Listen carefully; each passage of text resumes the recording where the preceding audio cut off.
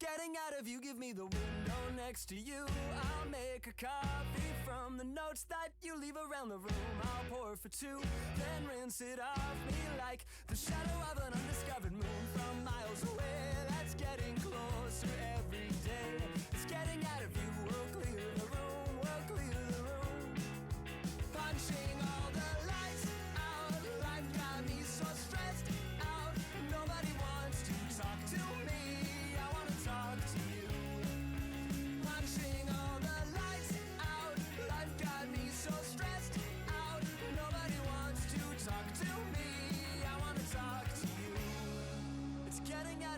me the window next to you.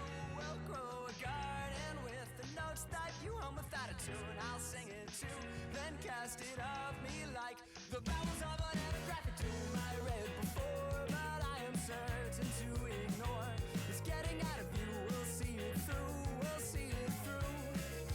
Punching all the lights out, life got me so stressed out.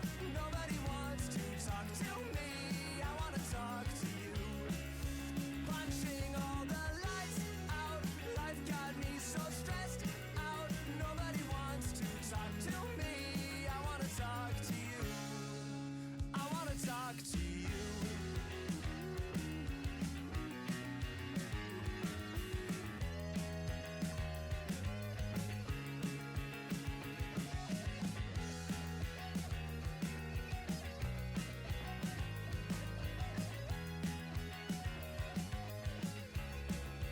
Punching all the lights out, life got me so stressed out. Nobody wants to talk to me, I wanna talk to you. Punching all the lights out, life got me so stressed out. Nobody wants to talk to me, I wanna talk to you. I wanna talk to you.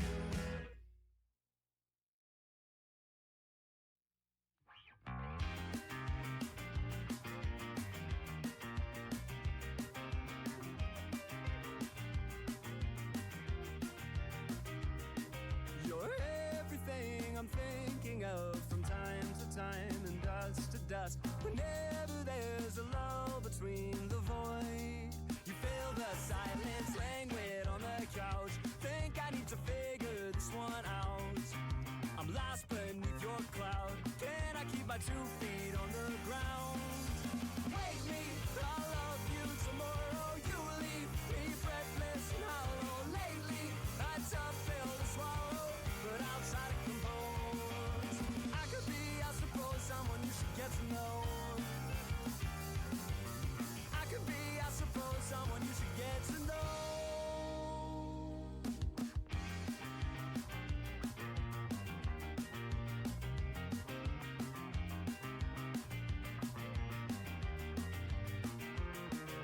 I could get lost in pillow dreams, caught in a stitch of what could be. Careful, lifetime's not what it seems. To shake this one off and dance with me. We're dancing through the house. Think we need to figure this one out. Shaking like a loose leaf from the spout. I think we need to think on this one. Wake me, I'll love you tomorrow. You leave me breathless and hollow. Lately, a tough pill to swallow, but I'll try to compose. I could be, I suppose, someone you should get to know. I could be, I suppose, someone you should get to know.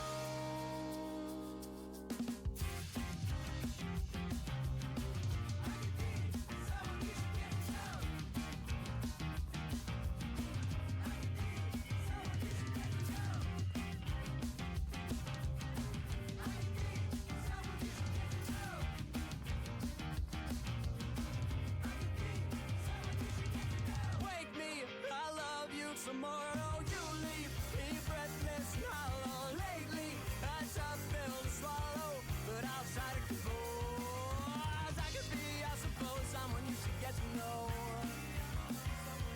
Oh, I could be, I suppose, someone you should get to know. Someone you should get to know.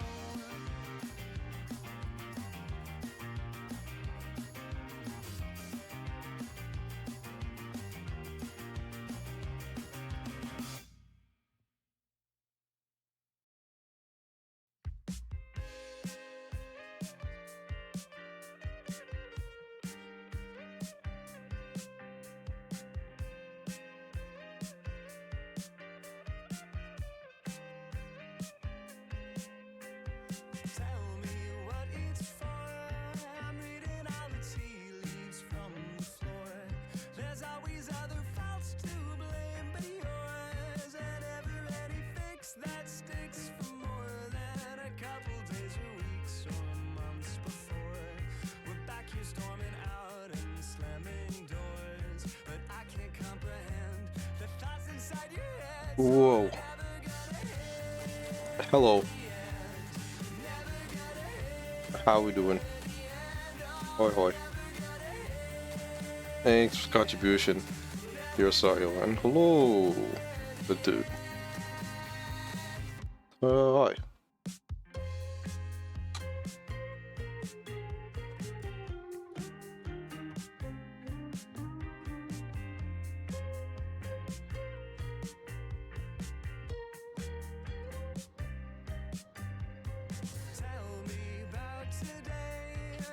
Oh, it's been a prince, everybody. Hello, you're sorry. You have that bulge on Twitch. LOL. According to their guidelines, no. But I haven't gotten shot for it yet. So I've just been rocking it. And I'll just like see how well it goes.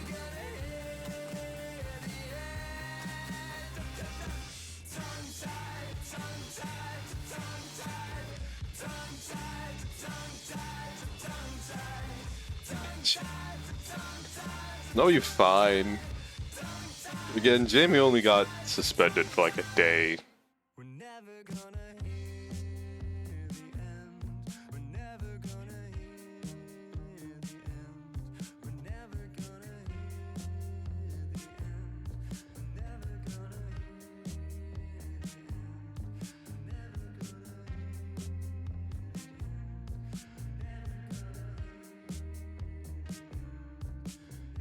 Really?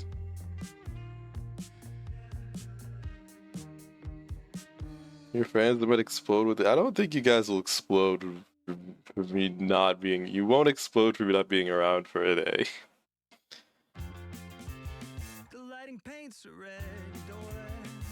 Might actually like help you intellectually.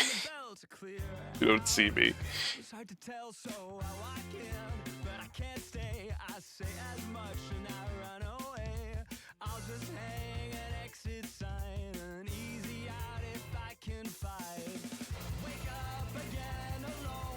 Explode? I don't think so. I don't know about that.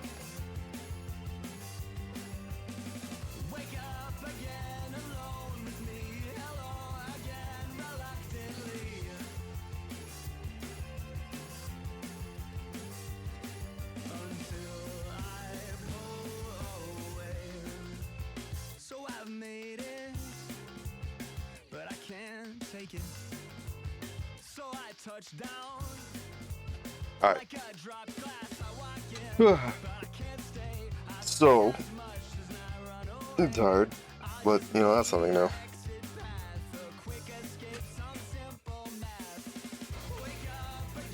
We actually open the game.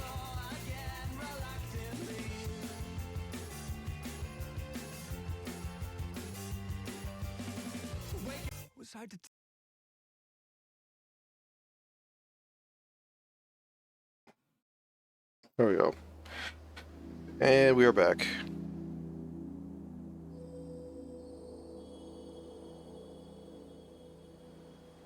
What the hell? Alright. So, last time...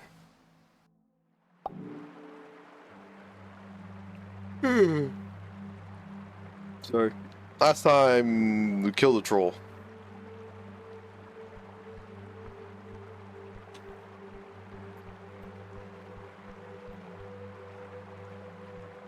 And then I touched the pillar, and now I can fast travel. Your stomach churns. There's some shit going on over there.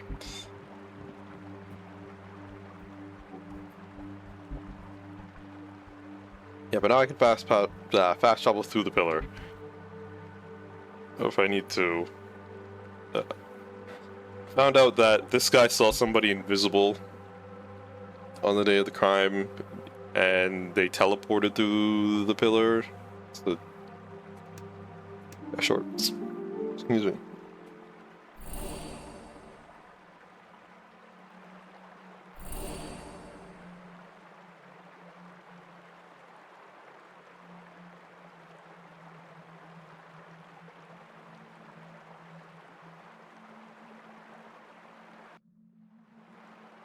funny that he just disappeared.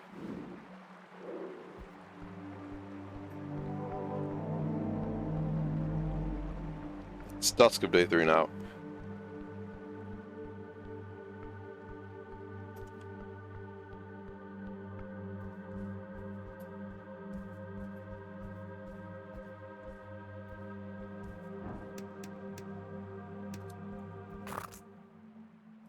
You helped us in the fight. Thank you for defeating the troll. Yeah. Let me actually talk to him. What's up? Spore saved me in the fight against the troll. Thank you. Lead yourself. Help is needed for the greatest of heroes. A little. Alright. It's kind of a waste then, if that's all you had to say.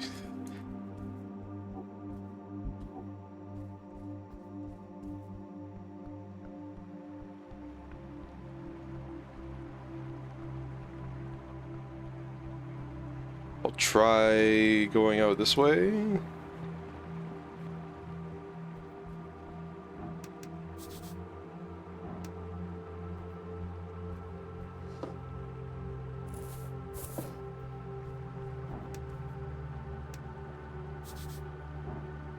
Snail door, it allows you to enter. Jesus. That was weird. Old prison.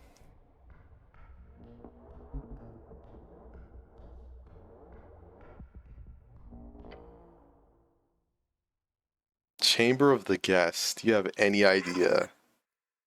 Master beware. How frustrating you are. Oh, hello. Mask is back on, but she's not hiding her voice anymore. Why does this young woman want to kill you so badly? I'll teach her a lesson. One more time, eh? This piece of shit. We'll let him get away this time. We're gonna fucking end this. God damn it, Snell. This is our tents to ready, and you're ready to strike.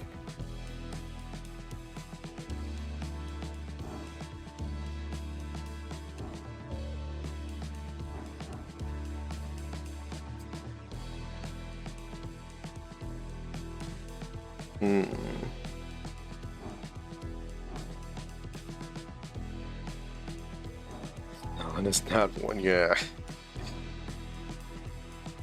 Plus 2 DC, girl, that's pretty good. My strength is so fucking low.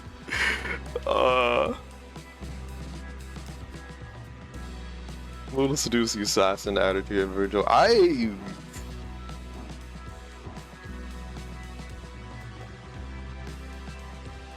mean, we gotta choose. Now we have to really choose, because she's tried to kill us like 3 or 4 times at this point.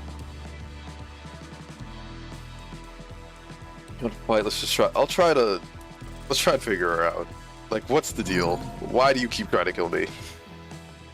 Desperation here. The assassin goes to great lengths to remain concealed and an enemy. Today there's no such fear, or they have a greater fear that trumps it. That's it. They're being pressured into this attack, forced into this attack. This is their final chance. Which means this is your final chance to reach them. Okay. I die. Connects. Agonizing feeling shudders through you. Snell swings his sling. I signal you with the constant movements. This is serious. Some sort of squirming shadow has already started forming around the assassin. Shadow formed begins to writhe and spit out tentacles. Ugh.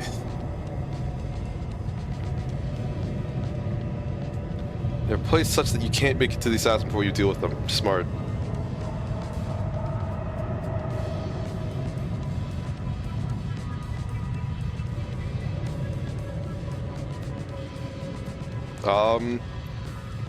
Hello, Tuna. Missing tentacles. Push yourself against the tentacles. Slapping to you, wrapping around your limbs and writhing. Vision splits, you're both here and elsewhere. To the outline of a twisted, gnarled trees through a thick, dirty film. Stretches far into the sky above you, or perhaps far below you into the ground. Hear whispers in your mind, maddeningly just incomprehensible. Ila, Tuma. In your mind and focus on the image of the assassin still twisting their hands and the vision fades. Tentacles are recoiling from you as if they tasted something bad. Things are deteriorating. Assassin twirls the dagger, drops into a squat, and shifts. Watch out, watch neck! Last one was there, and now they're here. They teleported directly in front of you. Ow!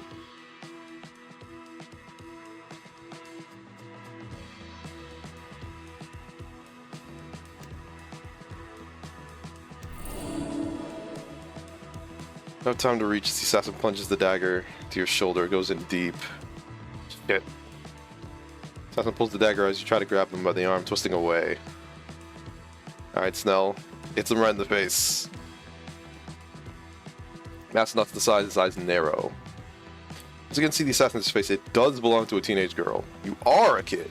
How's it you doing, kid? Slum. Girl? Kill you. Your bitter rival is a teenage girl.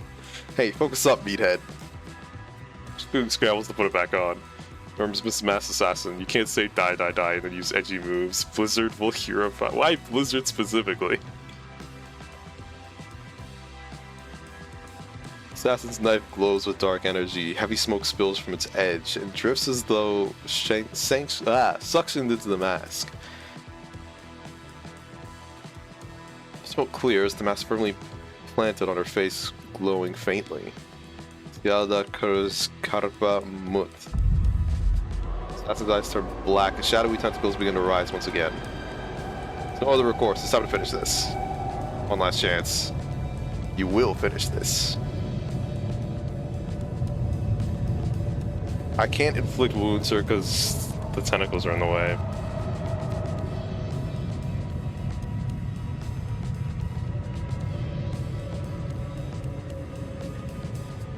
Crusader's Mantle, we'll do it.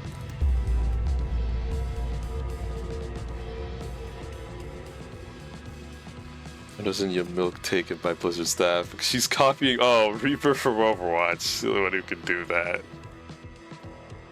I see, I see, I see.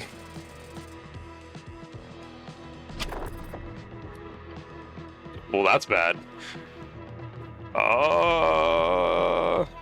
Step towards the assassin. Tentacles continuously sprouted from the ground.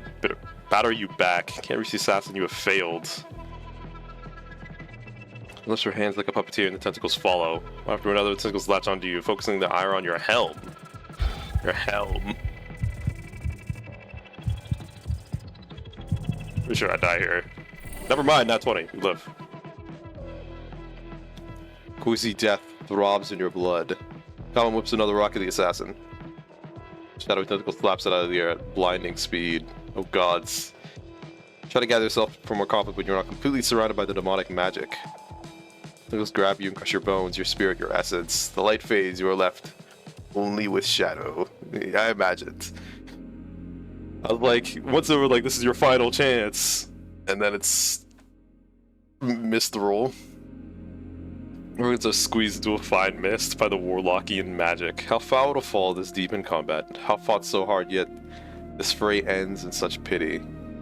How awful. It's like, yeah, fuck.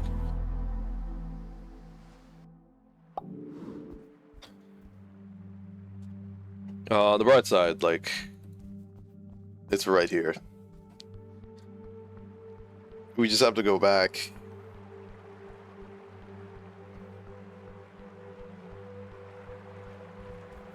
But you know, now that I know that you're in there,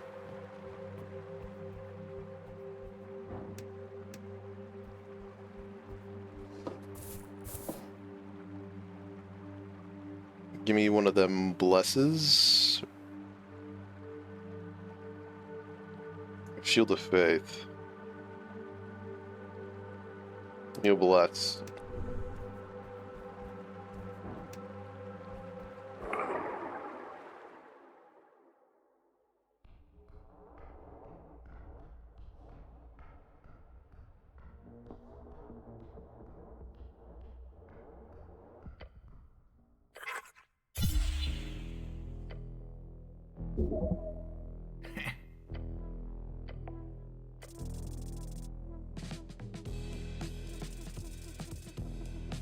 Well, now I rolled the 3.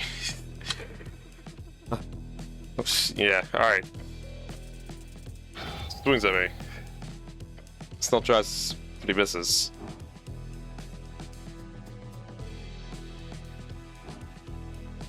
Oh, I got stabbed again.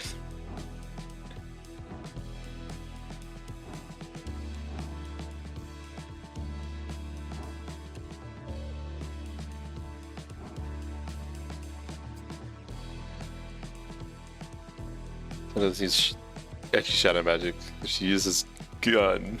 Correct type of magic. The worst kind of magic. Like, what do you mean? I guess if we're going the hitting route, there's no reason why I don't just do this. Unless I roll a nat 1, that's cool.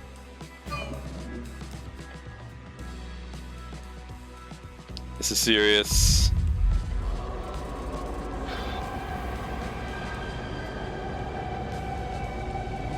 Let's pick out the goblin. He wants to put another shot. Fuck you.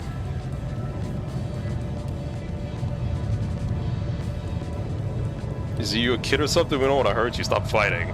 Fuck you.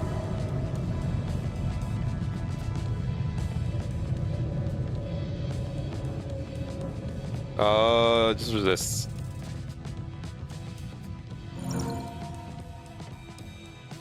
Yourself against the tentacles. Yeah. And they're back.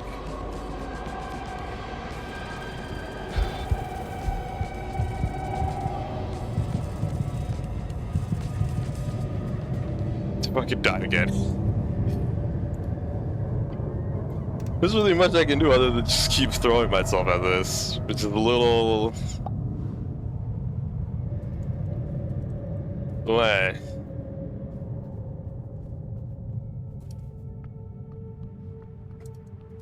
So I'm gonna punch you.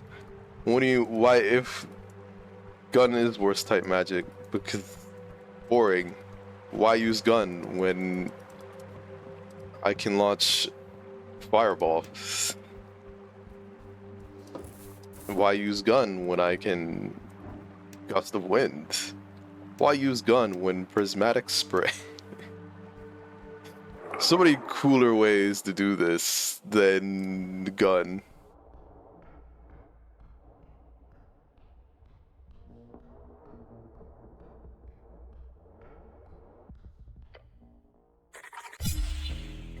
Yeah, magic, this would be a problem? No, it wouldn't. It would still be a problem, I mean. Really should have turn order that actually favors us. Spins, yeah.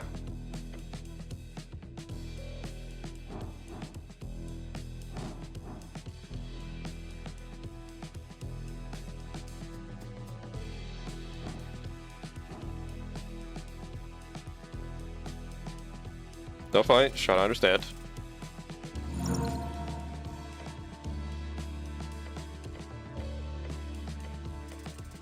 You stab me, that's fine.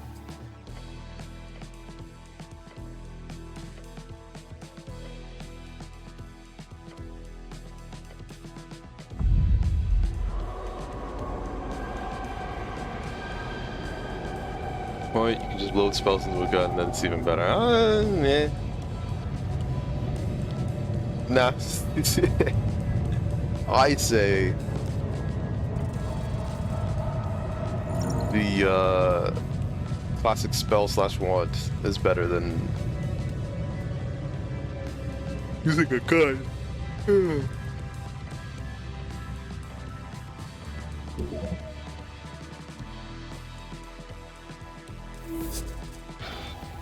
Yeah, that one in front of me.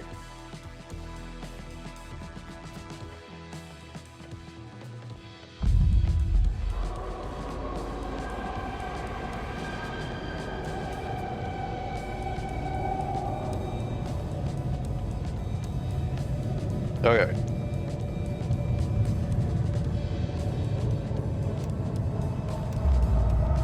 Crusader's Mantle. Thank you. You saw through demonic tendrils, charging like an enraged gullbear up to the hapless assassin. Gullbear, gathered yet land-bound monstrosity named Wisconsin. This is on the coast, famous for its many attacks upon travelers. Their gauntlet meeting her face. Assassin wobbles and bends. One final jab. Punch again, and that is that. Dagger flies across the chamber. The assassin collapses, unmasked and unconscious. The lull as the chaos of the fight abruptly cuts off. She's just a kid. It's a pity to see someone choose to be dangerous when they're so young. Assassin's eyes now fully maskless open. You step forth. Fucking bullshit. You're the one trying to jab steel into my heart, girl. Send you to the breeding farm for disrespecting gun magic. If you no. You send me to the breeding farm, I will come back a father. And there will be multiple pregnancies. This is not a throw me to the wolves situation. I will come back leading them.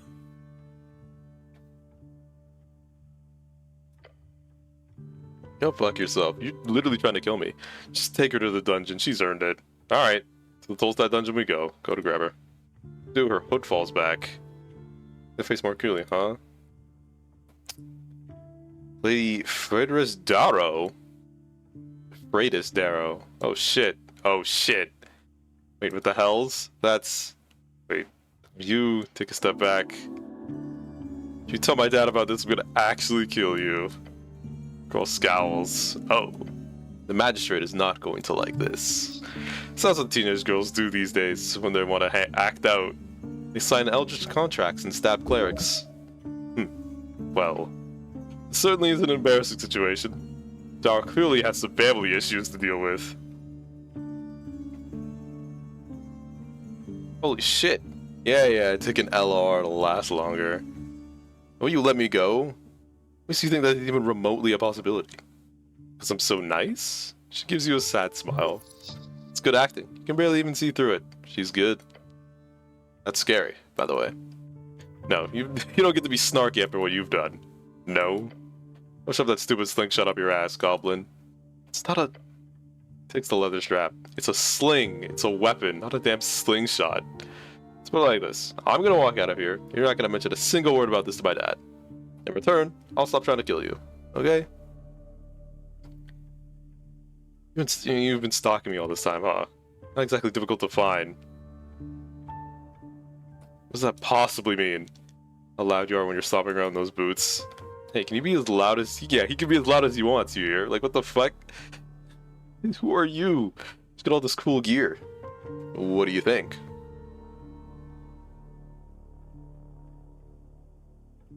I'm not sure, that's why I'm asking. Jesus, what an idiot. Talking to me? Exactly. Tell me about the magic you were casting. No? Let me go. No. Why what? Why the fuck are you trying to kill me? Girl glances at the mask on the ground beside her. Snell kicks it away. No. Answer him. Fuck it. I guess it doesn't matter anymore. Stand up for this stupid fucking deal, okay? Whose deal? He needed easy spell slots, he wanted an extra pair of eyes, win-win. Then he started asking for those night outings and the reconnaissance missions. Then he tells me to push some dumbass cleric into the river. I don't like killing people, but sure. Totally worth it. I fucking knew you were the one that pushed me in the river. Oh, but then you come back, you asshole. Whatever I do, you just keep fucking... As she speaks, the mask next to Snell begins to glow. Get down!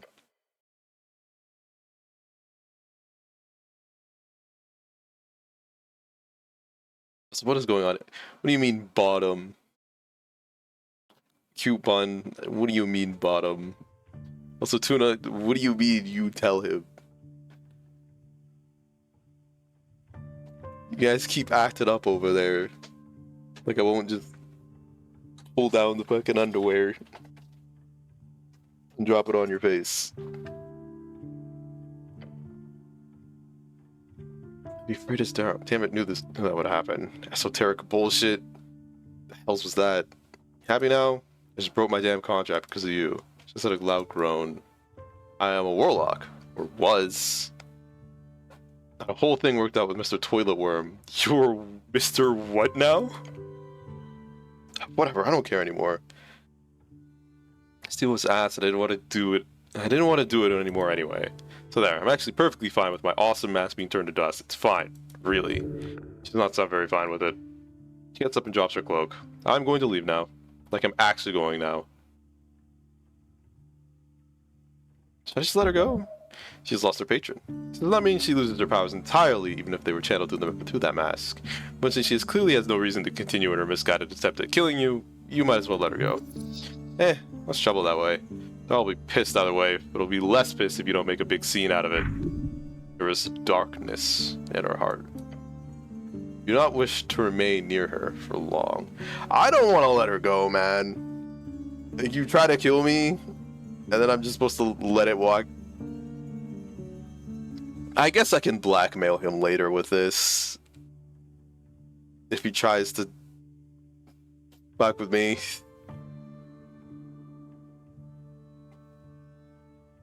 You're sorry, but all you guys are bottoms. That's the crazy part. What do you mean?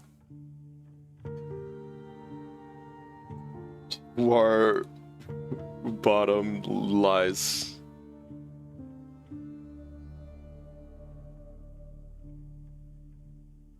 Also, yeah. Death to anybody, apparently, who clicks on somebody's name in the OBS stream chat. So everything just breaks. Cap, okay, I guess besides one person. Wait, hold on, not at all. Nope. I guess only one person. Chat.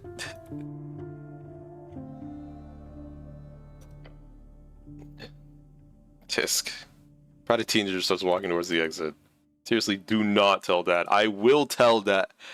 I'm literally gonna blackmail him if he tries to fuck with me with this information. Goblin sets out a series of stilted laughs. Fucking hell's a teenage girl and your boss's daughter. It's actually funny, you have to admit. She tried to kill me multiple times, and you're laughing. Can't help it. It's all just so incredibly silly.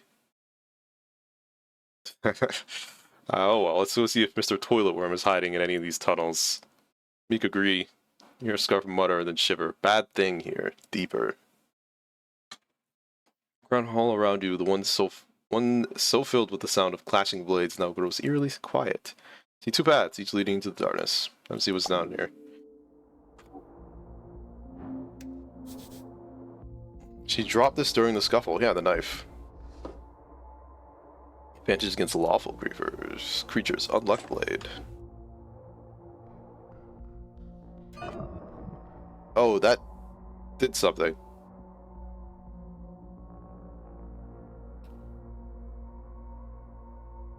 I mean, you're not the person. I'm the one who holds the Uno reverse, therefore I am the winner. Can't I just like...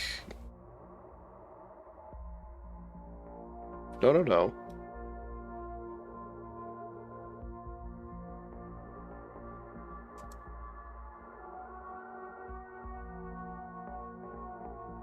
Huh.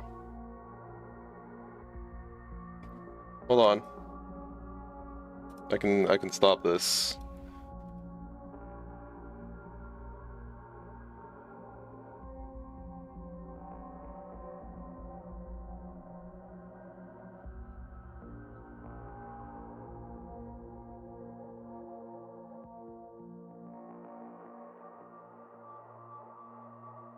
There we go. What Uno reverse? I don't know what you're talking about. You've lied. Strange bottle. Any river droplets.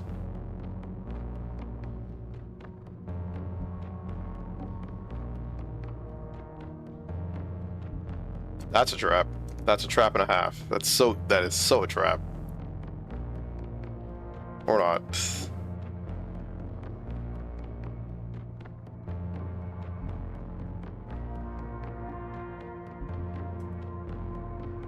So there on your screen, you're hallucinating. Whoa. Tolls Pass, Earthport, Vizca, Divitornum, Ascan, the Fortress, still there 1,000 years ago, right? Elim Forest, and the coast. On to the little lines. It's faintly lit, chamber collapsed, trouble shown across its surface. You see is a slice, 1/8 of a greater whole. It's a map of Ascani, yes. Damn. However, it is old. Mountains and rivers alone do not align with any modern-day interpretation. Despite that, the shape of the coastline and, of course, the ever-standing fortress of Verdun show it clearly. This is Ascani during the era of the Snail Folk.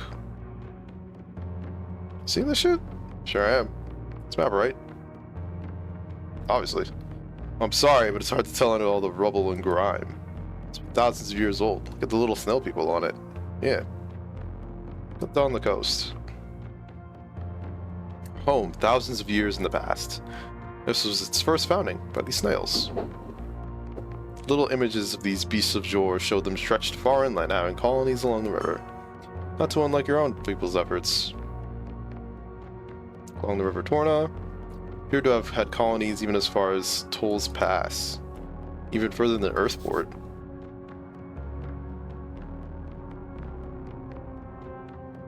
The Muletown incident. 2 years ago, a fight between local arcanists occurred. Ever since it's been overrun with mules, which the locals are unable to get rid of. The settlement is commonly known as Muletown. Huh. Face is hallucinating. I got him. I don't know how I missed that, but no. Give me my face. How was my face hallucinating? What does not? Endless waste should not allow anything to be built this far inland. This map depicts everything until the waste begins, and there was less waste during the Fade era. This is commonly assumed when looking at other early mapping attempts. Good to see it confirmed. The Reeds / Old Diminor.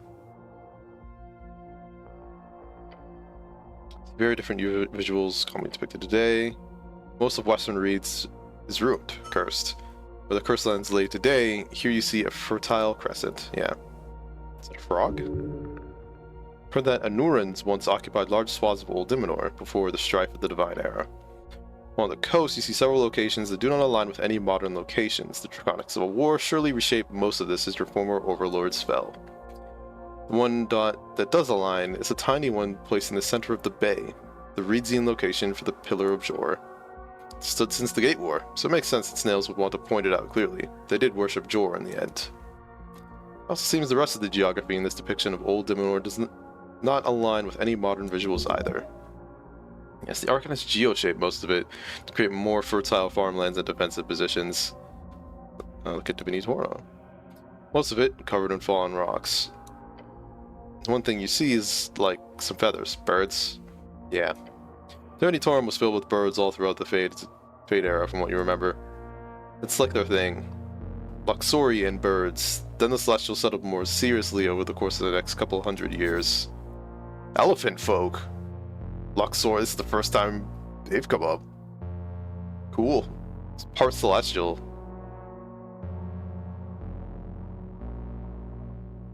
People certainly have a very good relationship with them. Kirakut. Nomadic central land of the Loraxi. Luxori, I mean. White mountain with a bowl-shaped, miles wide valley at its peak. So traveled there once in their long lifetimes. But settled, well, that's the colonialism / imperialism version of it. They're still there today, so they surely did something right. Look at the lion in the modern day Vizca. Some smaller symbols representing the lion folk of Ascani across the inner parts of the map. I do? I guess I do. There's some evidence pointing towards Ascani being a temperate band during the early Fade era. Visuals here, along with the inland lines, was just something similar. Tribal catfolk ruled along parts of Ascani until the early Divine era. Their claw marks are evident all over your precious city. I'm gonna bring this panda back to the Fade era. Okay. Now draw your blade and catch this fade. Look at the dragons. 3 of them can be seen. Yeah, 1, 2, 3. Oh, 3? What? Oh, this is the catfolk, but that's 1, 2. That's 3, 4? I don't know why that's not pointed out.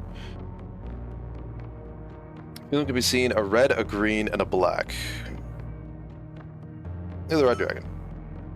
Stuth, the red dragon of Iskan. Scourge of the coast, the largest of all known dragons throughout Jor's history. Luckily, he was slain long ago. A green dragon. Tisseraldanor. That's what I'm going to say. The great green dragon. She was the mother of most, as they say, she who birthed the coastal broods. While a tyrant, like all her kin, she is known for a lighter touch and bond with man. When Doug Doolin did, yeah, Slater, it ushered in freedom for all of mankind. I know about you. Yeah. The visitor's on the map indicates her domain, what is today Ilum Forest. Here. With the black dragon. Umbra Mexis, the all-wise black dragon, guardian of the bay. He was known as the most magically adept dragon on the coast. His esoteric cache and Silver's love has still not been found, and is to this day a popular target for adventures and reads. Silver's loves ancient ruined city, and the marshlands of Central Reeds. Expand towards the Draconic Civil War. Very few have managed to ever gain entrance. Yeah, Divine Era. Cause power vacuum, which is filled by the first gods and later arcanists. Dragons are missing. Felganitior. Yeah. Felgantior. Or Felgantior. The Blue Thunder. And the Mad Drake Alganoth, of course. Great White Dragon of Old Diminor.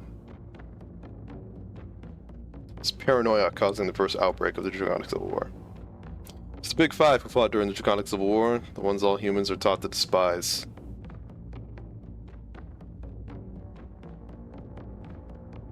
I don't hate dragons, I hate the dragons, enslave my people.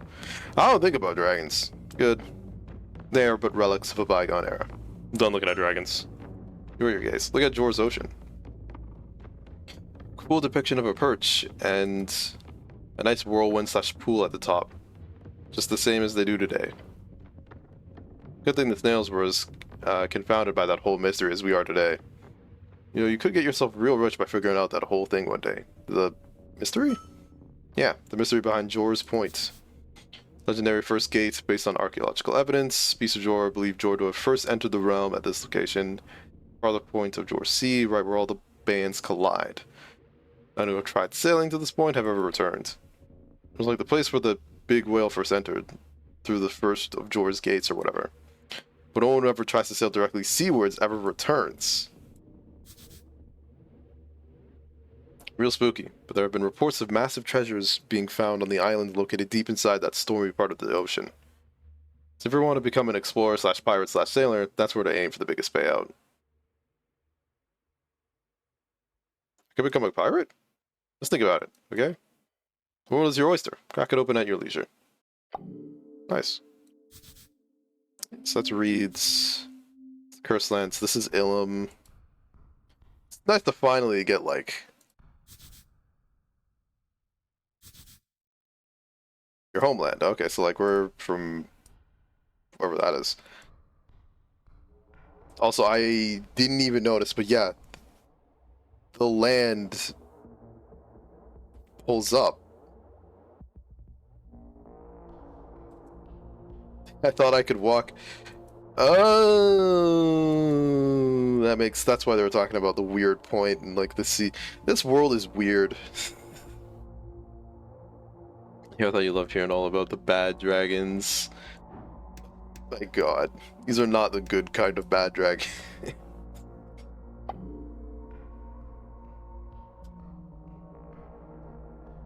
is a great visual. So we're here, we're from, like, here. There's Reed, there's Ilum. Apparently the Cursed Lands, and... Nice. Also, along the River Torna, I They said it's like the only river, but then what is this place?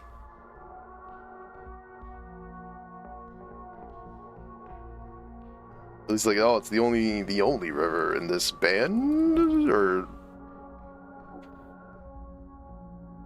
oh boy, Dave.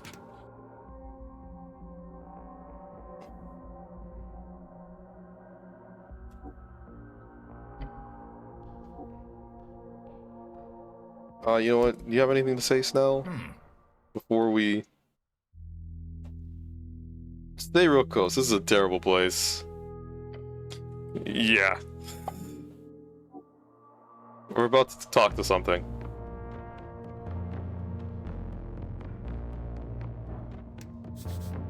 There's something in the water. You approach the edge. I'm sure your search history says otherwise, you bottom. Gosh.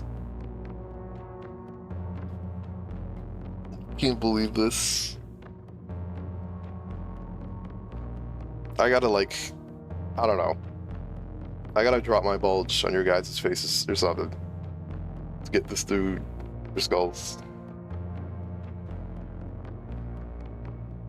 Constitution. You approach the edge. Terrors arise. Yeah.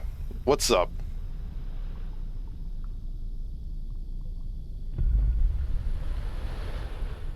Please don't kill me. Oh, hey, it's an aberration.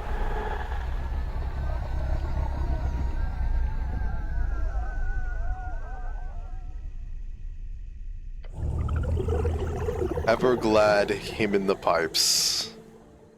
Oh, Ragan. Your hyperventilation. Hyperventilation coming out of the goblin. Can you truly stand against the creature of the void? No. No chance in any hells. Pray and kneel. Everything is shaking. Try to calm down and breathe. Try. Thank God. Holding it together. You stand before them all. Hold in your guts and let your heart pump its blood. Face the vast darkness of empty space in those abominable eyes. Far you have delved, it says. I'm happy to greet you. Aberration's voice reverberates against the cold, wet walls of the sewer chamber. Cult hit completed. Narspur, I am enamored, impressed, lucky to witness. Shivers. 1,000 eyes, each focused on you. This is something evil. This is indeed a creature of the far realm. A trifler. Rare class of aberration found across the coast, known to run various cults across the Undersea. Often trading in information, known to hold powerful psionic power. Very dangerous. A trifler named Horseman runs a major guild in Middle Edge, one of the few operating publicly. Larger than any specimen you've ever read about. Be wary. Now speak.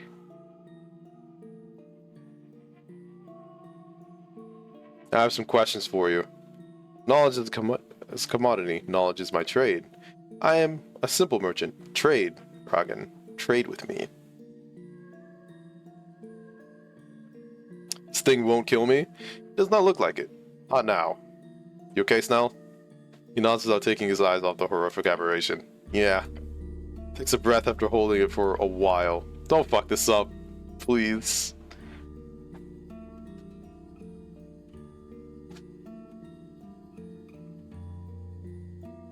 Clear your throat and ask them on there. I have to pay to ask questions?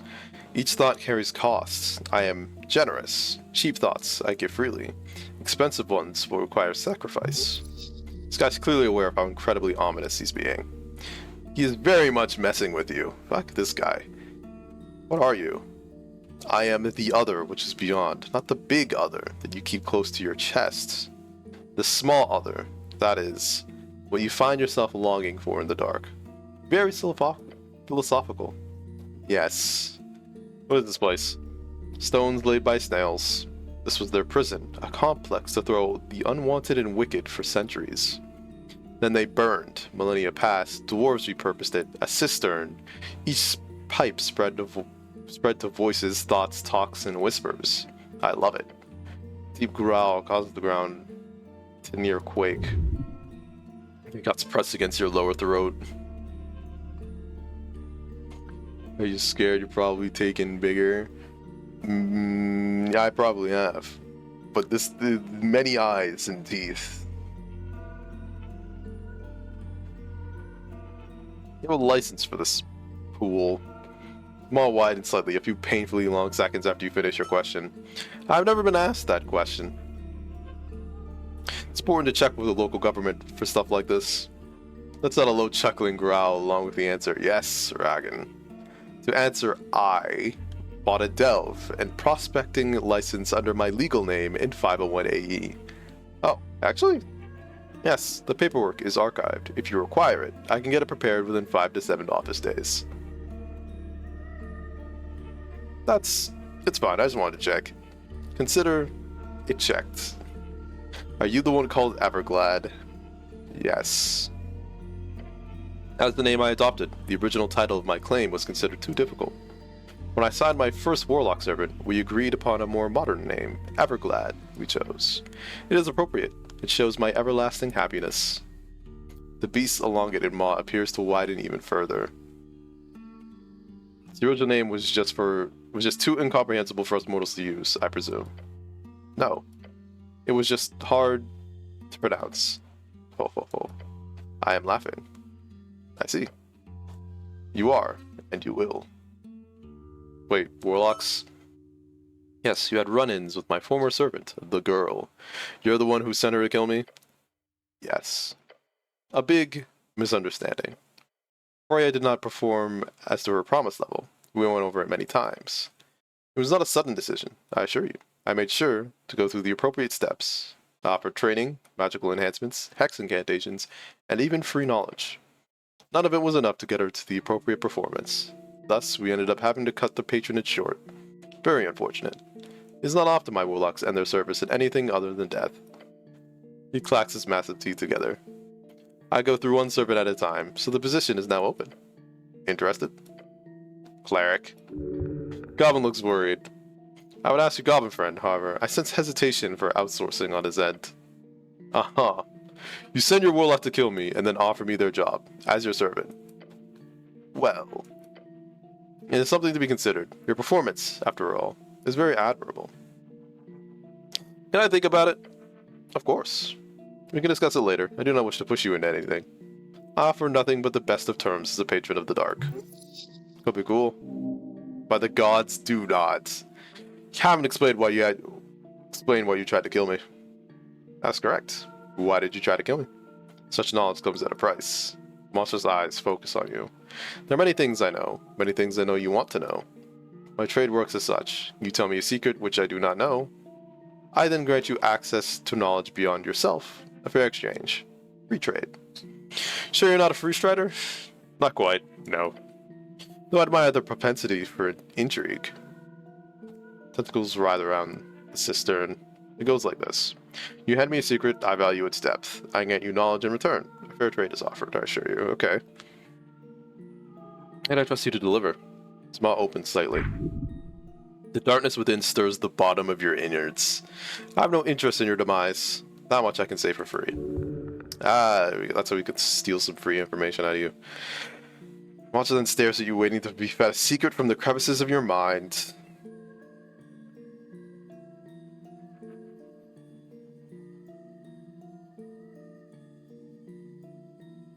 Okay. Need help entering the Pillar of Jor. Interesting.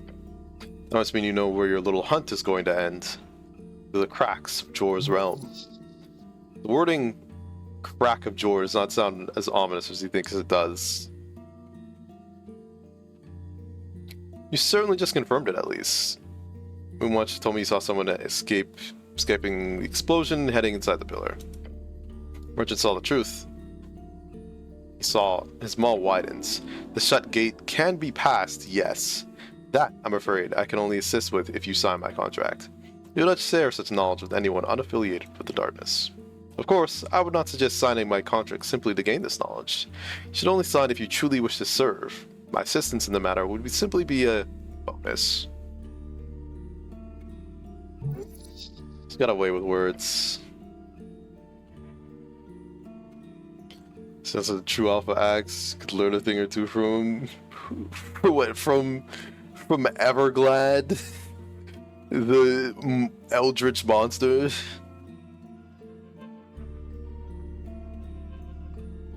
Secrets could possibly give this thing.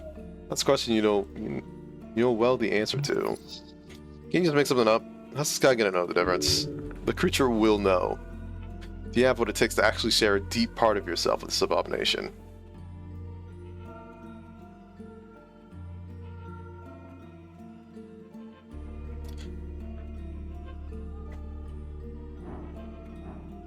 I can share something deep and secret, but only if you explain why you tried to kill me.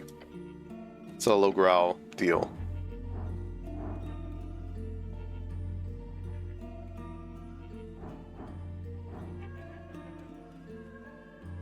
Come up with an argument as to why the information about him trying to kill you isn't worthy of a secret.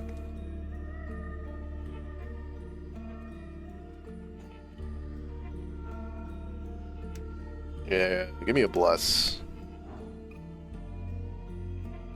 So I really need to get this. Still more of a top than you. Alright, sorry guys. We gotta end stream. I gotta...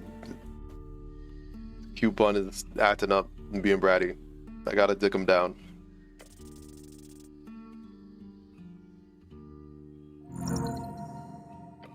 Here we go. This armor beast might be savage in nature, but his demeanor is at least an attempt at civility. Listen to a good argument, something that brings you into his favor if he were to offer a bit more. So Everglad, I don't mean to speak for you. However, your offer of potential knowledge would be much more interesting if you were to grant me a solid taste test, is it not? Ah. You make a good point. More than that, you make it sound as if you are quite happy about the idea of working with me, which I enjoy. So sir, I will get you a piece for free. Now you wish to hear why you sent your warlock to kill me. Instead of grumble and squints the many, many eyes, let me tell you about the blood-tongue prophecy. Just listen. A night, dark as ink, some years past, a young scribe is overcome with maddening visions. On the morrow, the writing is recovered and kept secret by the council, that the whispers of its content reached me nonetheless. I will not share its content in full, as that is an all too valuable secret, but I shall share this one passage. Scent of a cool miss flames amiss. Loyal death upon the day of suffrage consumed. Laid at the feet of the necrotic doom. 1,000 clamors for iron's wrath. All wrought in sunder trove beneath stone. There time itself as witness standeth mute. First by west, south, east, then north. An esoteric era marked forth. Sounds like divine era scripture. Co-leaves? Co-leaves bring death on election day? Yes. Yumba clicks his fangs together. It is, and unlikely as it appears, confirmed to be a truthful prophecy. Not yet come to pass fully, of course, as we are in fact not in an esoteric era born true, since the ebb still lingers. What's supposed to have to do with you trying to kill me? I wish the ebb to end. I saw in this prophecy my part to play. I saw the truth I could create.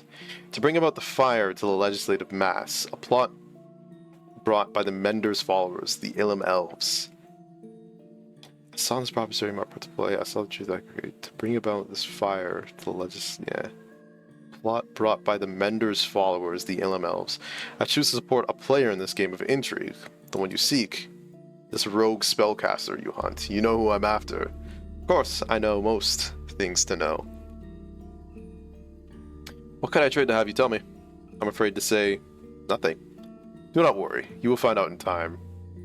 So you tried to kill me to stop me from finding this rogue spellcaster of yours? His tentacles snap around the cistern. Freya was to destroy this government-sent cleric to investigate, to make sure the prophecy was given the space it needs to breathe. There was doubt in my mind of this plan of action. Until you stepped into my chamber here, I see more than truth in you. It is obvious. I backed the wrong guy. Now, I will look upon you instead, Ragan. Thanks. You are welcome. Bring me my esoteric era, Ragan. I'm fully convinced you will. He's not interested in debate here. He's not even interested in your opinion. This guy literally just wants to watch you do whatever it is you're going to do. How ominous. An aberration obsessed with fate. This will surely haunt you. That was a personal secret.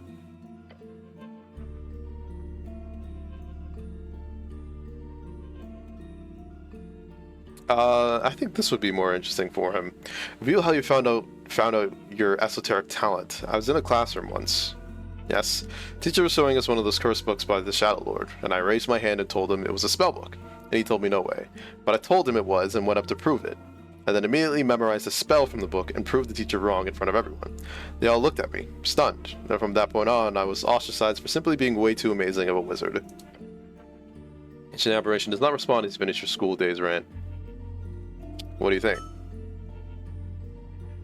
Snell looks away. He's laughing. The goblin is not allowed to laugh at you. That is not a personal secret. That is only a tall tale. Try something else, if you have anything. They are foolish. This is a great tale of your origin. Idiots. All of them. The aberration included. Cut them some slack. You had to be there, you know? I am responsible for my father's death. Ah, I know of him, the troll killer. Goblin companion raises an eyebrow at the comment. Wasn't for me, he would be alive. You speak with such certainty. Such tragedy. The monster closes his many eyes and growls. Yes, that I did not know. Let me share knowledge in return. You might have heard whispers of another creeping beneath your city. One hoarding knowledge, not much unlike myself. A rival, you might say. That fool refuses to do business, I'm afraid. But one of my favorite secrets is the tale of his past. The Nothic hiding under Novrik, the last of the Hagenshags. To be created when a wizard falls too deep into the rabbit hole of forbidden knowledge, as in the wizard becomes the creature, not a pretty sight, allegedly. Nothic, the Arcanist.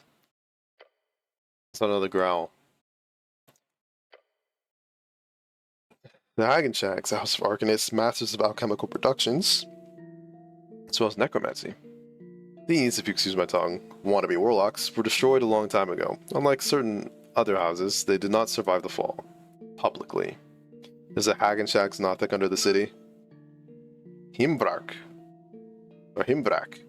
His lair moves along the esoteric shuffle beneath, having mastered their chaos a long time ago. A truly mad genius. He arrived in the city alongside the first settlers, you see, hiding among them. Back then he was human, set to turn the Tulin ruins into his own personal flying fortress.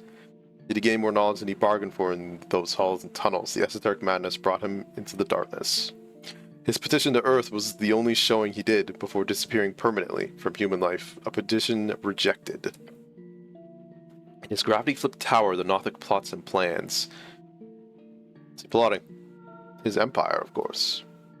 Not that it'll ever come to pass. A lone wizard in time of ebb does not even it's not even a party make, let alone a kingdom. Yet he stalks the halls, hoarding books, stealing artifacts. The most important secret here is one none in the city knows, even those aware of that skulking Nothic below. What? He's building something. Naru. Decades of planning, all in secret. What is he building? That I do not know. Oh, come on. But see it as a tip. In the future, if you ever learn more about this Hagenshags, come back and share with me. You will be rewarded. I think another remnant of the Arcanist hides in these tunnels. We must seek him out once the election is over. You can learn much from one of the Arcane era. And yeah, and also kill him because he's planning to take over the world. Look at intelligence. Hagenshags has got to be the second best band name. It's a funny name, but very fantasy. Call Hagenshag you. You ever see the paladin down here? Some by the name of Lord Gorm. Ah, you ask the last paladin of your fated god. So you've heard of him. You're Lord Gorm, the missing paladin. You've already found his stash in the city below. That's all you will find upon the material plane. That's pretty ominous. Yes, but I cannot say more. Monster smiles as always. Are you illegally influencing the election? No. Okay, what are you voting in the election then? Nothing. Well, I'm voting for the... I know what you are voting for, Naru. You do? I am listening. A lot. You keep defending the Free Striders. At least, if I were to take your spoken word for it. Spoken word, that's a spell, yeah. Yet it is true, only you know what you intend to write down on that paper. So I retract my statement. I have heard what you have said, not what you truly believe. Are you legally influencing the election? No, not that either. I played my part. Unolotia Manathrin, fate cannot sway. What? You hear the growl coming deeper this time. You humans. The humans. They're played not by me. The toxin of ideology seeps more thoroughly through their veins. It is formed slowly, then quickly. Then it subsumes an invisible force. It's just idea. That's how sentient beings have always worked. Ideas are infectious. They creep from minds, crafting memes with poisonous power. If I had such control, we would be one, you and I, but alas, it is beyond even my reach. Perhaps through indulging in your secrets, I too am a puppet of your collective dreams. The idea makes me incendiary, explosive. Is he ranting? Is this exactly what you're doing, controlling people with information? It growls. To some sense, yes. This is all simply my frustration against sentience itself, I suppose. However, simply by being aware of a problem, one can envision and unveil new powers of thought, including the ability to view past the illusion of choice. Not too dissimilar from Jor's viewing, I imagine, to watch the strings of fate collide and fray across the eras. Jor's viewing? Yes, the ability to view like him, beyond the third dimension. You keep on thinking, Naru, as will I. The time of ours will arrive with the thunder and grim tidings one day. Once we both understand why and how these thoughts are controlling us. It is the start of the Esoteric era. You do not forget, Naru. The gates shall rebuild. What exactly does this mean? I'm confused. The words I use have the exact meaning I choose to grant them. No more, no less. We will see once the blood is proven. See his grin grow wider than ever before. Thank you for the knowledge, Ragan. What did you give him? You mostly just listened, but hey. Boy. Also, he said meme. He said the funny word. But I know he means like...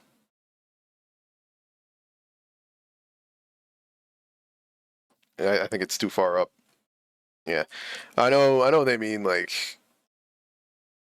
Metal Gear Rising Revengeance style meme. But still...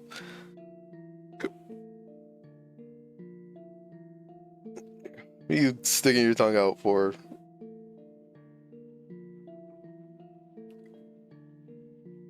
On your contract with boons can you offer me? Coming my next Warlock is one major boon, of course. Knowledge. No Warlock magic powers? Of course, in time. I want to promise you pure power. That is very much a misleading thing to do. Might be suitable for Faro magic, you might not. I'm most likely very suitable for any type of magic. Perhaps, but I'll not know until the contract is signed. So I won't promise anything I cannot deliver. What would I have to do for you?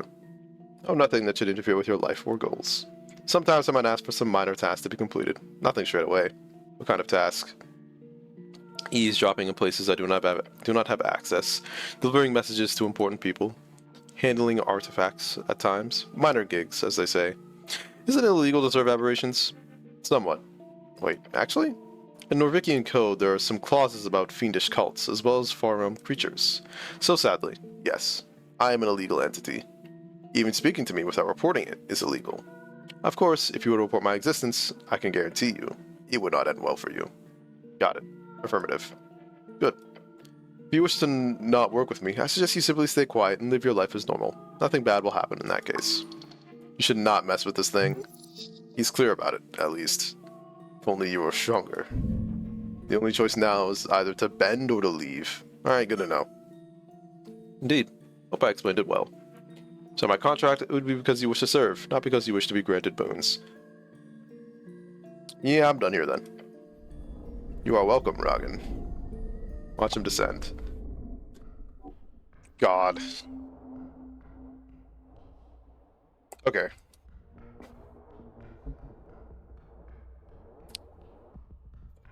Also, we're supposed to be looking for hints for Sphinx Lady. Sic Semper Tyrannis.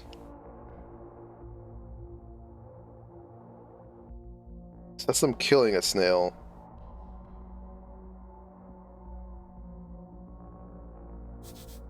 Oh, to hear what strange bardic nonsense these snails cooked up. Yeah, this is a snail playing an instrument. Is that a rabbit riding a snail?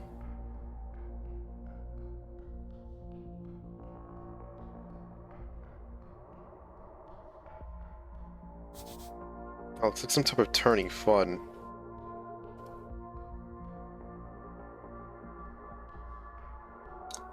And this is a snail killing a hydra? It's the Drakekin who first broke the Beast of Jor.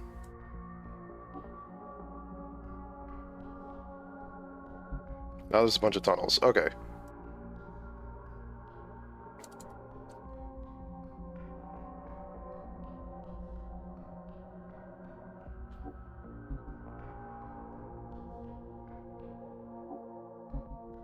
So what are these things? Iron snail-like door. Push around door. A single piece of paper clings to the metal. This one a crude drawing showing three creatures a lion, a goat, and a snake. I like the goat. Speak with animals. There's almost a crack in the door. It's small, found in between several large pieces of shells. Oh no, this is a prison. Right. Is this...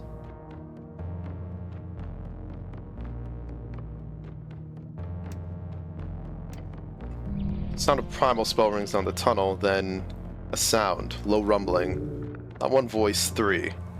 Who speaks beyond? Voices overlap, discordant. Animal sounds mixed with something almost human. Well, that's not good. What are you? Silence again. We are. No, I am. We are. Ah, how fascinating. A chimera, I figured. Lion, goat, and serpent bound as one. Someone speaks, someone hears. I can hear you. Yes, at last. Lion's voice booms. There's a voice, then there is an exit. If the exit exists, then we can escape. If we can escape, then we are no more. Wait, what do you mean? There's an answer, then. In an instant, the voice disappears. Strange light emanates from the seal on the door. Look at it. Paper crumbles into ash. Nothing happens with the door. It remains shut. That was awful.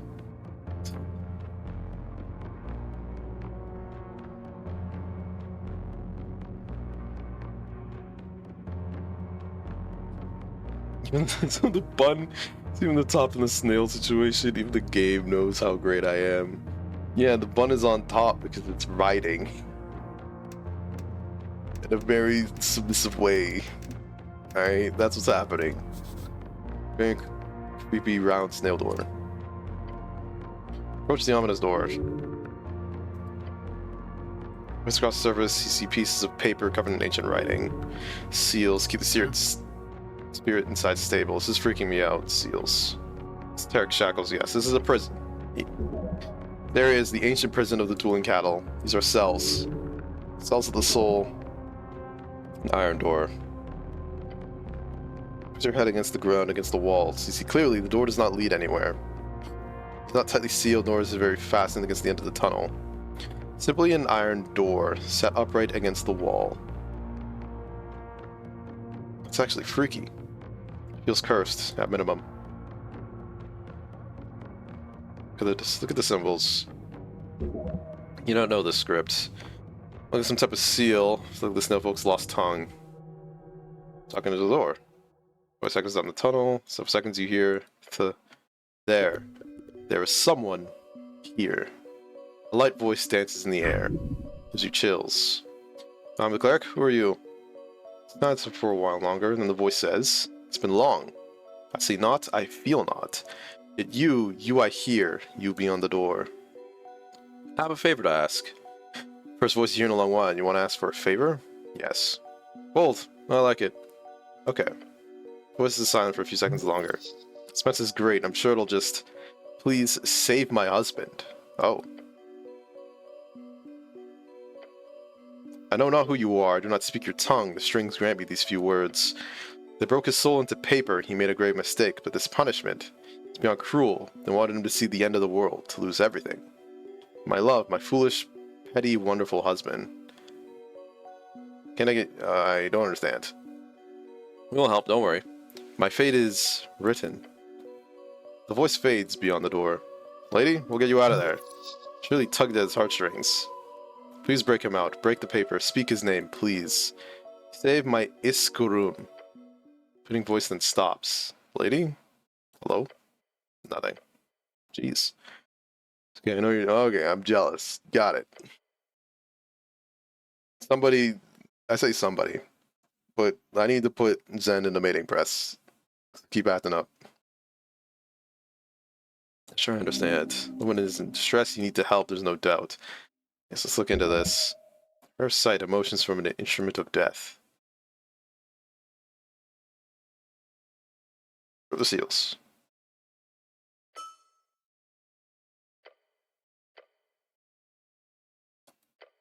Hope you know what you're doing. Always know, always. I should go. I don't know what I'm doing. I feel like I'm releasing monsters that will destroy the world.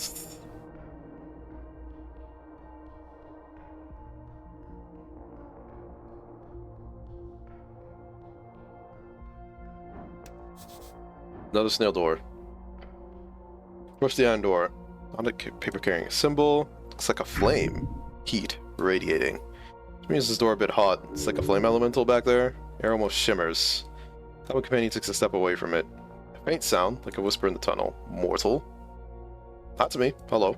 I wish for you to know my peril. I am Galbatar, the one of the pearled flame. I've been trapped here for many eras.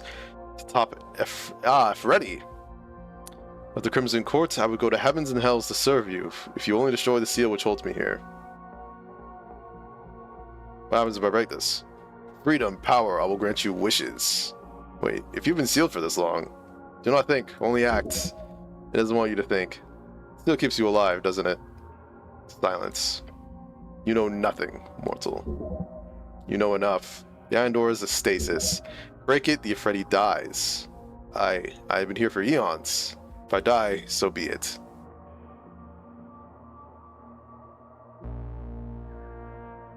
Sorry, your choice. Yes. What do you want? Silence. Then you will free me. Question and command. How arrogant. Why should I? Because I demand it. Entitled creature. Freddy composes himself. You must listen. I have power to grant you more than anything else of the mystical nature ever could. Could you be my friend? That could be negotiated. Not worth it. Break the seal, free me, and I shall grant you a great service. So I didn't free monsters. I've set them free. Which...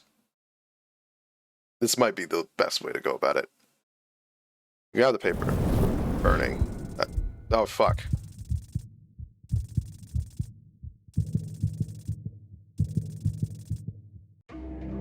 I fucking died from ripping a paper. God damn it.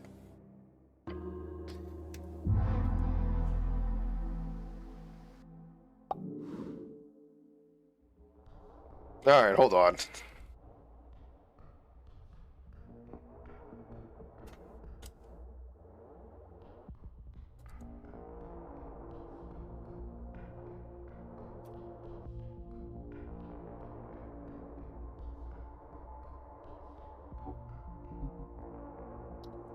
First off, like, we have plenty of apples. Eat up, apple boy.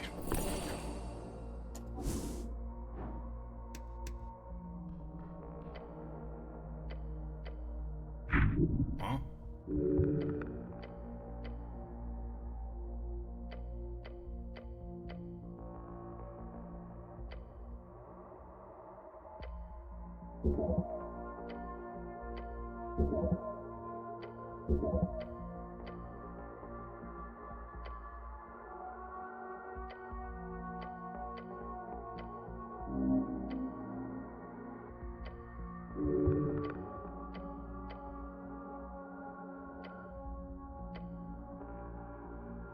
Rip the seal.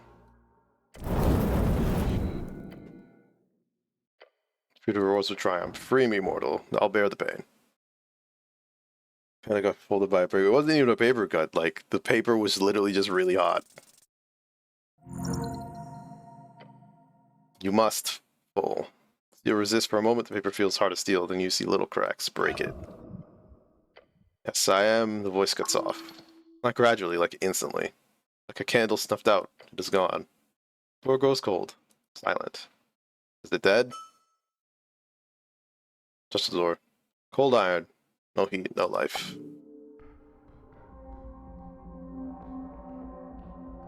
So I think we'll candle this. We'll head outside, take a quick peek, but then I'm gonna head back out. Approach an iron door. This one bears a symbol of chains with a comically crude little devil drawing underneath. Intricate, precise, almost beautiful in its cruelty. I don't like this one. It's wrong. The air feels wrong. Oppressive. Heavy. There's a devil inside, an ancient evil. Nice, time to awaken it. Hello? Kadun Tam. Voice is rough, military. You don't understand the words. That's not common. I assume it's infernal.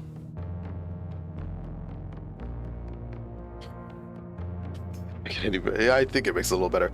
Panda, do you scale to ball wizard? What?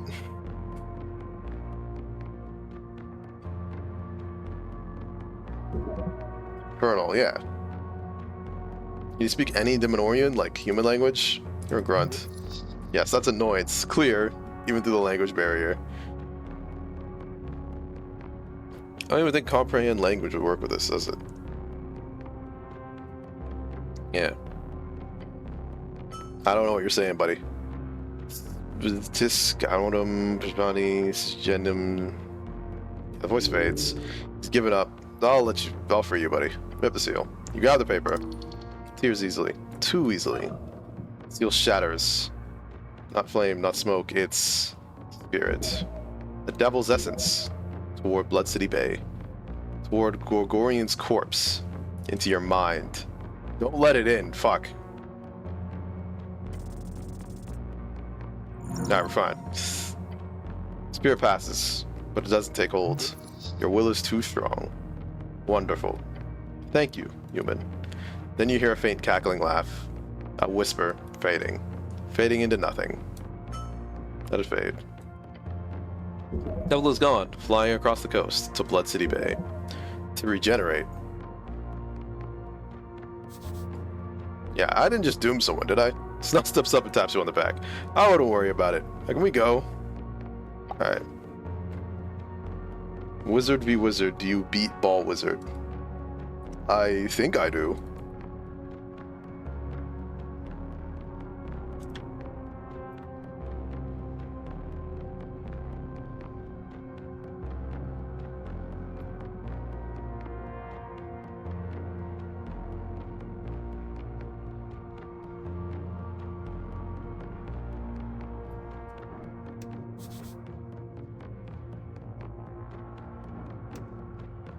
What is this? Where's the magic circle? Goblin looks around. Looks clear, I think.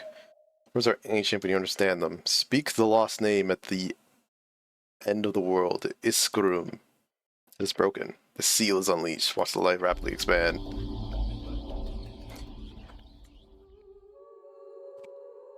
Whoa! Actual real snail person. It's a snail. I'm gonna be honest, I still don't understand what you mean, ball wizard. It's me. Boy.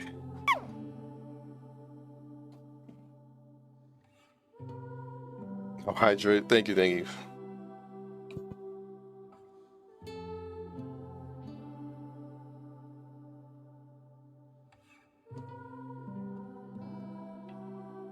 Boy. Sounds like it's a few more steps back. Huh. Hello? Hello up there. Jeez. He wants to sniff folk bang on air and slams into the ground.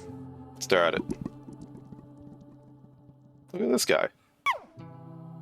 Watch the creature shake and snivel, its flabby skin moving about freely, glistening surface reflecting the light. Stinky. Of course you think you stinky. Of course you think I'm sneaky. I always have my balls on your face.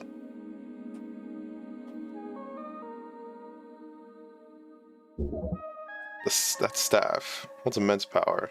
Also, thank you for the head pats. Wait. Look at the shell. Containing trinkets, books, vials, and all manner of esotericals. There's no doubt. This is a wizard of the highest degree. Look at the staff. It's a faint glow in the dark of the temple. Gate era artifact. Magic staff fitting for a wizard such as yourself. Prepare to approach the strange snail. Hello, buddy. They shine. Snail lifts his head. Flop. Can't comprehend. Excuse me? Snail holds up his open hand, 4 fingers stretched out. Then he twists them with the snap. There we go. That should be better. I always keep a tongue prepared for this specific situation. Nothing as awkward as dealing with foreign dignitaries when you've run out of Jor's slots. I'm Iskarum, cord puller of the Tulan Empire, master of the path, servant of Jor, lord researcher, and diplomat of peace. Norris' soft head all the way to the ground. I'm Ragan. Greetings. By Jor, do not worry, Mr. Ragan Cleric. I'm not poisonous, nor do I hold any ill will. Beware, he is reading your mind. Oh. Apologies, I cannot help it. That's not the kind of phrasing I'd use, but yes. Snell squints and stares at you both. Hold on, some kind of wizard thing? Green one, you don't appear to be as loud on the strings as your iron friend here. No one leads upon a staff. Can I help but hear everything you think, Cleric? It was Cleric, was it not? And what a fascinating meeting we have here. Now Snellman looks around, leaning on a staff. My mind seems to have slipped a bit. You couldn't care for some exposition? It's the last thing you remember. His eyes retract close to the base as he mutters. Oh no. I was on a trial. For what? A doomed assault to the flames of Asuth. It was entirely my fault. What did you do? I made a deal with the Red One. He mutters himself, trying to remember. It's difficult to read his body language for obvious reasons. If you get the feeling as he recalls more, he grows more shaken. Asuth, the great dragon of Tuliam, our band. That was the diplomat who enacted the plan of peace. We invited the dragon for an exchange of knowledge. Truth is, I was greedy. I wanted those strange draconic techniques, the power words. Dragons use magic through speech alone. The spells you cast are derived from those same methods. I was not alone in my hubris, nor did I set this plan in motion myself, but it was me who put it in motion.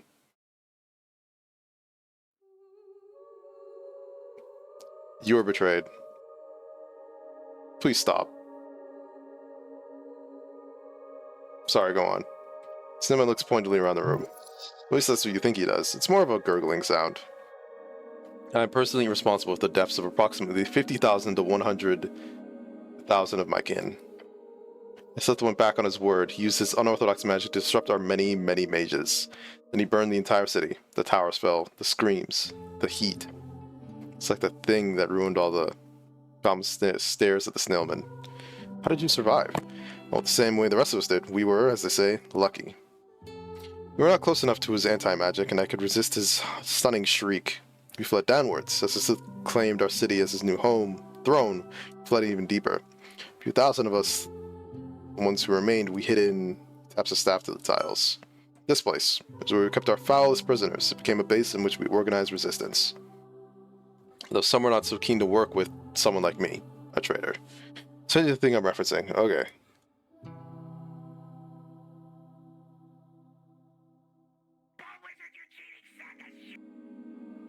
Yo, it's the ball wizard. Hey man, what's up? Ball wizard, you What the cheating heck? Yo, it's the ball wizard. Hey man, what's up? Dab me up. Wait, ball wizard? Oh, dude, you're gonna love this. Do your thing, ball wizard.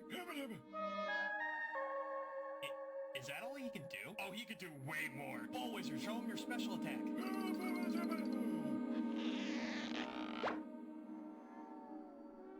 Oh my god. I see.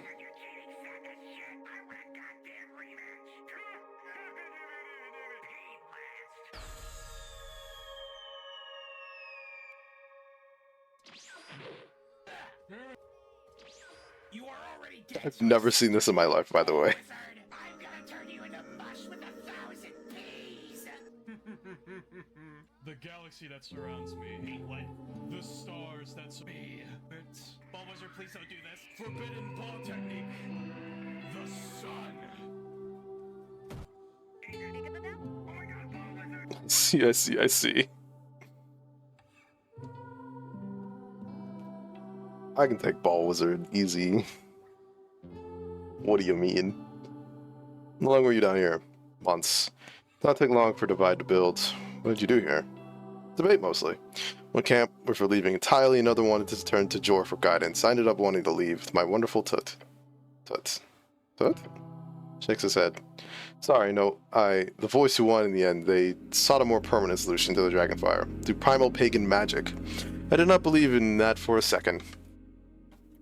They imprisoned you for inviting the dragon. That, among other things. I was never the most liked snail on the coast, but they wanted an offering, someone to pin blame. You grows silent, his eyes shiver. Snail begins to think about the things he does not want to think about. This poor snail. He knows what he must face now. Failure. We've been imprisoned here for a very long time. How long? His eyes retract as he does not want an answer to his question. When were you imprisoned? I'm assuming an era of dragons occurred after our reign. However, we ruled in the aftermath of the shutting of the gates. It had been 211 years since then, the year when our city burned. During the Fate era then, not very long after the gate had shut. That is exactly 1,016 years ago. He grips his staff. You can hear it creak. Millennia? I was in stasis for millennia? I'm sorry.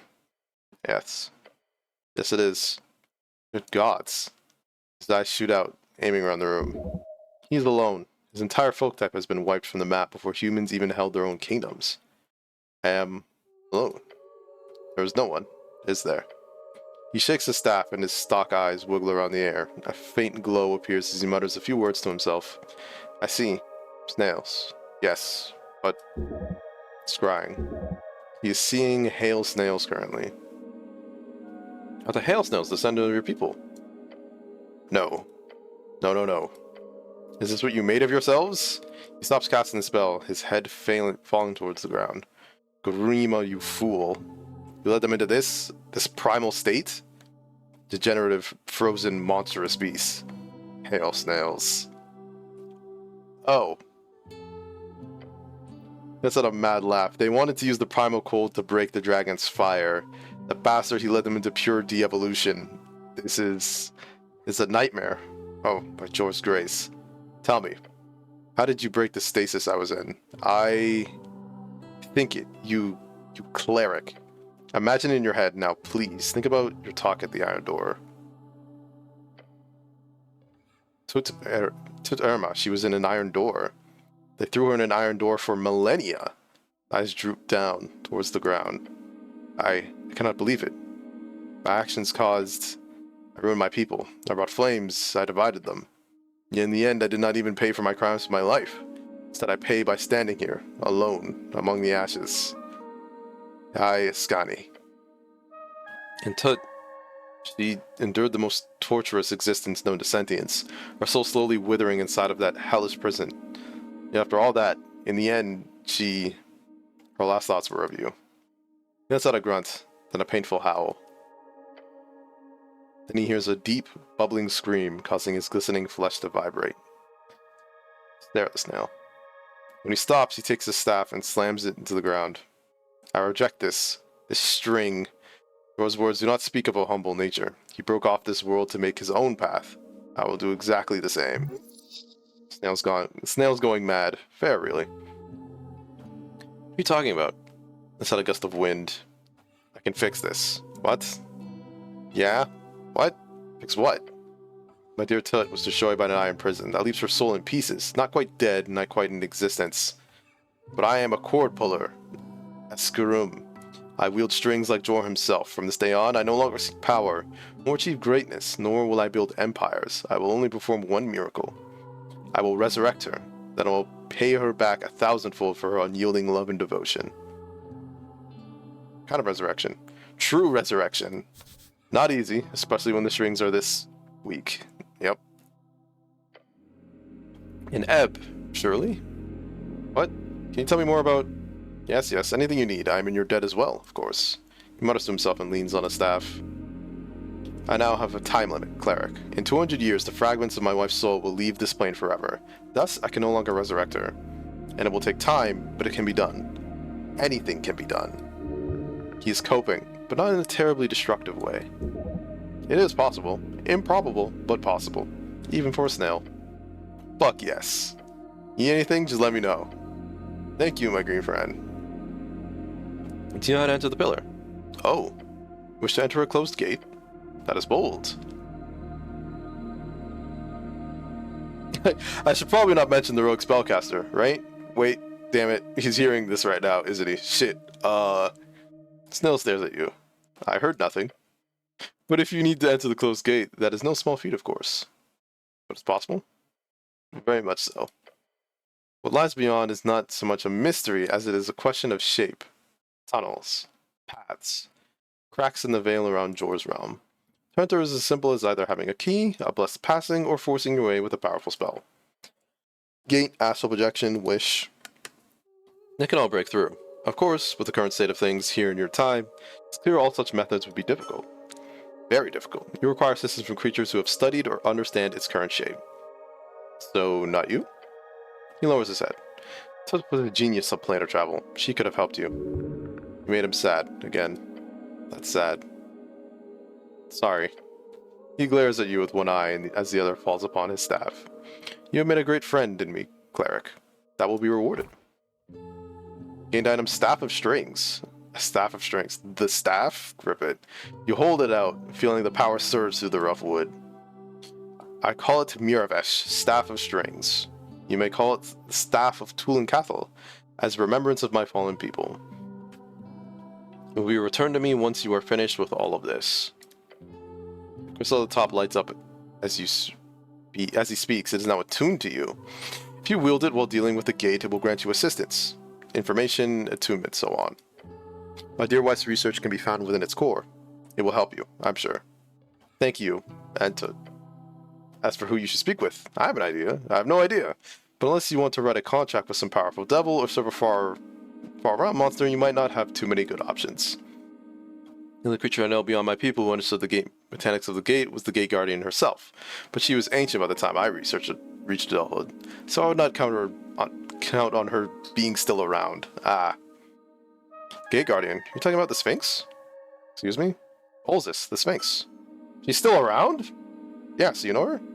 Snell leans back, still reeling over this information. Keeps shocking the poor man. She's got an old friend in the city, then. Good for him, yeah. I'll have to visit. So she's still in the lair. It's a tavern now, called the Drunk Sphinx. This is a strange era you've built for yourselves. Can't say I dislike it. In that case, I highly recommend you go speak with Olzis. Unless you've made a fool of yourself before, she might be inclined to help getting you into the gate crack. Flashback to when you spoke with Olzis last. Oh, Jor. I'm sure Miravesh will be fine. And if not, then maybe there's some other dark and oppressive magical creature you can persuade. Like that aberration called Everglad that lives in these tunnels, I assume? Huh. Looks around. I should probably leave here soon if things like that have taken hold. You have any questions, about all the stuff you've missed? A couple of thousand of them, yes. I will also, of course, dive into whatever libraries you have available for information soon enough. You do still have libraries, I hope. We have the Darwinian Library just south of here. I can get you access if I put in an application. Oh, grand, please do. Is that your local government, Darrow? Laugh, no. I see. Also, I need to ask, what is this south? South? Yes, south is south. Ah. This must be some common knowledge. Please elaborate. It's a direction, downwards on the map. Interesting. Do you not use inwards and outwards, with and against? The scholarly version is seaward and inland. Which one's forward in your case? With is when you move along the coast with the movement of the sun. Against is against the sun's movement. We use west for with then, and east for against. See, you know the etymological origin of those words. I find your use of them quite fascinating, especially the fact that my tongue spell does not localize them. Of course you do. Yeah, thank you, intelligence. The cardinal directions are based on some early human tongue, way before we arrived in this world. We simply apply our old world's term on Jor's realm. Realistically, they all have something to do with the sun, just like yours do. Interesting. Then you base your directions on a map is very different from our way of navigation. Later, I would very much love to pour over your findings and documents, especially those maps. Team books all over the place, you can just ask around. So your people are very open-minded then. Sometimes. The pale man looks like an interesting spellcaster who fucking read my mind, because I was thinking about Fiskin. We will see how they react. Is your people anti-snail? I suppose they haven't been given the chance to be anti-snail. Yeah.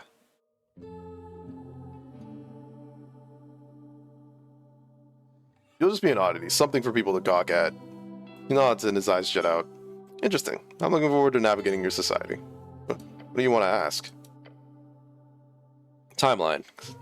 See images of your current world in your mind, your city called Norvik. You live upon the ruins of my people. People's creations, very interesting. I'm interested in how you got there. You appear to be human, yes? Remember the dragons of the east bringing your people to the coast as servants, slaves, rather. When did you break your chains? During the Fade era, humans broke free alongside many others as the big ones fell. Doug, Duel, and Dim led the charge against the dragons. See, I'm both relieved and extremely happy to hear of their demise. You're welcome. But I must ask, whatever happened to a Sith? His downfall must have been at the hands of some great warrior. I mean, yeah, that's a children's story. Oh? The little and the large, think about the tale. Yeah, no befriend the Mist Titan. You're kidding. By Jor, that is very good. Very, very good. An ironic end for such a horrid beast. Defeated by friendship? What sort of bubbling laugh. May his bones be cursed forever. Still magic when the dragons taught ourselves. Hold on, let's see. Do go on. Fate era after the Gate era lasted about 1,000 years. The Spine era lasted a little bit. Okay, yeah. Fate era after the Gate era lasted about 1,000 years. Then the Divine era, a bit less than 400 years. Then the Arcane era began. Lasted for 500,000 and only 27 years ago.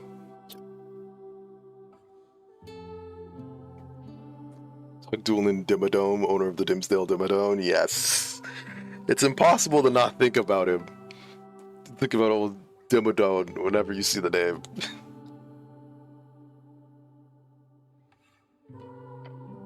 That's you at the start of a new era then. What do you call it? The post-war era. Oh, Arcane era brought with it a most foul war then. I can only imagine. Myself, I, too, was born in a time after World War. The Gate War. But my father saw the end of it in his youth. I'll make sure to read about it more. But what caused this great war? Humans became great wizards and destroyed each other. Numinous, the cabal of hedonistic pharma, malicious pitted the great arcanists against each other. An imp, he assassinated an Elvis priestess and set the whole thing in motion. It's complicated. Yes, I can see that. I can similarly not in any way tell you the real reason behind the Gate War. But since it's closer in the timeline, if I may ask, how did your Coast War end? Cool slug, bro. I mean, yeah, it's ancient snail person. From literally over a millennia ago. Was put in stasis.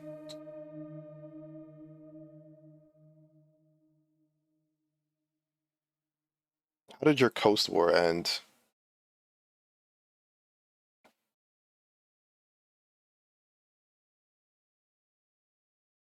Ideological meritocratic and democratic heroes eventually felled the Arcanists. Today, they're the most powerful force on the coast. That's not true. The Arcane era made League mainstream. It was pretty bad. I don't know. With Arcane and 2xKO, you can engage with League's lore and cool characters without playing League. The Arcanists destroyed each other mainly. Fascinating. It's understandable that there is no clear answer to such complex conflict. As per usual, the victor will write the notes on history, however. So I will be sure to read with critical stock. Stock? Ah, stock. And your people then? They fled the Arcanists during the war? I seem to get that impression from the images I keep seeing. What exactly could you see out of my thoughts? Voices? Images? Nothing too impersonal. Nothing too personal so far, thank Jor. Some esoterically attuned people cannot help themselves. It's honestly quite dangerous at times. My old rival used to run into my laboratory and think very loud and grimy things, the most heinous scenarios you could imagine. That's hilarious. You're quite the frayed fellow, aren't you?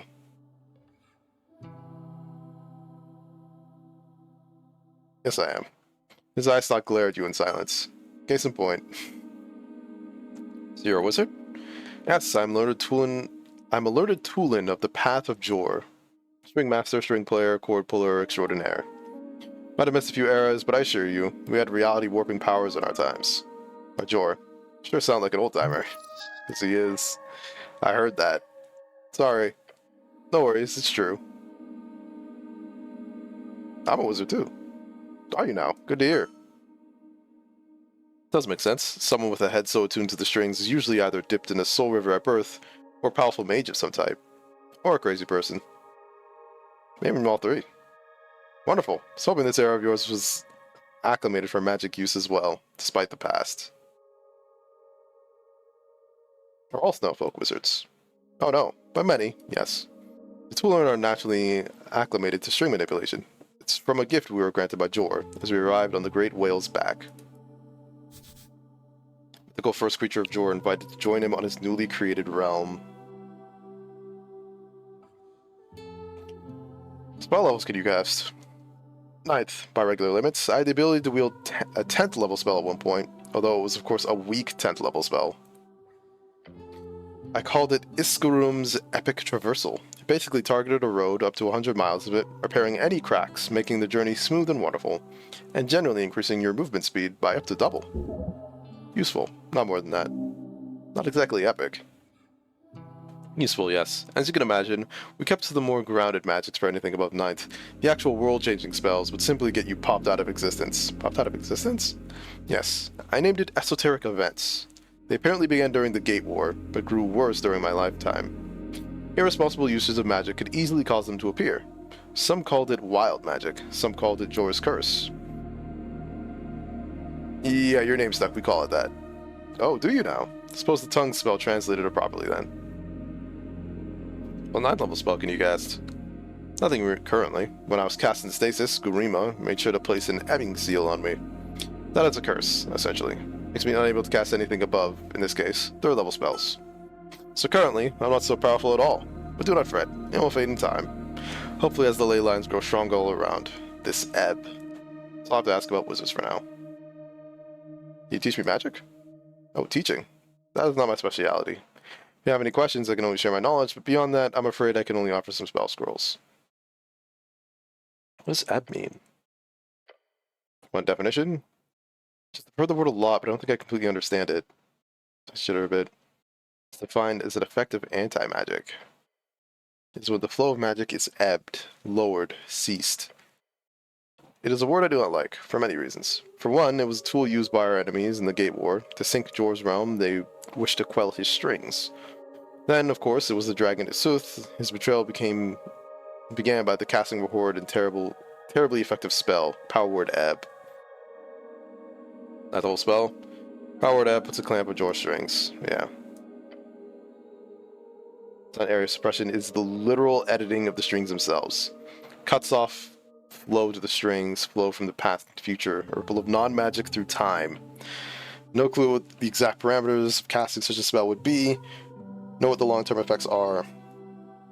It sounded to me like your era has been affected by some terrible ebbings, for your strings seem to me as if they are indeed clamped and clutched, as if struggling to breathe.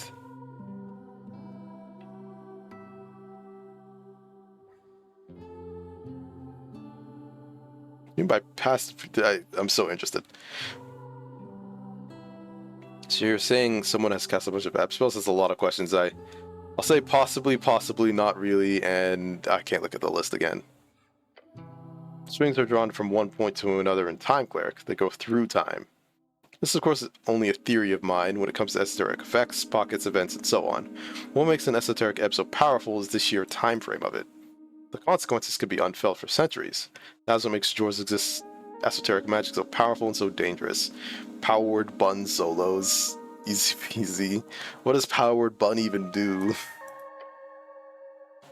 No sane being can calculate beyond the third dimensions. Not at least beyond some abstract and practical sense. You're not made for it. But that doesn't stop me from researching it. Or at least until Asuth did. It's getting sad again. How to learn higher tier magic? Time and effort, cleric. When we caught a batch of students about to rush out into the wild to burn some fake creatures with fireballs, said they needed the experience. Wisdom of Jor teaches us otherwise. Repeated exercise does build muscle memory, yes. However, true experience is bought from novelty. Be interesting. Your future, and high tier magic, will be born from that. You know what, Jor strings. Cast prestidigitation. Jor crafted the coast, he did not make it from scratch. Dazzling light spawned up sand, forming a collection of gleaming lights. He based his design on others, the landscape, the water, the wind, the biome, as well as the magic. In most other realms, from what our history teaches us, ley lines, as in the thing we channel magic from, is usually formed as a web, a network, a weaving, a series of nodes connected. This design was fundamental and solid. It connected so many material realms to the outer ones. As in, they were not just one, the solid world of mortals on one side, the worlds with all the angels and demons and non-mortals on the other, a magic web interconnecting them. Most Anticypolians will tell you the same thing. The world of mortals and non-mortals were separated beyond Jor's realm. Right, before the gates closed, we were separated. Nods. Jor did something different. He created the strings. Instead of having a series of nodes with connections between them, his ley lines were simply just nodes. They contain a sort of esoteric vector, intensity, delta, rush, tone. Some call it colors, various difficult to parse parameters. Makes you better than everything else, therefore immune to everything non-bun. Power word breeding time. I am always under the effect of power word breeding, I am afraid. Instead of being interconnected, they simply bump into one another physically. That is how they interact, to put it in a simple metaphor. However, Jor did something ingenious here. He took the design of those interconnected webs and repurposed them, not to connect to one another, but to connect with themselves, over time itself. Connected from the past to the present to the future, a straight line, a chord, a string. He's reading your mind. Every option you think will be presented to him all at once.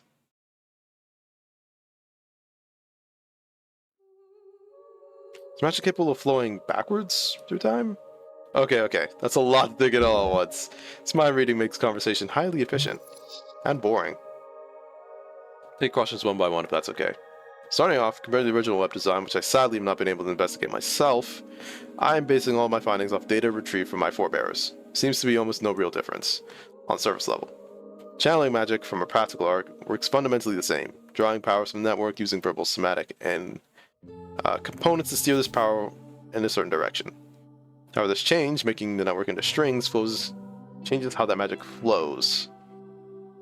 Instead of being focused on one point in time, is constantly connected to the past and present, part of what power is leaked in each direction.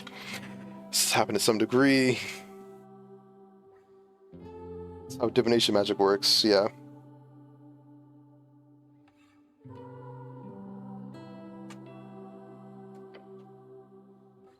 Strings instead directly connected, it would be as if we constantly saw ourselves in the past alongside our present with glimpses of the future.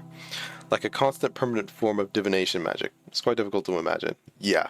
To answer your second question, don't know why Jor made the strings this way. There are theories. Could have done to perform some type of chronomancy. Perhaps it was simply an experiment. Person believes it's simply that Jor found it efficient by leaking esoteric energies to the past and future. It makes sense that we are able to build much more potent and acceleration in our spells. How this works in practice, none can tell. Not since the gates closed. So your third question, yes. Sounds as if your Arcanist did uncover many of the same mysteries you worked on. However, it does sound as if Jor abandoned them in a way not too dissimilar to our own. Finally, fourth question. Chronomancy is a topic many wizards dream of as they study. To disappoint you, there are no ways beyond divination, those little peeks beyond the curtain, to tamper with time. As the strings move forward, Jor watches us go along them. That is one of the messages we received from him all those years ago. He is watching. This is our only chance to make our choices, so make them well. They wouldn't have lost if they were born buns, just saying, I don't know. Problem, I'm no lecturer, no apologies if I'm ranting too much. What do you know about Jor? About Jor? Just about everything and nothing. An enigma of a wizard, Jor is. First, I'd like to ask you, what do you know about Jor? Old wizard made the coast, mythical figure, died in the gate war of yours.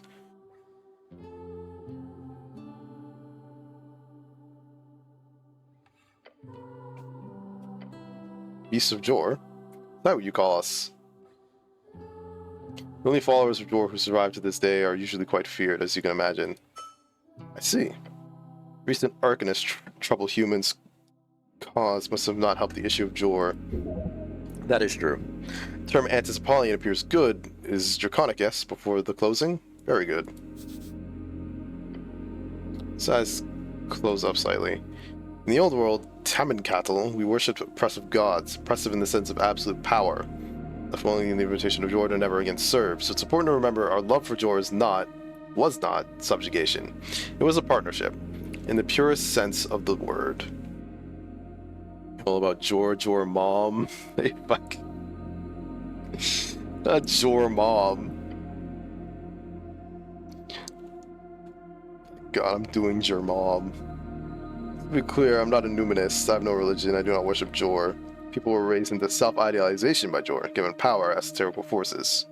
When he fell out of the Gate War and no longer was as directly involved, well, hopes he was alive, just hiding, or having gone into some other state of being to shut out the gods. Logically speaking, he has to be alive. That is my input on the discussion. Why? Because his realm still stands. I don't believe in natural existence for his coast. I believe, although my evidence for this is faltering, the realm would collapse if Jor truly died. This place is held up by him. Thus, his existence is proof of his well-being. Not to mention the handful of messages received. At least a hint at something still existing out there. Unless you believe those messages were false, which they could be. I do not believe so. Thinking about Eomestra. Eomestra? Where did you hear that name? You started by mentioning that name.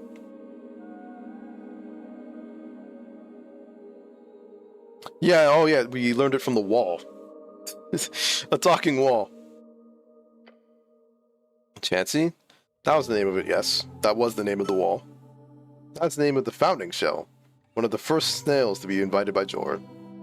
One who created the foundations of Tulankatl, Chansey the Seer. Huh. Think, but it was in the wall? Yes. It could be an apparition, an animating spirit in the shape of Chansey's mind, or the very structure of the city you have built your home on is filled with the spirits of my ancestors. How peculiar. So I slowly retract. Suppose I should tell you the story about Jor then. Please do. What we know of Jor, some is derived from early witnesses. Most, however, is recalled directly from secret, original apprentices. Jor's apprentices hid in the shadows as to not become targets during the invasions. So I imagine it comes as quite a shock to you that... Oh no, we know about those. What? They're not a secret anymore. Oh, but there were 8 of them. Did you know that? It's common knowledge, one for each. It became common knowledge during the Arcane era. The Arcanists even used one of them as a battery in their floating city. Think about what you know about the apprentices. Right. Why did you ask then? Mestra, she's one of the apprentices. Interesting. No, we don't know their names, or at least I don't, just that there were 8 of them. Oh. In that case, let me tell you. Mestra was the apprentice of Goodland. She was the first core pillar of Tulankatl, speaker of Jor. You was apprentice? She was my friend. Eom would travel from tower to tower whenever she visited the city. She was an old and frail by the time I was born, yet she traveled like no other. I was taught prestidigitation by her own personalized version. No doubt you would ask me to teach you, but that would be impossible. Only she could be a good enough teacher to spread such a complicated cantrip. Fascinating. Prestidigitation taught directly from Jor himself? One day you will master it. Surely, you must. That's not a pain groan. Her disappearance was the greatest omen of our people. My wife, Tut, was even closer to her. We missed her dearly. Spoke with someone who spoke directly to Jor. Yes, many times. She could never tell us much about her master, of course. However, it was clear he too was an interesting figure, a personality, if you will, just like all the tales painted. What was she like? Kind. He nods. They used to call her the neutral good apprentice. I tended to agree. Speak with any other apprentices? I'm afraid not. Perhaps lucky, not all of them were so friendly to the local populace, though most of them were simply destroyed during the Gate War. Why would he send an apprentice? Why not talk to you himself? That is a good question. We never had an answer. Why did she disappear? That is a very good question. One day she was there, the other she was not. I was the last of her kind to meet with her. I found her acting peculiar, stressed. She asked me, Isk, how much would you wager on a shell flip? And waited for my answer. I told her I'd wager nothing important on such bad odds. A shell flip? It's when you toss a flat shell into the air to see which side it lands on. A 50-50, fair game. He shakes his head. Master, she accepted my answer, then left. I'm still not sure how to interpret such a strange question. But then, that was it. She was gone. The Gator of Ascan, our connection to Jor, gone. Soon after, just a few years, a Sith burned it all down. Fascinating. Snailman lets out a blubbering sigh. Since I've been given a second chance, perhaps we will find out one day. What will you do now? I'll build a base, a laboratory, somewhere in this city of yours, built upon our ruins. Any tips on who I should talk to? Yeah, I think the only person is like Biskin. Which, I'm not sure how you feel about liches and necromancy, but he might be the only person you could really work with. Oh, well, yes, I see. Yes, this will help a lot. Thank you, Cleric. Once I've established a foothold in this new era, I will turn to my research, figure out how the strings have changed over the millennia, relearn my mastery of chords, collect the resources needed, then of course, he looks upward. I will bind her fragments to this material world. I will return her to flesh, bring life into her once again. My dear sweet Tuterma will be given her life once more. Then, if she will have me, I will build a place for us. I will build a life for us here. Life of peace. True, fair peace. Wish me luck. Good luck. Dumbass question. Should have asked how much you would have bet on an anime horse girl. No. How much would you bet on Gold Ship winning this next race? When are you voting election? A what? We have our first ever election soon. You should vote. Voting? Hold on. Do you select your leaders through election? We're starting to do it now, yeah. Fascinating. Is this an elective system for landowners or mages, or everyone gets to vote? Pretty much, at least. You just need to live here. Huh. You shocked him. No, I expect something like that. It's just a liberal paradise. Well, I'm not one to judge these futuristic ideas. I must investigate. Tell me more. What do you vote for? Kings? Governments? Parties with different ideologies on how to run the city of Nordic. Parties. How glib. You shadows that want to bring free trade, democracy, and prosperity. It's Asgel's, the Party of Magic. Best, of course. Personally, I don't vote for any party I'm apolitical, which means I win, right? That's amazing. That's a blubbering noise. Laughter. Listen to all that, I would say I would actually vote for the Arcanist. Of course you would. Certainly that would be the most esoterically attuned party, which fits my ideals. However, in my experience, a group of wizards working together tends to end up being quite the mess, but my heart still leans in that direction. I'll have to go see him for myself when it is time for that election. Let's have more blubbering noises. There's a fair reason not to laugh at it. It will most likely be a messy process. At the very least, the snail has good taste. His eyes behold you knowingly. Any spell scrolls I can have? Oh, only a dozen or so. They're deep in my shell. Any you're interested in? Can dig in and get one for you. Tracks one of his arms into his shell. You.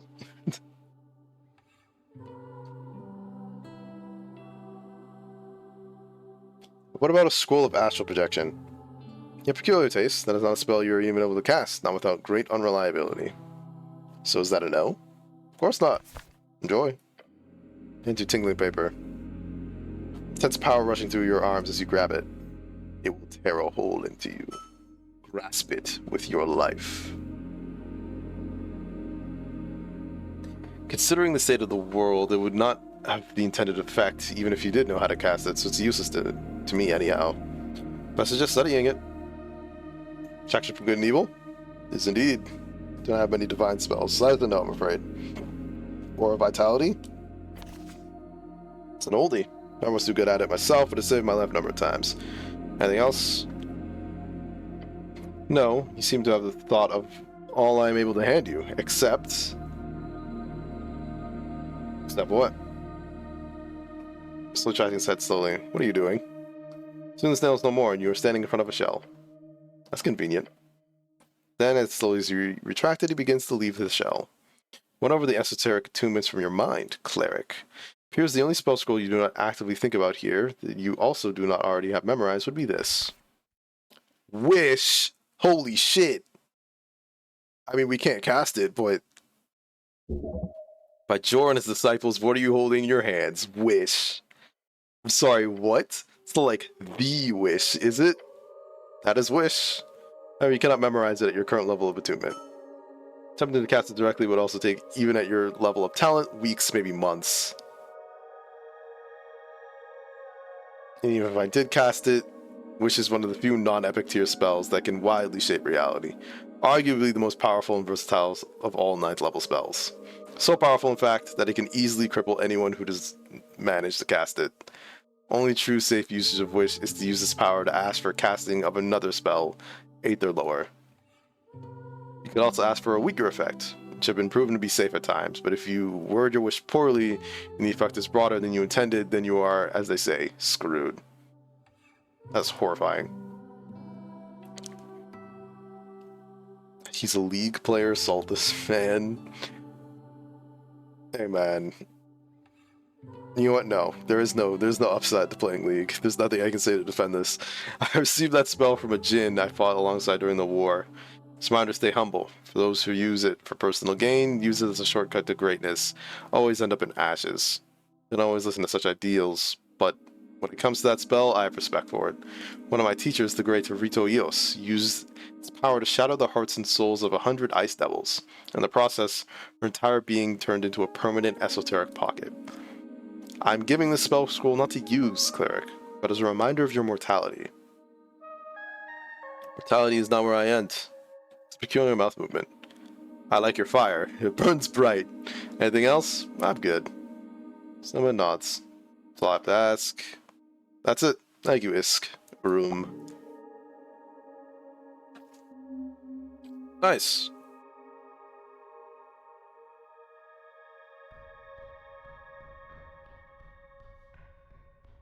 Bye, snail.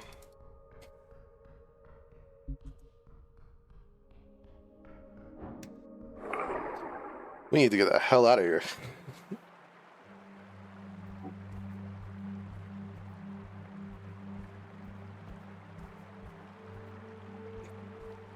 There are things up that way, but like it is now 12:22 a.m.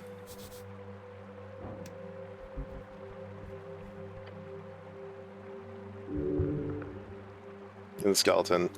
Lovely helmet. Maybe Fate era, or early Divine era. Corpse would never remain intact for 100 years, so that esoteric means. These are adventurers from a later era who simply used that ancient helmet. Type of helm that would bring great mindfulness. So that's the wisdom of a previous era. Oh, I'm thinking. The roots wriggle and writhe a bit more. I really want to grab that helmet. Yeah, no can do. Those things look dangerous. Maybe later or not. Can you grab it for me, Snell? Could? Sure. Should? Probably. Will? Absolutely not. Good. What if we do Mage Hand, Trifle from here?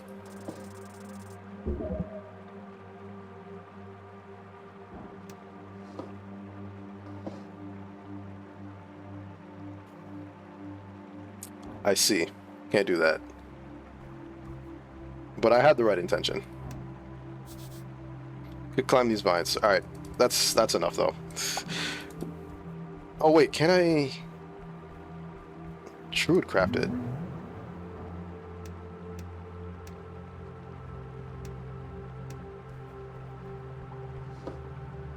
Nah, I can't. What if I'm under the effects of Druidcraft and I look at it?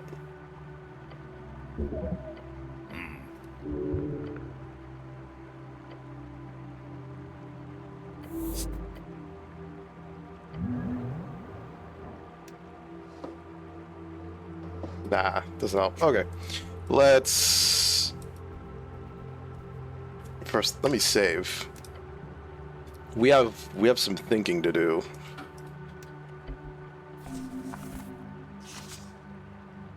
Questing tree, like we... Yeah, there's one. Figured out how the fuck we almost died. Esoteric ebb, take root.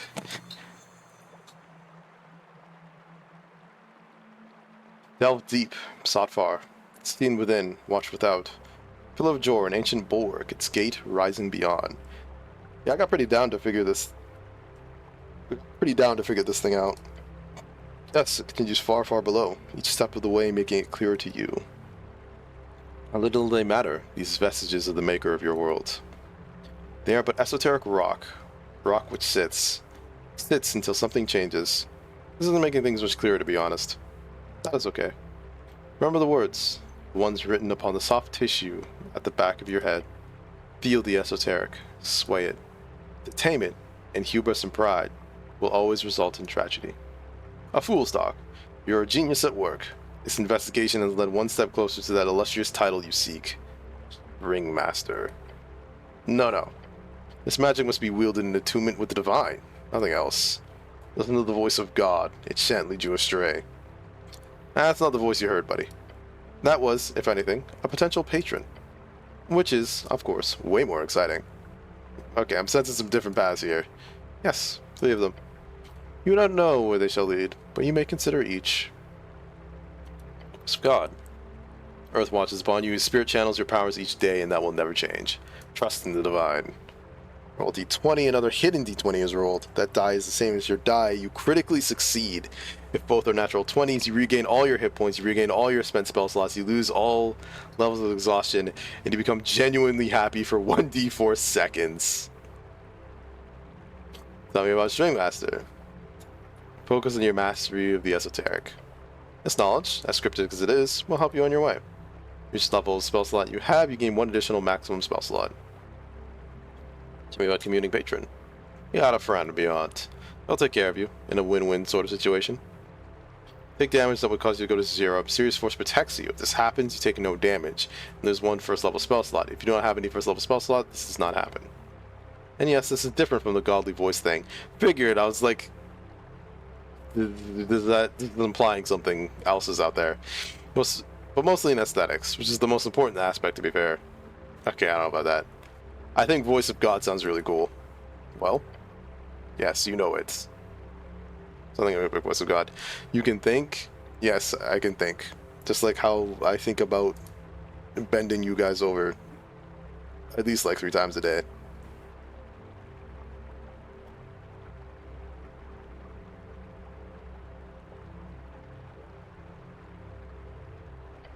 Think of Voice of God. There you go. Well done. Earth be blessed. So that's 1. And then we got another. The Star Witness. Which this one is from when Frank was around. Be aggressive. Be aggressive. Push over the line, destroying each worthless monster in the way. That's how you get ahead in life. Aggressive competence with a stoic demeanor. Where is this thought coming from? From you? As the adrenaline wears off, as the world comes back into perfect regular clarity, after such a deeply euphoric fight, you're standing here, realizing you are on top.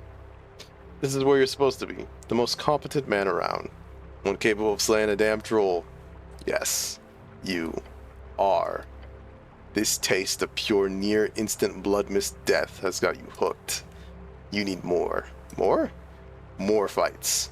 More near-death experiences. More romance. Romance! Knights chasing down tyrannical dragons.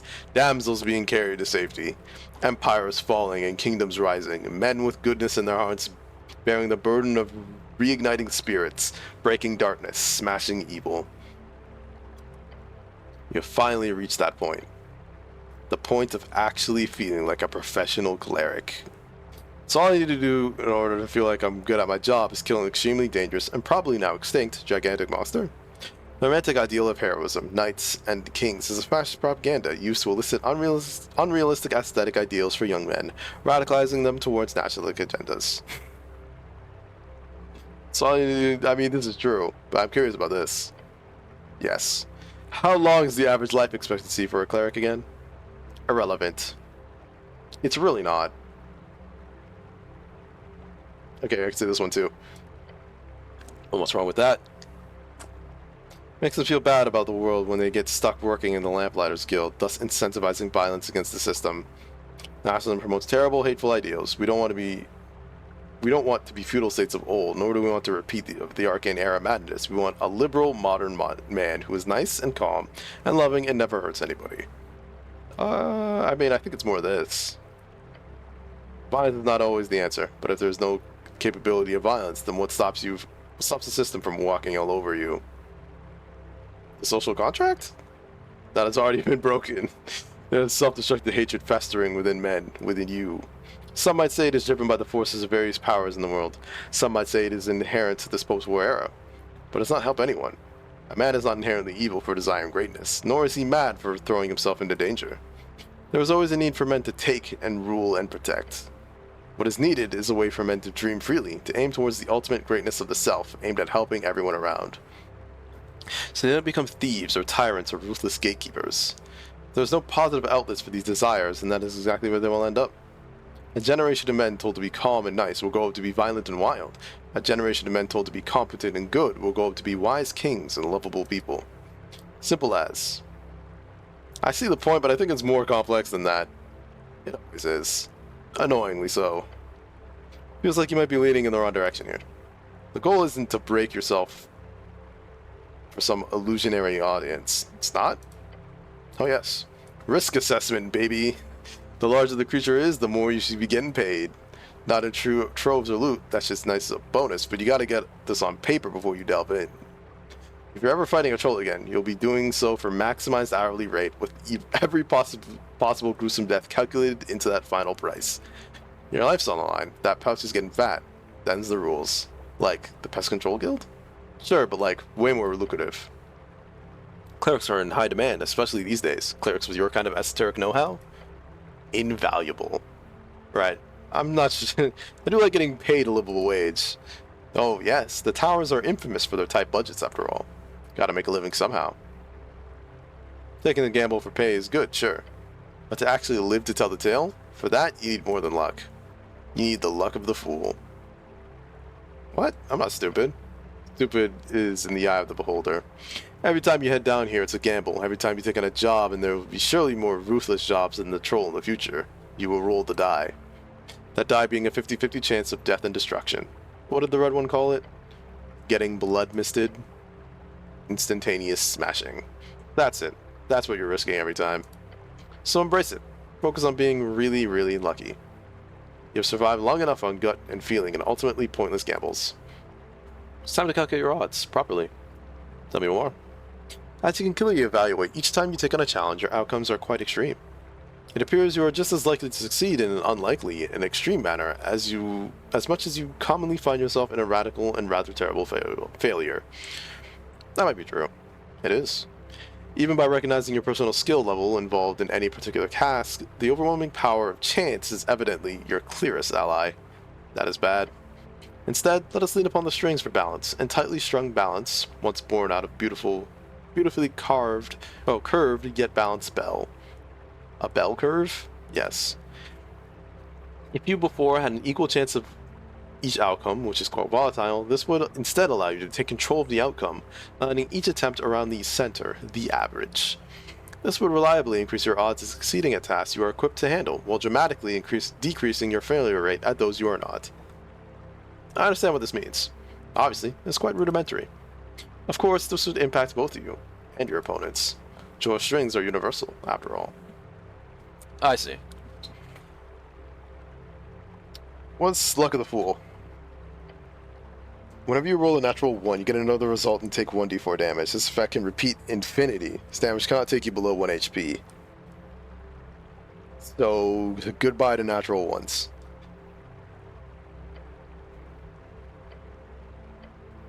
Whenever you roll 10 or below, add an extra proficiency bonus to the roll. Yo, what?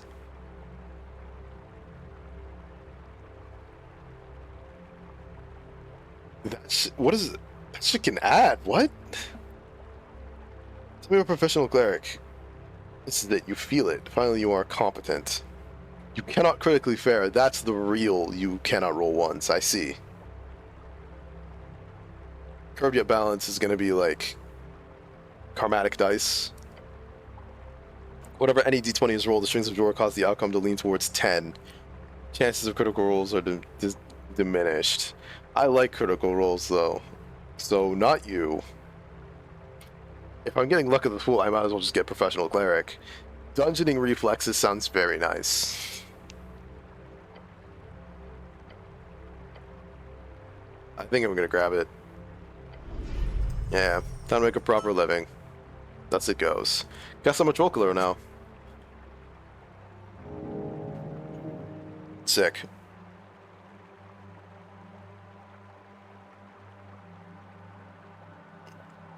And I got a level advancement? Was I leveled? Level 5. Almost at max.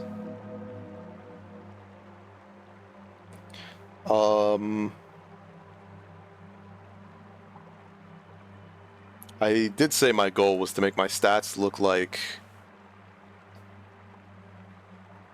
my normal stats, my D&D stats. Which means I forget what that is. I forget what the numbers are specifically.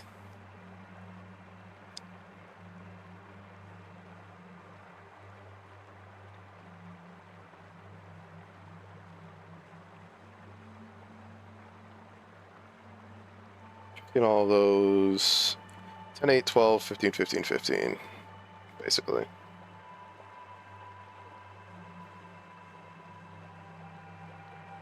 Because I could put one into that, but like, why?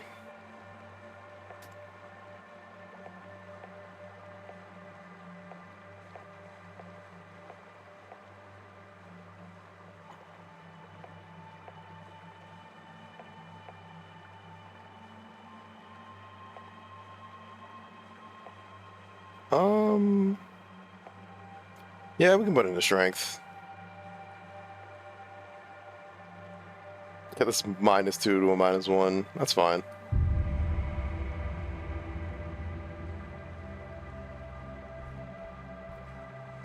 So that was like weird. That was like almost floating.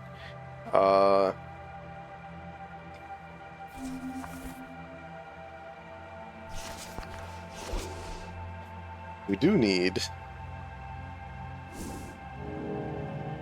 I want to switch stuff up.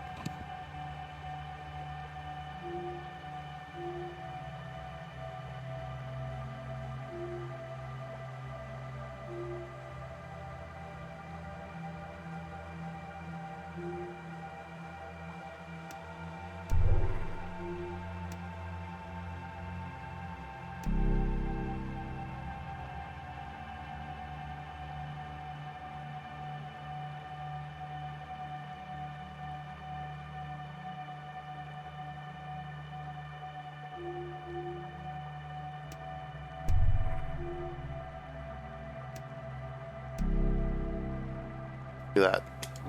I'm liking that.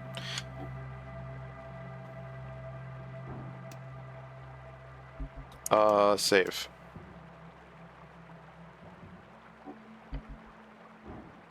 I keep saying like, yeah, we should head back up, but I'm like, just keep going. Maybe we'll hit a wall.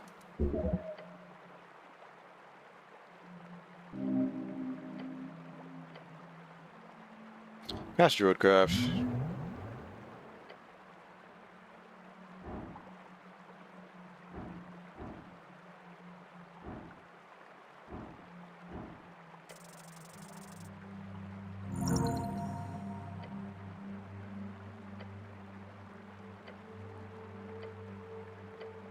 Just pull up. You are at the top of the ruins.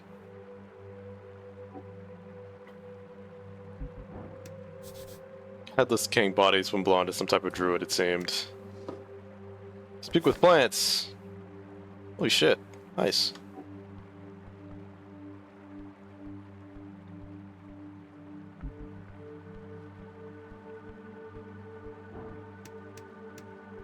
Alright.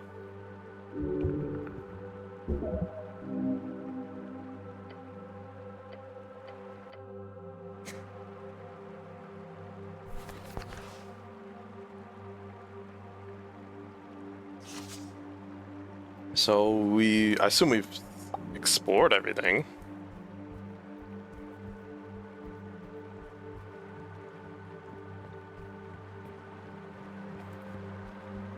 Which means, yeah, let's head through the pillar.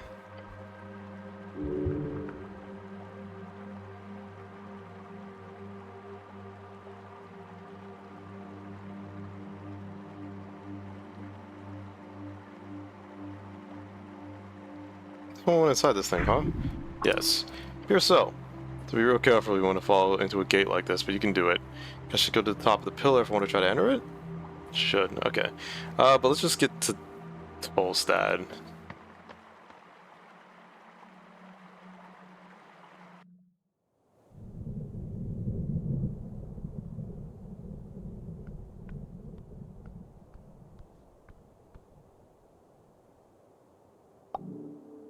Nice.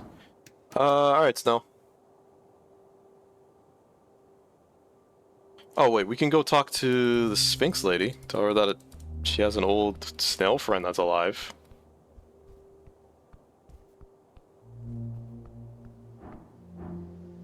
Surprised everyone can talk to you without casting speak with fruits first. Alright, buddy.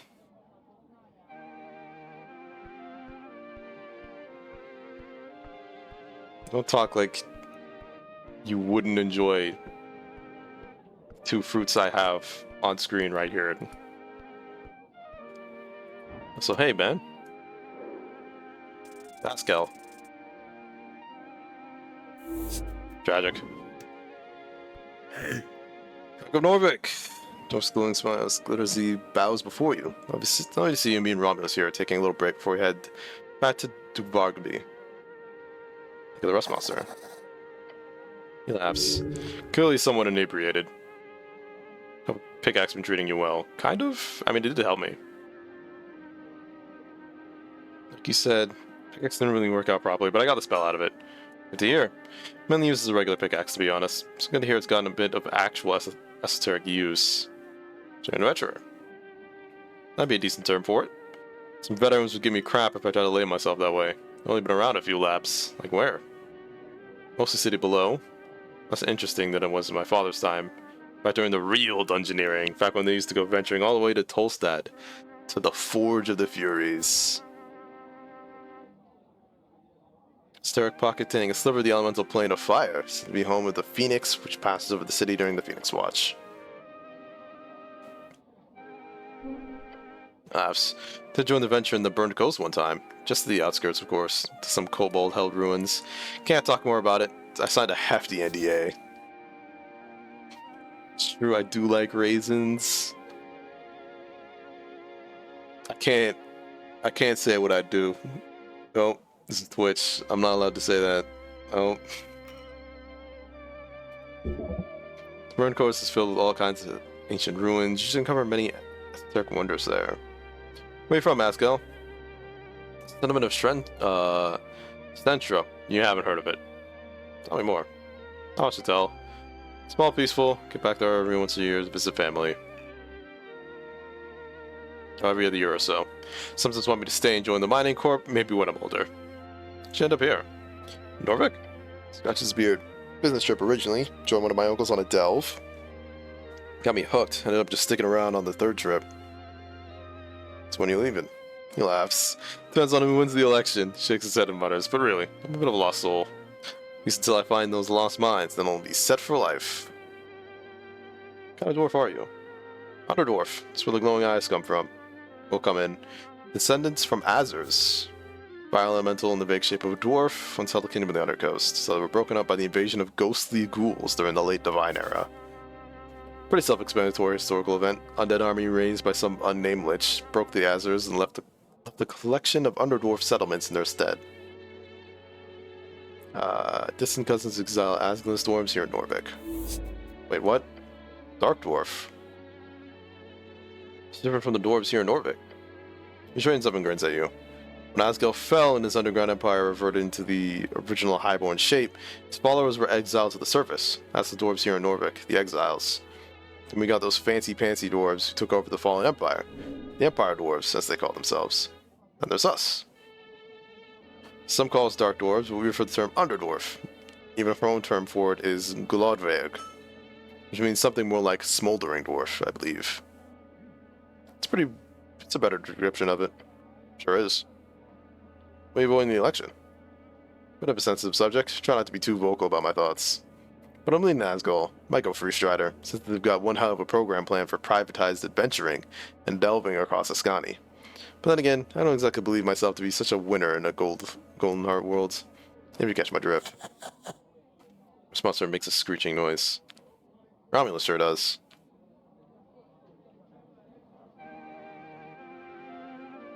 Future god, wizard, king of the city, I will surely require strong adventurers to guide the lands. Asgulus will make sure the economic prosperity of adventuring parties is shared among the populace, instead of going from an old horde to a new one. It will allow you to engage in your excavations, explorations much more freely. You should vote for them. Yes, that's what I'm afraid of. But we'll see. There's still time until Romulus and I have some thinking to do. Try to fight Romulus. Rust Monster snaps at your fingers, and Asgul gently pushes your hand away. I suggest staying at a distance. You're essentially draped in his favorite meal, Cleric. Fair, he is a Rust Monster. Call them delicious red apples. Fair. Making Zen being bratty today. In my head.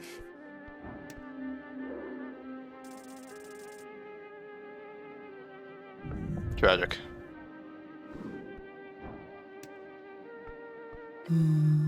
Takes a sip from a barrel of wine. Little one?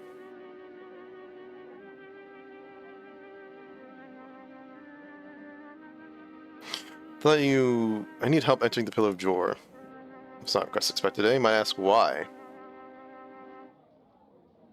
It's got to do with the tea shop. I see. Mysterious. He ponders your quest while sipping on her wine. It's no small request, Cleric. Tell you what. Complete the riddle first, the difficult one, and perhaps I will consider it. She smiles. Damn it. Tell me the riddle again. She chuckles. As many times as you want. Found within the arcane flare, twin tongues of flame that scorch the air. Burrowed deep within the earth, a primal string to show your worth. Folk and gods in thronging herds. A man divine howls his words.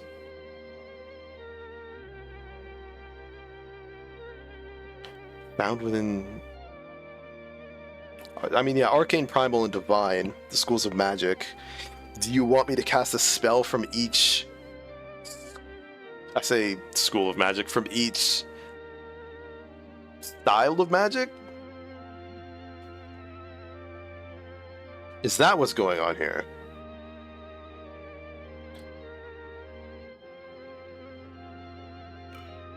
You want me to do something. It's not finding something. You want me to do something in front of you. Can you give me a hint about that riddle? A hint? You dare stand before Sphinx and ask a hint? Well, I'm going to react like that. She puts out her barrel of wines and leans in. You can ask a question, but no, you do not get a hint. What a cool distinction, Ulysses. Those are really different things. So I'm supposed to do something, right? Not just answer with a regular old word. Correct. Does anyone else solve this riddle? Her smile fades. Only a handful of folk have proven worthy to enter the vault during the eons I've watched over it. I will only tell you more if you prove yourself worthy, of course. I have to do something with you to solve the riddle, right? No. She says, damn it, that was a hint. Yeah. New rule, you get one hint. And she can make new rules? Man, she's drunk. That was your one hint. It is not something to do directly with me. It's not like in a dialogue with you or whatever. Got it. Something like that. She's number one, looking regretful. She says she's not drunk, but guess I'll just try. Just trust himself. Trial and error, not the most silly tactic I've seen over the years. Shrugs again, cat shoulders sliding smoothly up and down. It's surprisingly funny with her whole feline body thing going on. If all ancient, esoteric, anti-Sapolian creatures act like this, how disappointing. She must be corrupted by these modern times. And, you know, a big barrel of wine. Yeah, back to it, little one. Okay. It's been lonely hanging around here for millennia. Time is different for mortals.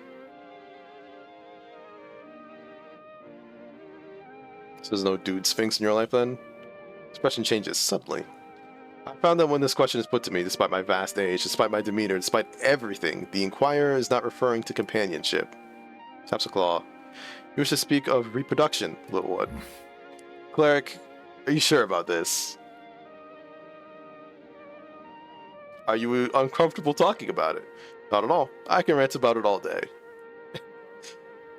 Actually, never mind. I understand. Anything else then, or...?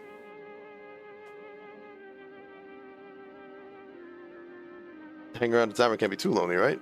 Times have indeed changed. During what you call the arcane era, I had a few visitors. These days, I'm inclined to enjoy the life surrounding me, even with its occasional annoyances.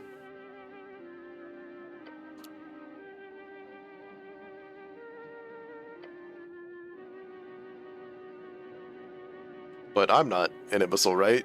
Stayed with you for a long while. Of course not, little one. She says that to everyone.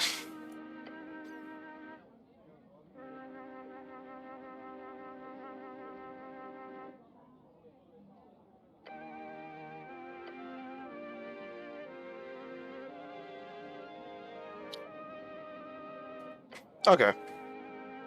I'm not gonna try and flirt with her. I'm still not gonna try that.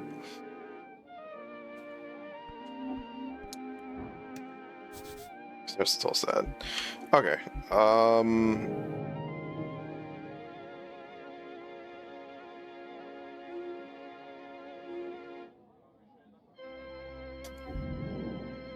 I need to... I think we've wrapped everything up here. Here's fucking... Raz. Back, had to go to the store. Welcome back. I can just glass him, which is really funny.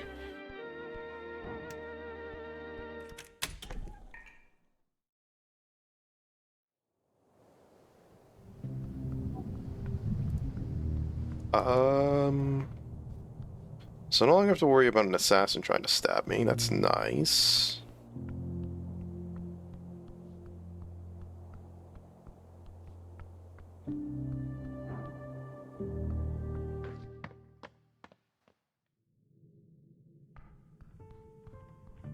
Who the hell? Jahan Clanless. Halfling, one of the many who live in Norfolk, especially after the Golden Line.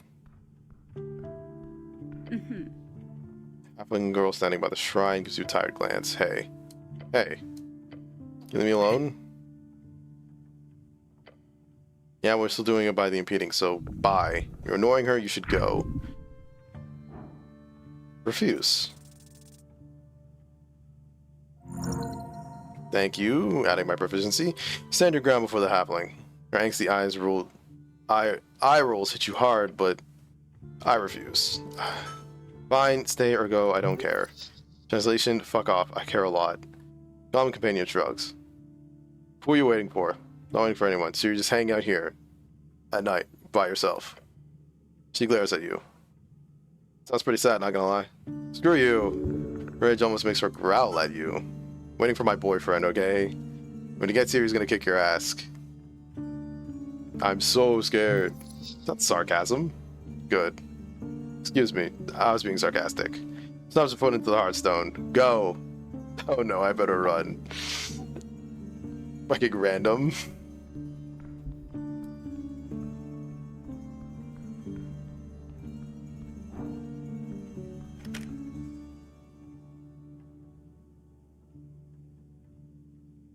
Not even knock. So many more. Oh, fuck off, man. Okay.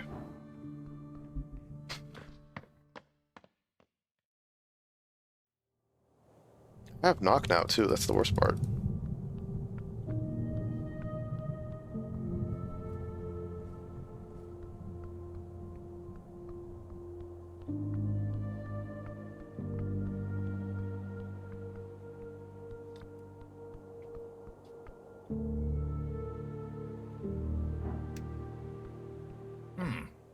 Bunch of companion. Let's get on with it. What should we do? What should we do today?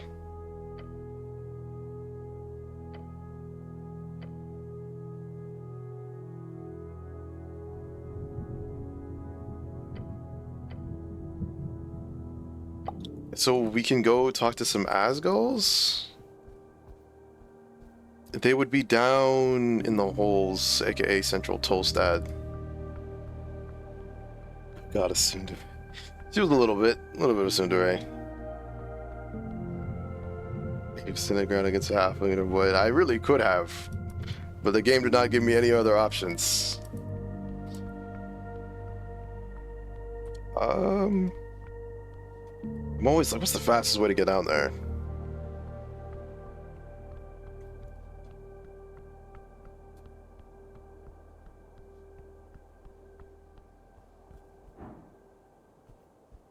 I think it's this. Yeah.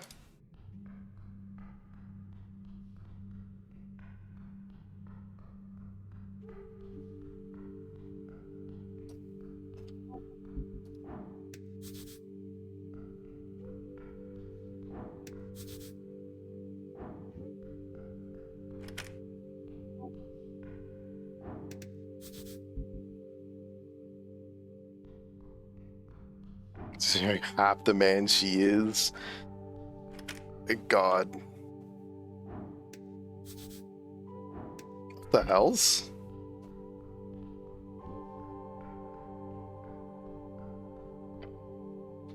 Beaming light emanates from a hole in the wall. One of the apartment doors has turned into something not so normal. Cleric? Do not approach that thing. That is some major esoteric bullshit. Meek feels strange pull from door. Old magic. Very old. I have to investigate this now. It could be dangerous esoteric pocket. Do not. Looks so cool. No. That's the door.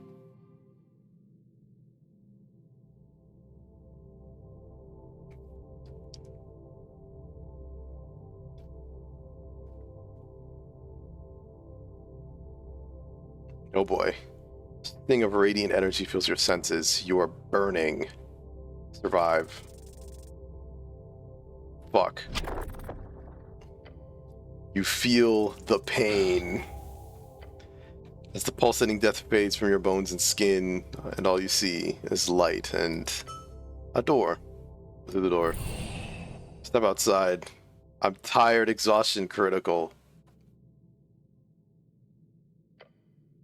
Door closes behind you.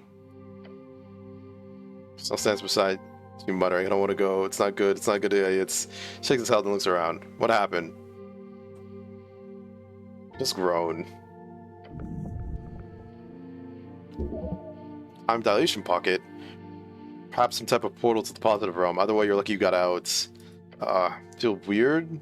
Terrible? Not terrible, but feel how you're feeling. Your body is refreshed. Huh. What time is it? Oh shit, we lost 6 hours? Oh.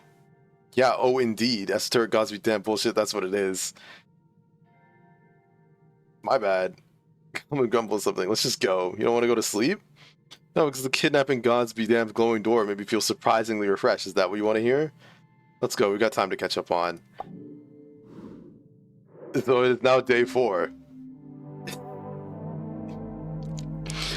Instead of going to sleep, we went into the fucking time door and came out 7 hours later, but refreshed.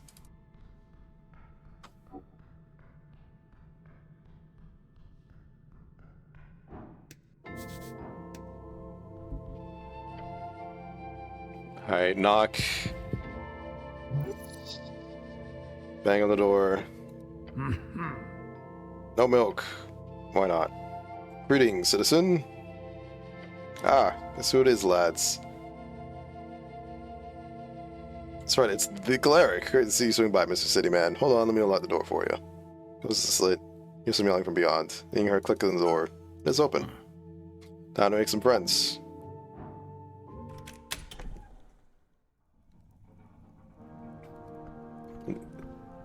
Simmy's Hole. God damn it. We've entered Simmy's Hole. Unity of all folk.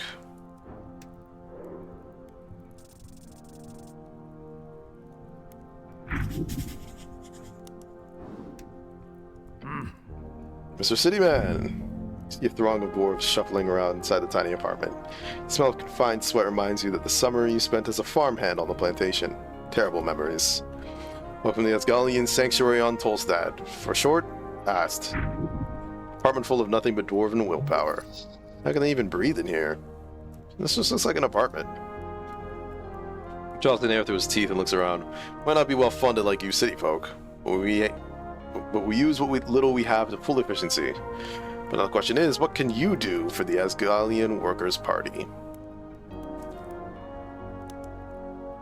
Alright, I didn't think of that. Hold on, let's see. We don't really need anything right now. What? No?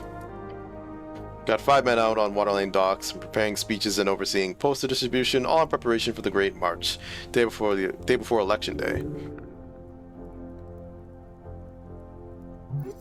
He's trying to make you think he's busy, but he might also be busy, but still.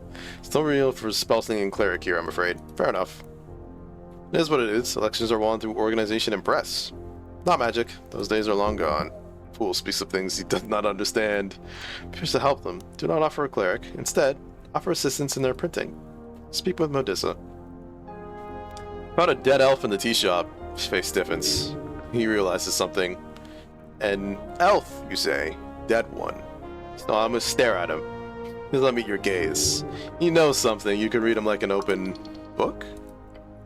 Not right now. We're in the middle of something. Okay, wisdom. Tell me what you know about. Tell me what you know, Alphaz. The elf, was she in the fire? Yeah. Why didn't they? They didn't look properly. You know how it is. That is unfortunate. Simodissa glanced over to you, listening in on the combo with a deep frown. Pinja Athena was a friend of the movement. I suspected she would be involved in this somehow. But Dwarf closed his eyes. Sunny looks very much his age. I'd hope she'd simply left the city. Who was she? Elam elf, strange mix-up, I agree, but she was kind. Looks away as he says it. What did she work for? Herself, from what I understood. From what I understand, understood. Enter the hole instead of letting someone else enter yours for once. Look at you growing up. I'm gonna put you in your place. Then. Alright, as you wait. Officially, she was connected with the Ilum Embassy or whatever they call it. The Outreach. That's the one. That's what she was secretly an Asgalist. I wouldn't go so far. But she helped. Whatever she was, she shared information that was always helpful. Information? She would tell me things whenever I saw her, intercepted messages sometimes, leverage to use in labor disputes. Business in the palace, polling numbers before they published, opposition that had yet to strike. So she would have gotten ahead of that PPG issue had she still been around. His eyes grow dark. Thinking about it, she helped immensely over the last few years, countless times, so I don't care what she identified as. In my eyes, she was an Asgal, through and through. So she was a really bad information broker. He chuckled heartily, with a hint of immense sadness. Good name for it. Was she connected with the Free Striders? Sure she was, somehow. Otherwise she wouldn't know half the stuff she sent over. What about the city? Did she know people in the palace? He nods. I don't have details, but yes, I'm sure. Did you have any enemies? Lots, I imagine. I wonder many times that granting us so much information could land her in danger. She did not care. So she sounds like she was just the best kind of person, huh? She was, alright. But as this expression falls, what about the Ilum? What did she think about them? You know, I asked her once. Now, she didn't exactly give me a straight answer, but something about her gut told me. She was trapped. That's what she looked like. Like a trapped animal. I suppose that's why I hoped she had just upped and left when we didn't hear from her. She deserved to be free. The gal. To be struck down in a damn tea shop. It's foul, really. Know anything about a necklace of fireballs? What? Dwarf would not know much about this, you imagine. You mean... the magic item? This dwarf really can't lie, huh? Yes, did Pinja ever mention it? Jinxa said slowly, don't think so? Those are dangerous, aren't they? The one that started the Coast War. Yeah, as well as every other nation connected with them across the coast, will waste human lives. There's no honor in this fighting, that you know. Search you for a moment. His granite block of a brains is working it out slowly. Just give him a second. Hold on, did the tea shop blow up because of one of those damn things? Possibly, I'm looking into it. Well, I don't want that kind of filth in Norvik. Those kinds of weapons lying around here I'd want it taken care of. Don't want another coast war started over another damn evil fool with that bomb. I think that's all I need to know. Whose apartment is this? Simi was kind enough to lend us use of his home until the election. We thank you, Simi. Hear a voice in the back? No problem, Foreman. The tea shop that blew up. Yeah, okay, tell me what you know. What I know. How happy I am that none of my boys were inside at the time. Especially happy that none of the youths got hurt either. Spent a lot of time there from what I understand. The youths? Asgol Youth. It's the Youngling Corps. Mostly deal with teenagers and get them into Asgol's groove, as they say. Looks proud. This dwarf does not keep up with modern vernacular. Yo, the owners. Birdman? No, never spoke much with him. Something about him never struck quite right with me, and just not because of the voice thing, just seems like he was happy about hosting the youth meetings and letting us have official drinking nights with local workers. But he seemed to me an opportunist, if anything. Something about the way he acted. Not sure what. Just a gut feeling, you know? Man of intuition and little else. Waiting when you met on the day of the explosion, busy as always. I can't keep track of every lad in here, but me, myself, I was in the palace at the time, applying for 5 or so PPGs alongside another foreman. I heard the boom, though. Most of the city probably did, right at noon. No one really seemed to care that much. Even with the ball of smoke rising from Tolstad, I rushed over, of course. The fact that no one died was a miracle, and I'm the one to assign divine intervention. I'm not one to assign divine intervention for nothing. Thoughts on the explosion? Pretty sure there's for sure one of their ploys or plans or schemes that blew up in their faces. Maybe one of their hired hags, or an elemental mercenary gone rogue? I just know it. They're involved in this, and probably the owner, that drummer fellow as well.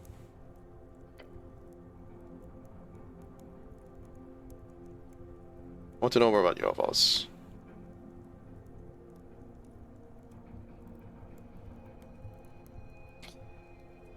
I'm not really interested in your thoughts right now. I'm mainly in investigation mode. Modissa? Nothing new. Huh? The human woman frantically checked the pipes and rolling cogs on the thick copper press. Mr. Cleric, you again? Miss Modissa, you again. Don't try to mimic me, you're bad at it. I guess you'd be thankful you kept Rolo and his innocence from burning our papers. But I'm busy here, very busy. Can you be quick? What is it you're here for? Why do you have this quiet HWBT guy with you? He weirds me out. Look, I'm just an observer. Or a cleric handler, I guess. This is a short laugh. Okay, I get it. Cleric handler, that's good. Snout shrugs. Tell me about your relation with the tea shop. Love that place. Not because it was good, but lots of memories there. So you spent a lot of time there? But yes, we had the Asgol youth meetings there once a week. Really sad to see it gone. I don't know what kind of trouble he ended up in, but I never expected Mr. Drummer to get into explosive trouble. Anything else? Not really. He just served tea and made that cackling sound. Alphonse might know more. North glances over you with a frown. What about an elf? Eyes go wide. We talked to her once or twice. Nice gal. She puts her mouth and points to Alphonse. Talk to him. No, you tell me more. Right now. Nah. She just nah you? Holy shit. She points to Alphonse again. I'm not a snitch. He'll tell you what you're allowed to know. I'm allowed to know? Why aren't you commenting on the fact that I'm wearing a bucket on my head? She slowly closes her eyes. Tired. I'm actively attempting to ignore it. You're making it very difficult. Anything I can be assistance of? Picks you up and down. You want to help? Yeah. Okay then. I have a quest for you if you're up for it. Yes, give me the quest. More of a task, really, like a fetch quest. Slightly less exciting. Massive final print on production day. It's going to be our best edition yet. Already written an article that shows my vision for a radical and egalitarian revolution of Norvik. Distributed all over the city, countryside included. But we're tight on the ink. How to get this ink? Yes, mostly because everyone needs it. Usually get some off a vendor I know, but they're indisposed at the moment. Election stuff, you know. Clearly a not so legal vendor. What I understand, the entire shipment of Quillwell cartridges is just stuck in the guild warehouse. There's only a single set of cartridges to finish off the election edition. I can just walk in there and snatch it. I've even paid for it already. But the Ascani Reed's trading company controls it, and they will not let me inside. Not 100 arrows. I'll get it for you if I can. I'll let you inside.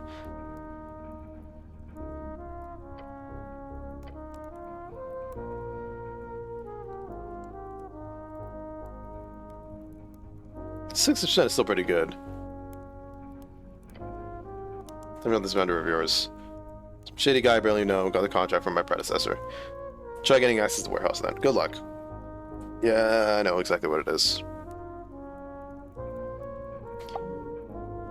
Alright, what about you, Simi?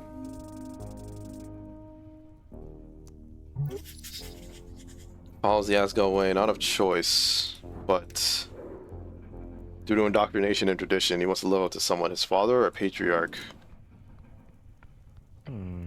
Hey, he's afraid of you. Dominate him. What do you know about the tea shop? Nothing really. Hey Alpha, Simi knows you know something incriminating about the tea shop. No, I did not, Foreman. Yeah, he did. Simi's a snitch. What are you yelling about? Stop messing about. Exactly, Simi. Stop messing around. Okay. He nods. He nods nervously. You mean we should be friends? Okay. That was easy. If only everyone was this agreeable. Now push it. He can serve you well. Give him a fist bump.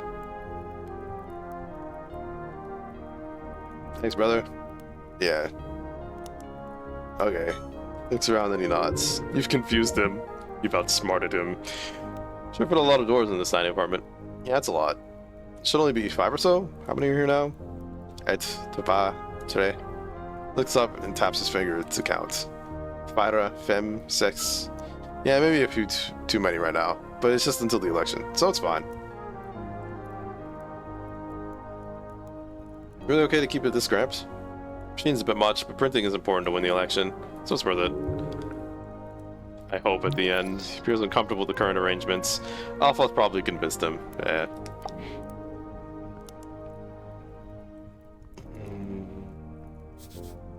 Visual propaganda. Bathroom, surprisingly clean inside. Upper press.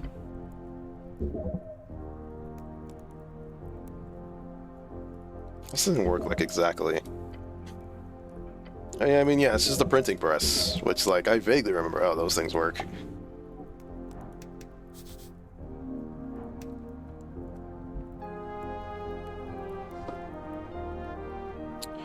Ooh. Belt of Dwarven kind, advantage against dwarves. I don't wanna... I'm gonna steal. If you get a chance to dominate him now, you're never gonna get a chance to do that to anyone again. Alright, buddy. Approach your companion. 2 days into the election. This place is insane. Yeah. Grew up here? Well... one of the bigger complexes there, that's where I grew up, along with most other goblins in my generation. Well, these days they keep the nurseries in safer areas, mostly because the kids kept trying to climb the scaffolding. Those were the days. 2 days until the election. Got today and tomorrow to finish this up. We focus on today. We had Star Witness himself.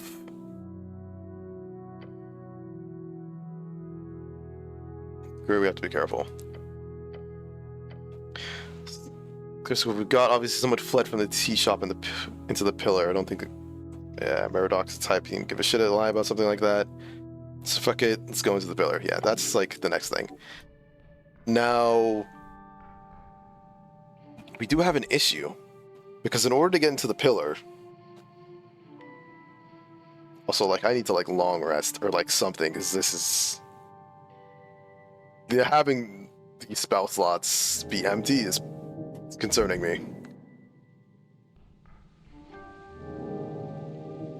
There's also, like, quests that I haven't done.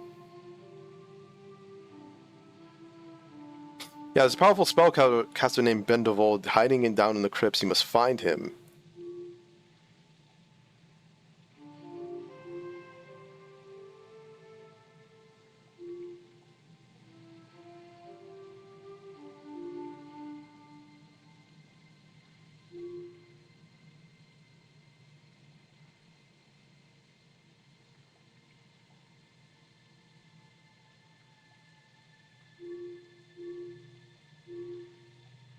Don't have Revivify.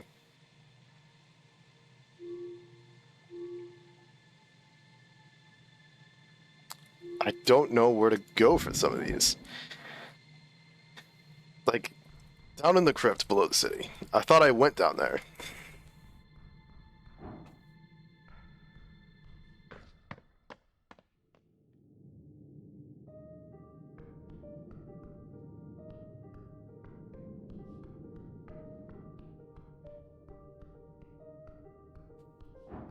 Song's not there.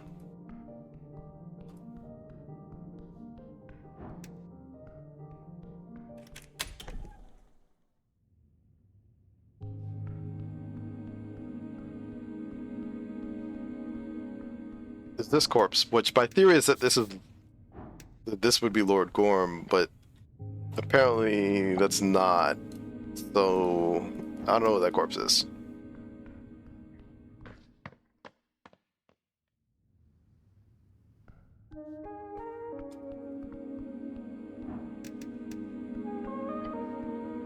Right, I need to speak with the dead. I need to speak with the dead, and I need to get it from the guy in the crypt. Where the fuck is the crypt?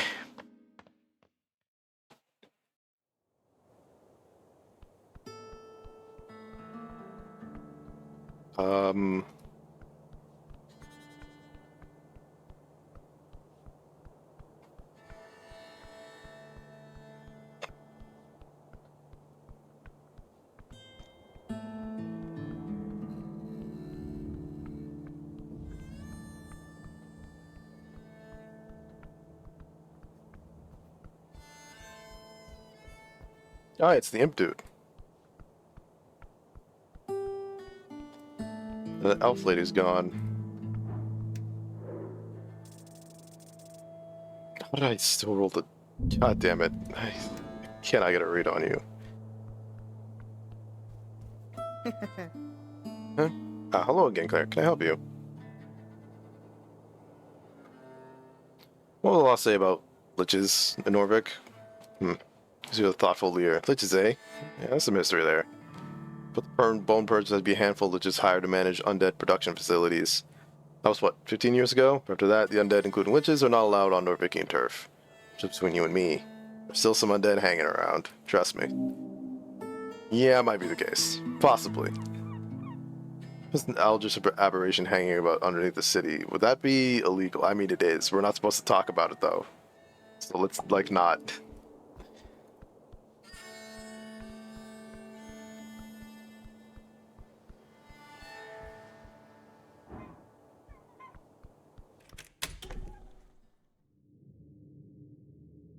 Pay a tier. Nice. Sadness in her existence, broken wings, stuck among lesser beings. What does she seek? Cleric? To know her better. I'm not gonna do that.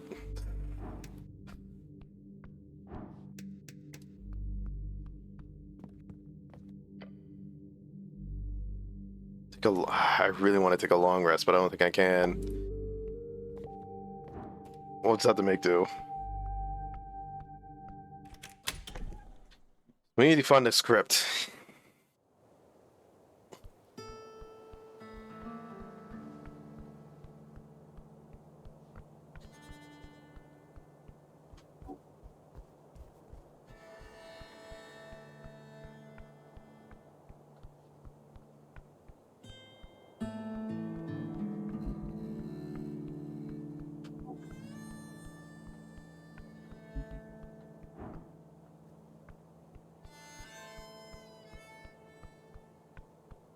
Maybe we can move through the pillar.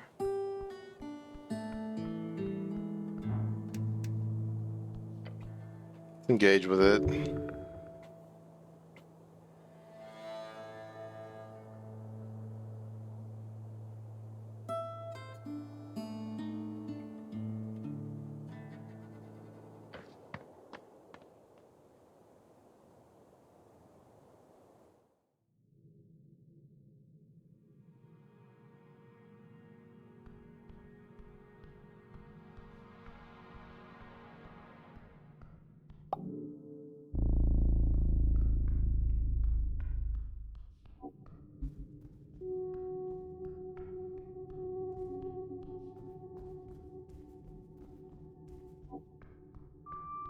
Ah, this wall.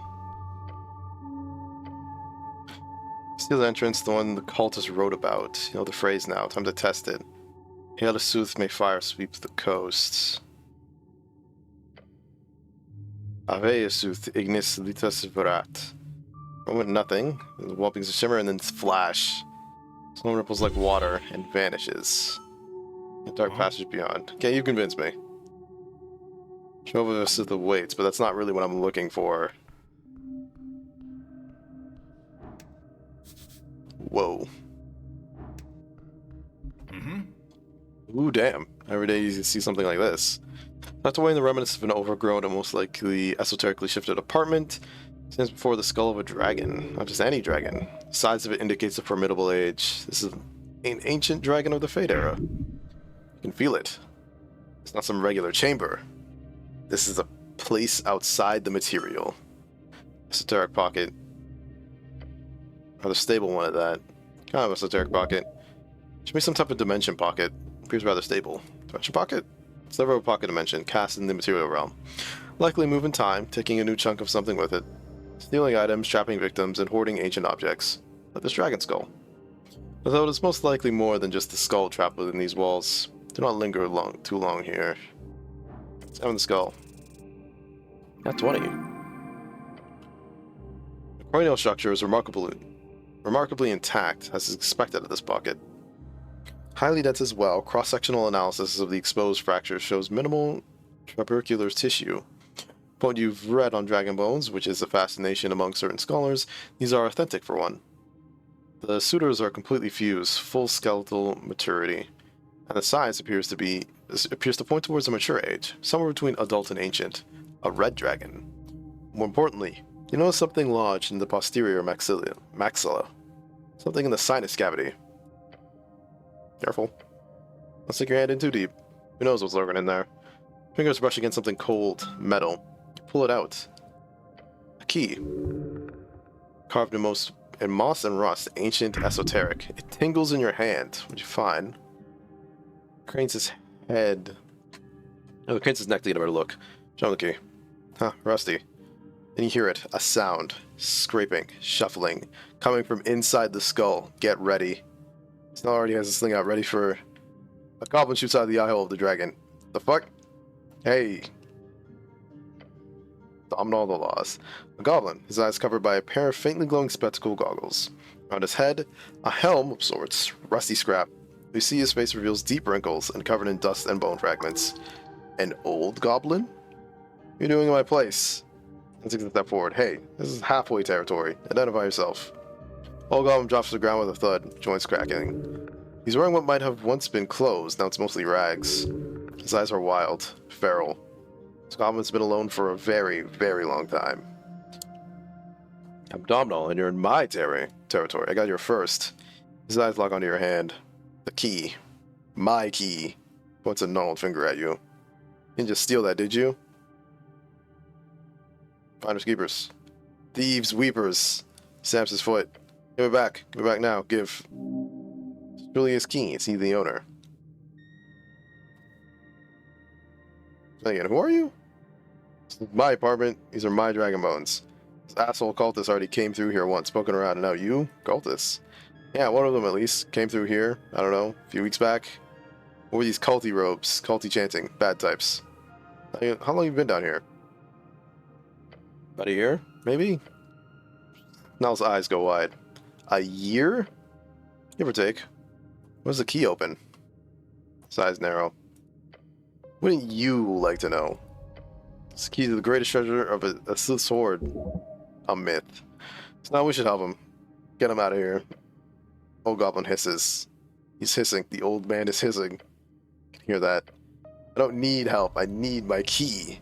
Look, old timer, you've been stuck in an esoteric pocket for God knows how long. Come with us. The halfway bridge drive can not going anywhere without that key. Spirit has been here for far longer than he believes. We'll send someone down for him eventually. For now, let's just not lose more time here. I'm keeping this key. And you leave me no choice. Little Goblin reaches in his rags and pulls out a scroll. Yellowed. Ancient. I've been saving this. And throws the scroll with shaking hands. Manus Arcana Dominatus. These are not the correct words, but appears to activate nonetheless. The key rips from your grasp. Re-grab it. With intense speed, you snap your arms forward. The key is grasped.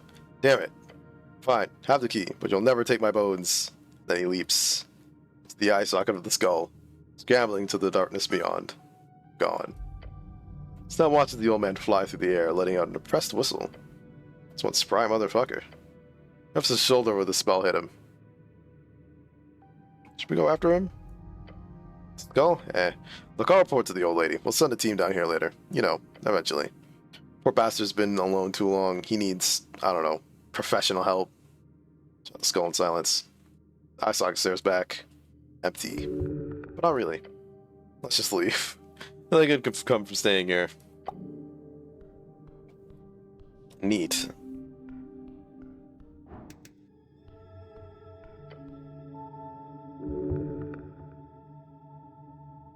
Speak with animals.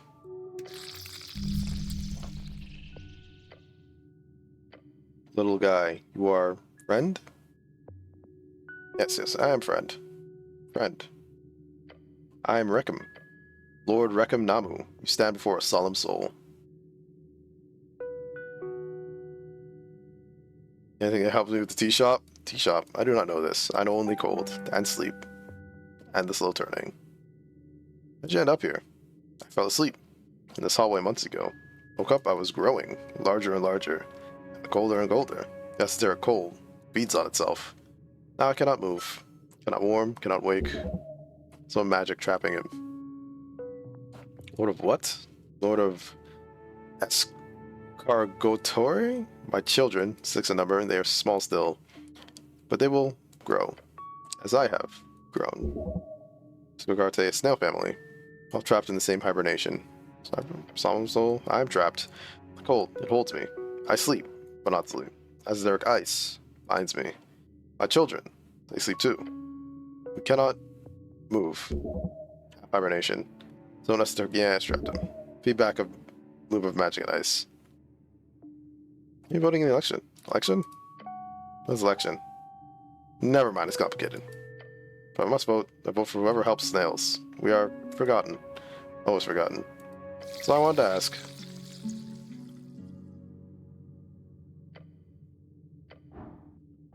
I'll try and help you out, man.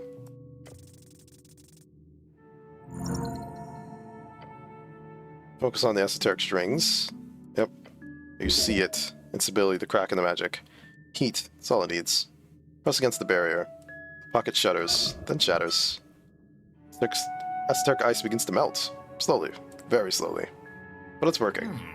Something? Yeah, I broke the esoteric effect. When we move away from the passage? Well, yeah. Alright, that'll make Lady Sagely very happy. He groans. He would have preferred for the snail to remain, but he will not complain about it beyond those guttural noises. Step back. His family is awakening all together now. You should return later, after a rest. It'll be done by then.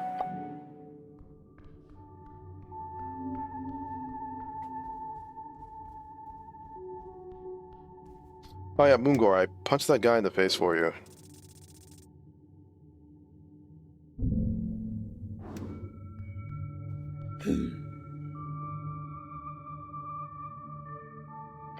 You did? Is the city below still?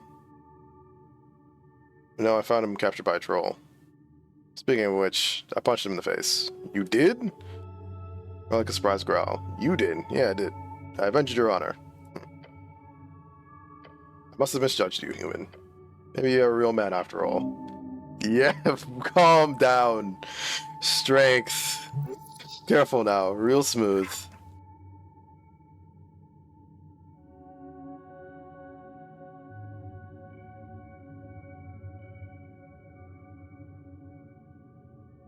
Don't ask her out. Defeated a troll. Troll? Yep. Very hairy woman gives you a wicked smile. I'd say you were lying, but I don't think you're up for that. This will surely help. Did actually kill a troll. Technically speaking, it was just silence. So now's your direction. Well done, human. I find your skills highly arousing. What? Oh. Whoever scoffs and clutches their morning star. Now what else do you speak of? I won't indulge your ego any more than this, I assure you. Oh man. Yep. Halfway there. Boy. Oh. Oh. Ooh. This is a shame. This is all such a shame. I defeated Roper in the South Caves. Roper? It's a ferocious beast. You don't come this far very often. Hold on, human. Keep killing things and being manly. She likes it. Is she okay? Not disturb her. Not that you would be able to. Deep meditation, far from here. But I need to talk to her. And find her in the garden later. You cook? Part of my duties. Can I join? No. You may not. Terrible tragedy. All this happening, does not have voice acting, so is me.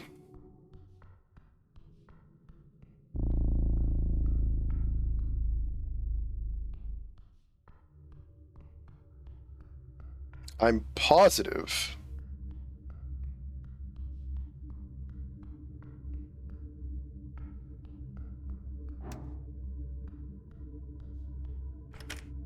I need a key here. Can't I use knock? Don't I have knock? I literally do.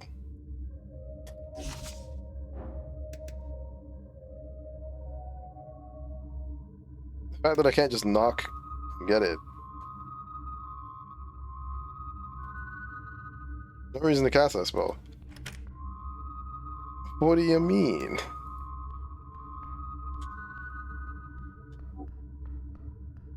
Oh, whoa.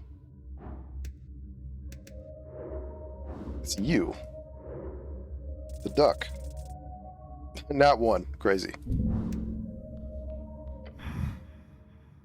He does not face you. You're no threat to him. Good night, I must... His armor creaks, his body moves. A voice. Soldier. Well fought. Oh, I guess a skeleton? That was nothing. Let's let a gauntlet towards the open tomb. Divinity hold ground. Feel it. This guy scares the shit out of me. Snow whispers to you. Such an edgelord. Named for a famous Death Knight in service to the Shadow Lord. Also served for people who dress up in dark armor and brood a lot.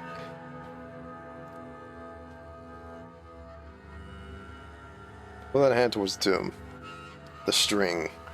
One of utmost importance. It cradles here, within this one point. The first tomb of your god.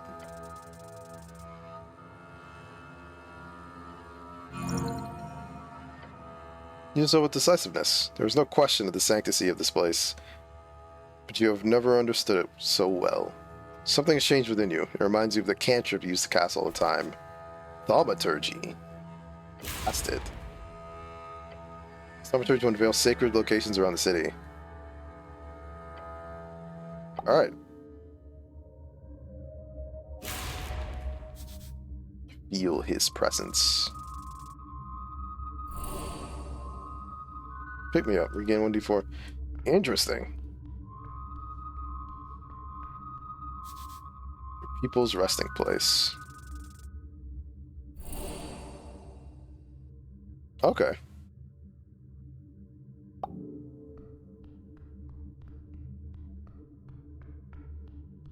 Oh wait, there was...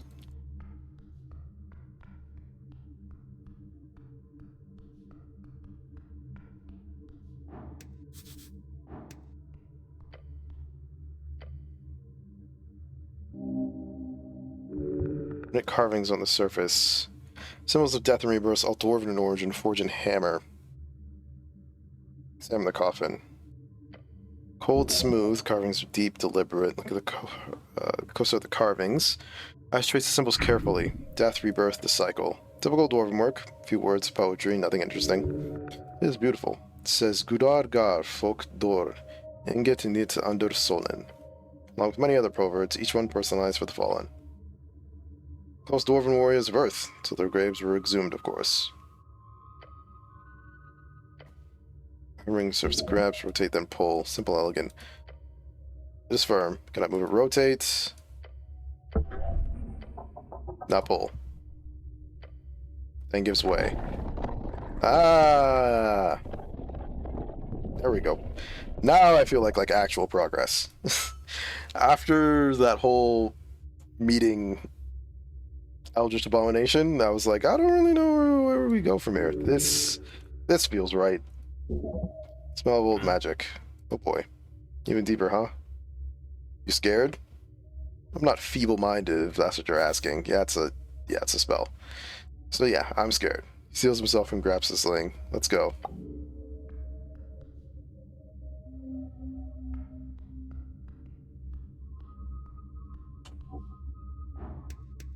Shroud of drawer? Shroud of drawer.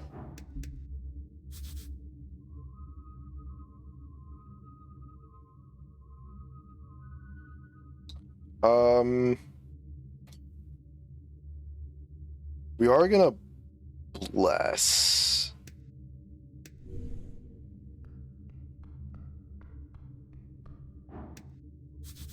Highly decorated skull.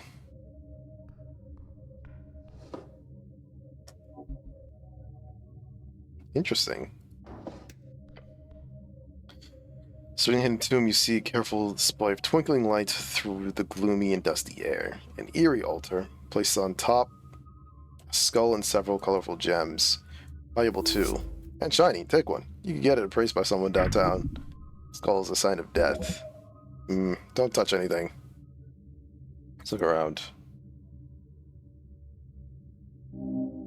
Sacrilegious and quite frankly ominous corner would be stashed away in such a holy place. This is Earth's original crypt, for God's sakes. Is there no depth of depravity these cultists and undeath enthusiasts can stoop to? It looks a bit deformed, doesn't it? Goblin squints. Yeah, a bit. Depends on what type of skull it is, I suppose.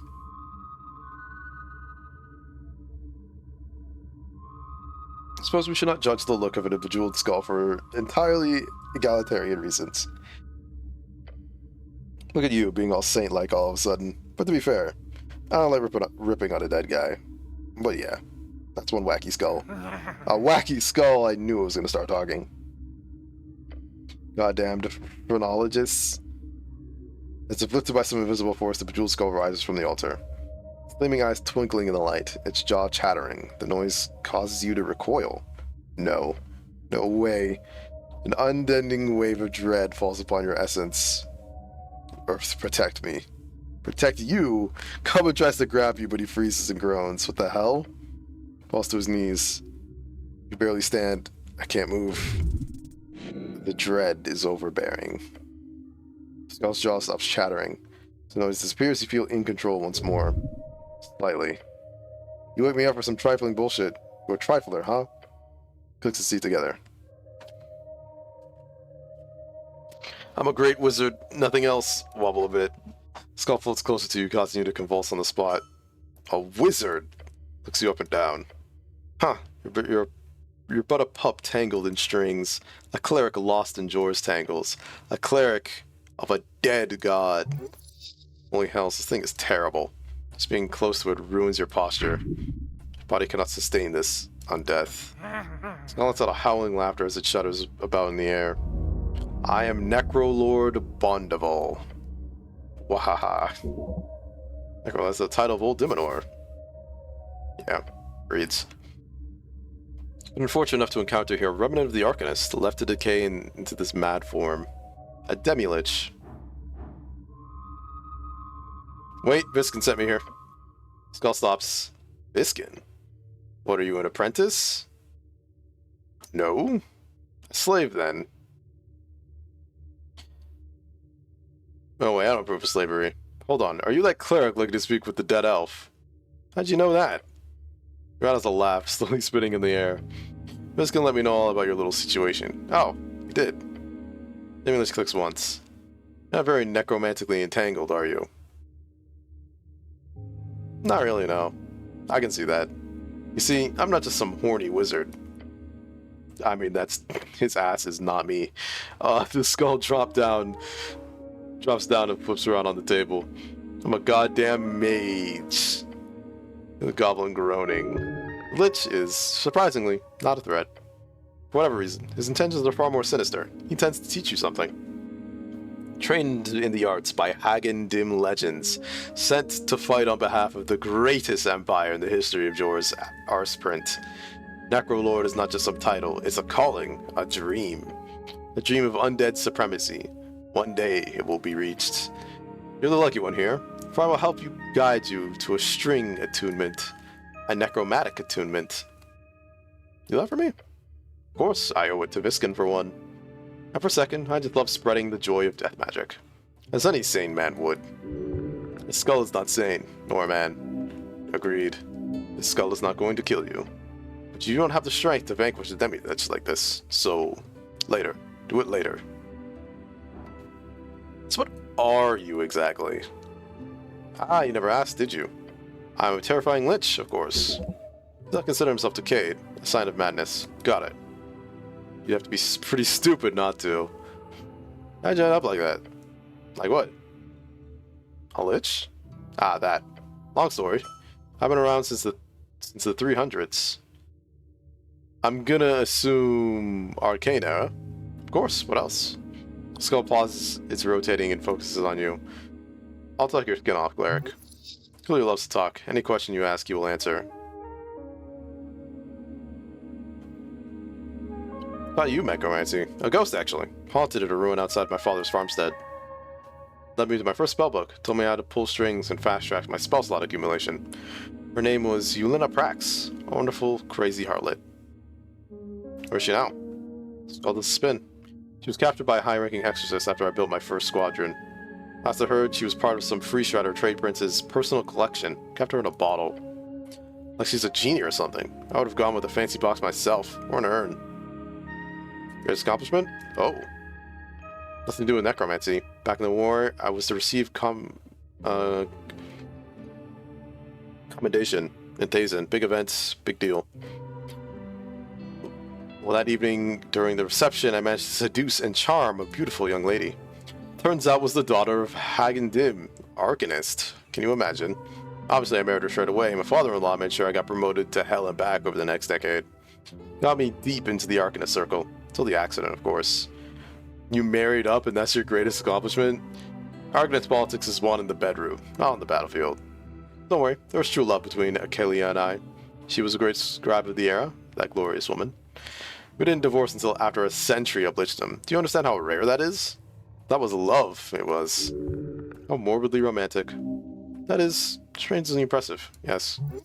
Could you imagine 100 years of marriage? Horrific. Last I heard, she was heading a mercantile faction in Feltire. Chris's non-existent tongue. I'll be damned, I miss that lady. Her body, yes, but her mind. Strangely idealistic for an Arcanist lich. He was touched by feminine corruption. No wonder he fell to demi-lichdom. She to earn that commendation. Murder, mostly. Since I mastered 9th level spell slots, I managed to create my own custom Raise Dead spell. Allowed me to direct 100 zombies at once, and most importantly, they all had basic motor functions left. They could use tools, rifles, wands, basic magic items. It took a toll, but I alone held the line on Gormazol for 3 days straight. Corpses as far as the eye could see. Those were the days. What's your greatest accomplishment? What's your greatest necromancy accomplishment then? Oh, easy. I led the animation of a Draco Lich. Dragon who goes through the achieving of lichdom. That's... Jesus. I don't like the sound of that. You're smarter than you appear. Ymichmilian Ravad, a child of a Suth, not one you've heard about in history books, but she had a spirit, that dragon. I wasn't a regular in dragon cultist community, but my expertise as a lich led them to hiring me. I would have done it for free, honestly. It's not a sinister chuckle. In the end, we succeeded. That was my greatest accomplishment, cleric. creating one of the most fearsome creatures to ever walk the coast. What happened to the dragon? I was in with divulge the secret of Draco Lichdom, but rest assured that Ymilian went through hell to achieve her new form. I was talking to Skill Bro. Well, Skull Bro. Yeah. Floating Skull. It was a tragedy that those genie Templars did to her and her army. Otherwise, she could have easily ruled a city or two by now. Genie Templars. Some crazy warriors out of Cargamesh was a big thing 100 years ago. I'm fond of dragons, you know. Mortals look up to us. Gods look down on us. Dragons treat us as equals. At least the wise ones.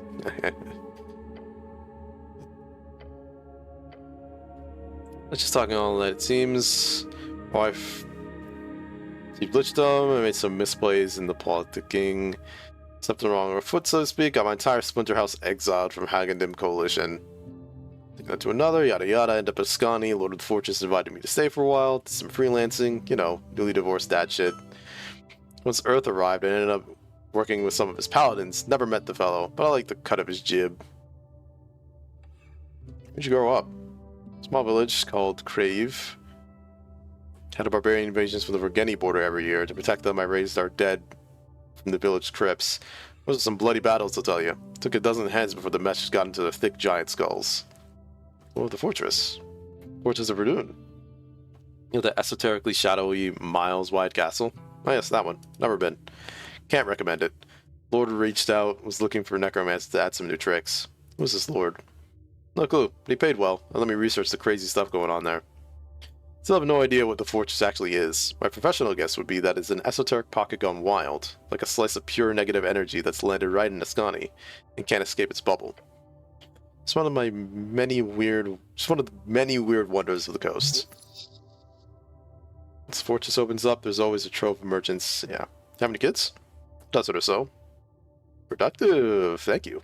My wife Akalia, ex-wife, was a prominent member of the MRS, Magocrat Reproduction Society. What? Focused on creating artificial population booms among the Arcanists. Like the many feminist insurgents that, yeah, I mean, I can imagine. They were at the forefront of women versus magics, you know. The kind of stuff that makes the whole childbirthing and or rearing business into a cakewalk. Never got along with those hags, but they let me have 2 sons, so that's something. Sounds like feminism. I thought the Arcanists were old school patriarchs? Oh, absolutely. As long as the MRS were focused on providing the population among the houses, they were fine. As soon as they began spreading birth control and ideas of female liberation, those hags were cracked down on towards the end. Their turn to the revolution was one of the main contributors to the fall of the Empire. At least it seems that way to me. God fucking damn it. A woman scorned, etc., etc., etc. Turns and stares at you. Are you a feminist cleric? Goblin companion turns and looks at you as well. There are no women around, so the answer doesn't really matter. Of course you are. You were raised to be good to women. No, you're not aligned with these notions of female dominance or feminine dominance. The female is powerful. In all honesty, you never would have imagined, not for 1 second, that you'd ever be asked that question by a demi-lich. Yeah, I'm a male feminist. Is that a problem? Ah, you're also one. Good, cleric. You see, I am, too, a feminist myself.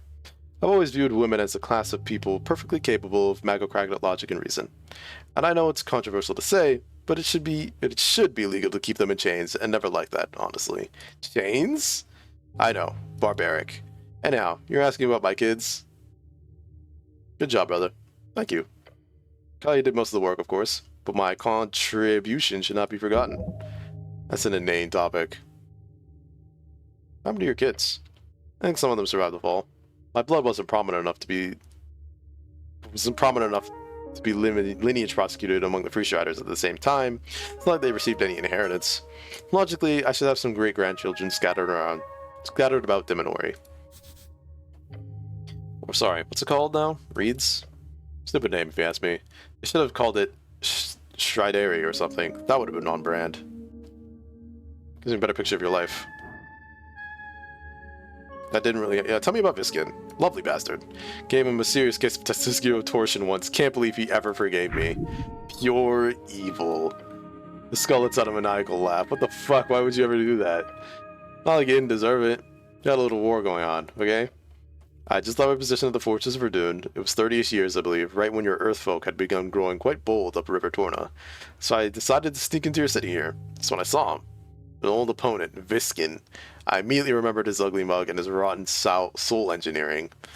He came to Norvik 30 years ago? Something like that. By the way, I decided to kill him and take his place among the mortals of Norvik.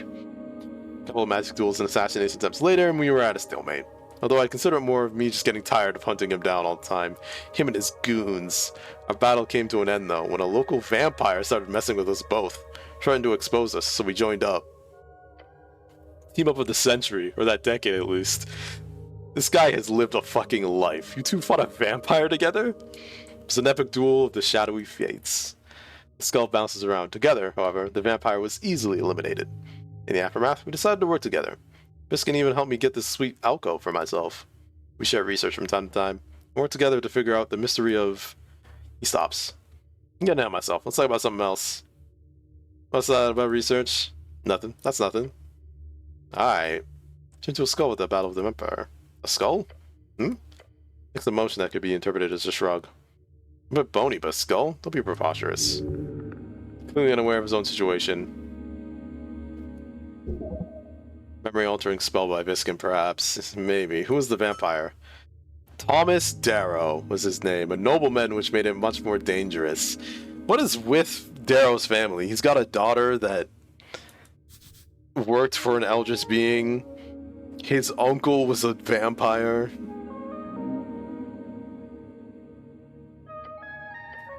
Cut him down without anyone suspecting a thing. Maybe I shouldn't say this out loud, but who cares? The mysterious death of Thomas Darrow was written about quite extensively in the magazines about 15 years back when you were a kid.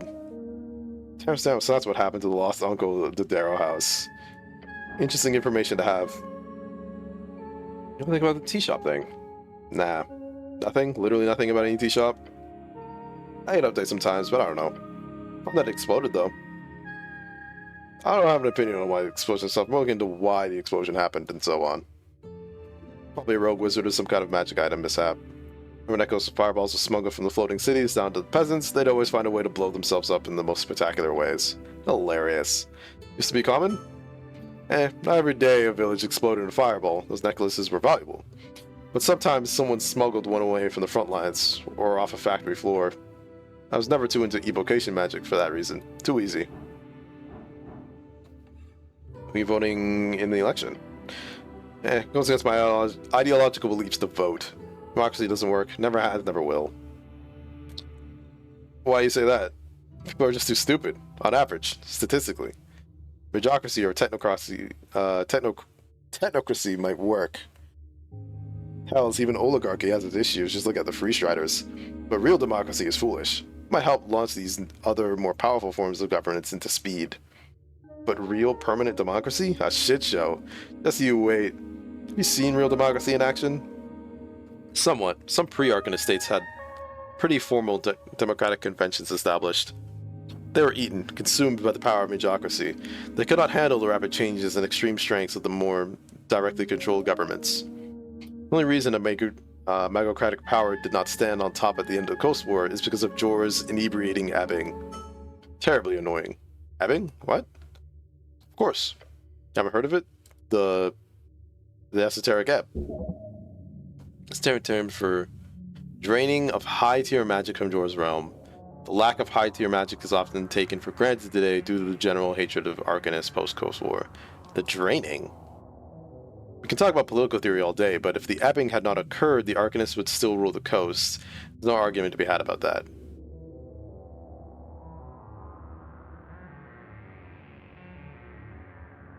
Thank the gods for that. You people were terrible for our realm. You were not there, so I will not blame you for your ignorance.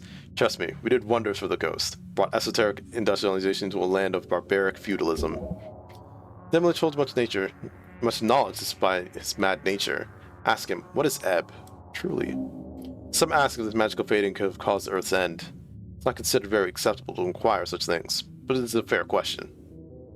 That's, what do you think the ebb really is? It's the same thing most rational Arcanists said back when it was first discovered. Jor is alive. He is haunting us, taking away what he gave with his strings. As a joke or punishment or a gift? Who knows? Personally, I'm furious at him, if he is indeed still here watching us. That's something. Alright. Can you help me get into the pillar? Holy shit. I didn't think I'd actually... Nice! Think. Stimulus believes himself to be your teacher here. I know you might be insane, but there's still knowledge to be had if you can decipher it. Tell me, as best as you can, the school of necromancy, how do I master it? Strings are strings. They're equal but different. You must have seen them a lot, since you have them running through your flesh in the masses. I do? Continues. A string of necromancy becomes that when it intersects with negative energy. Thus begins to look like flesh to me, for example. I've surely as many strings going through my existence as you do, except mine are necromantic. Yours are... many others. How do you deal with strings usually? When I too much strings, I twist them. Ah, so that's how you cast your organized spells then. Necromancy is special because of that negative energy. Twisting a necromantic string would hurt, naturally, if you're anything but not alive. A living necromancer learns to either manage the pain through mutilation, religious fervor, physical numbness, or they learn to cut the string. Cut? Everyone uses different terminology. You might have heard it called willing the string or mastering it. It's a step every spellcaster must go through to reach higher tier magic. They must learn to manipulate the string's shape. Shape of the string, yes. But it doesn't have a shape? It's just a dot? Still laughs mockingly. Why do you think they call it a string then, dumbass? It means change over time.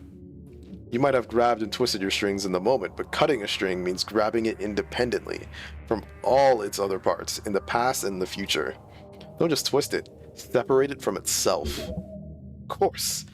The talk about mastering strings all makes sense now. The string goes through time. Manipulating it more closely requires it to be twisted only in the now, without the other baggage. Stick out your hand. Yes. Look at a string near bend of all, a pale string. Yes. Twist it. Ah, shit. Open your eyes. That hurts. What? You twisted the string into a cure wounds, you idiot. Hurt like a, what do you say, motherfucker. I failed? Skull laughs intensely. You did great, cleric. Or should I say, necromancer. That was the cure wounds for sure, but a necromantic cure wounds. Instead of cure wounds cast through a sissy abjuration or hardcore flesh-melting transmutation, you managed to simply remove the negative energy to reach the same conclusion. Healing. Although yes, it did hurt like all hell, since negative energy obviously is kind of my thing here as a glorious lich. Also, I mastered necromancy. An overstatement perhaps, but you should be able to cast the one spell you're looking for at least. Speak with dead. Finally! That's great. It'd be extremely useful to have for the care, obviously. Skull nods. You want a spell scroll? What's the catch? Skull widens his jaw, and it coughs up a tiny spell scroll into the altar. Grab it reluctantly. Oh, there we go. It's terrible, but a spell's a spell. You've earned it, my evil apprentice. As long as you use it for selfless goals, there is no evil in such magic. Probably. Glorious. Another tier of magic unlocked. Even if it's a third level spell, this will surely lead to greater things in the future. If you have any other questions, go ahead. Speak with the dead. It's 5 questions, right? Yes, indeed. Plus, the spell does not allow the spirit to learn anything new. It just literally animates a simile of the creature. It's an extraction tool, not a way to learn information. This person is being targeted by Speak with the Dead and then resurrects. The person will not remember the questions or answers it gives. Not one bit. Except, of course, yes, there have been recorded instances of it happening. Rare, very rare. But only for creatures entangled so heavily in the strings of Jor that their spirit itself grows tendril, so to speak.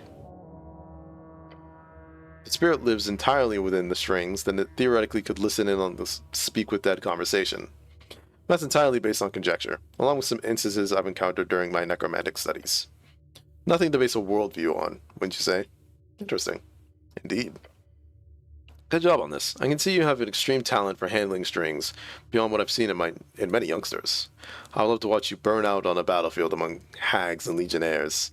Skeletons of crazed laughter while spinning around in the air. Anything else you want? Can we enter the Pillar of Jor? Nah.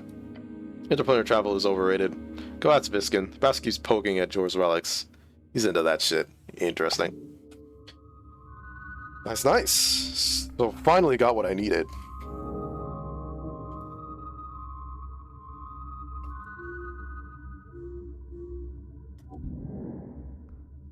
Let's get the hell out of here, Snell.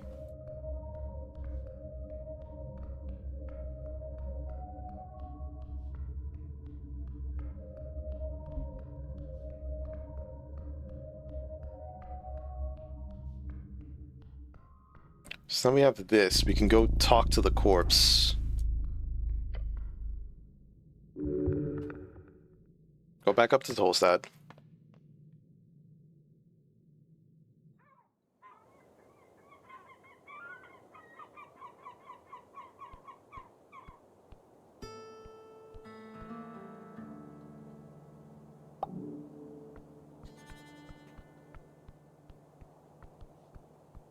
Then we go out into the Lich House.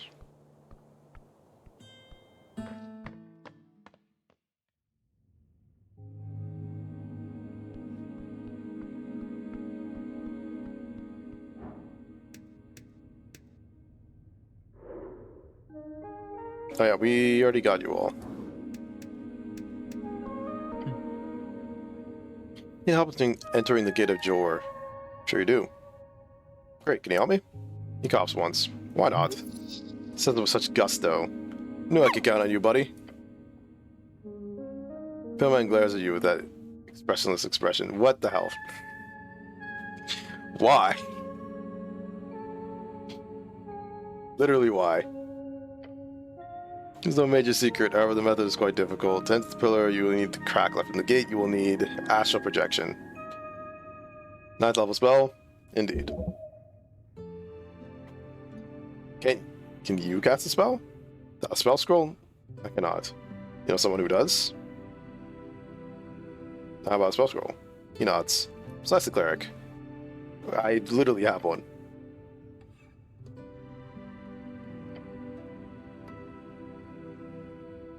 Oh wait, I think I already have one of those. Excuse me? I've got one here. Have a skull with deliberate movements and reverence. Wonderful. You're full of surprises, cleric. Skull of Tulin Cattle. This will do just fine. He puts it away and gives you a slight smile. There's an illusionary wall in here over by my book collection. Of course you already know that, but I hope its contents proved and will continue to prove useful. Ah, the magic wall? Yeah, I saw that before.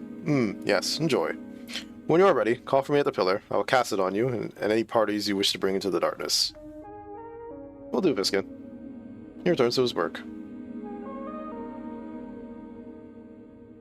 Could use a scroll of wish instead. Scroll of wish. Actually, never mind. Maybe I don't show you the wish. Maybe I don't give the wish spell to like a lich. Okay, so we need to go to a shrine, which is downstairs. I need to prepare speak with dead.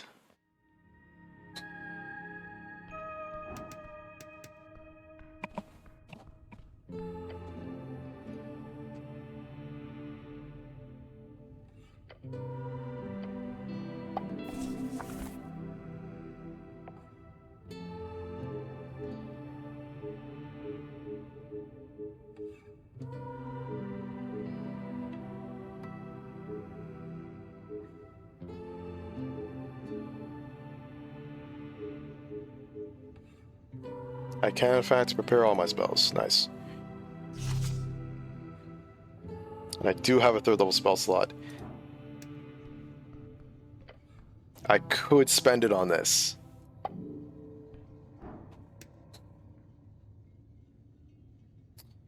Man, I want a long rest so bad. Because wait, no, I have dream patches. Hold on.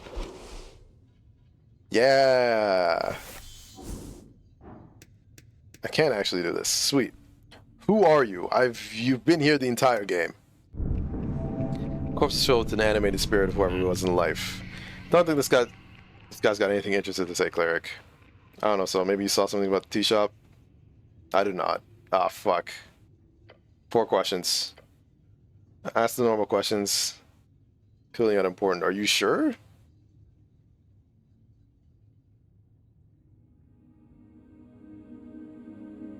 How did you die? I fell in the bathroom. I think I'm on my way to go. 3 more to go. Didn't you have anyone who could pay for your resurrection? It's my boys. 300 pieces. They would not dare leave me dead. Stand here a long time. They're not coming to save him. Just go with his sons to leave him here. 3 asks, 2 more. Where did you work? Pest Control Guild? The docks for 20 years. Many different companies. Switched hands many times. One question, make it count. What was your name? Sven. My name is Sven. Riveting. Hope you learned something. Could spend money resing him, but that's really up to you. I should speak with him sometime. Interesting. Also, I completed a thought. Gate of Jor.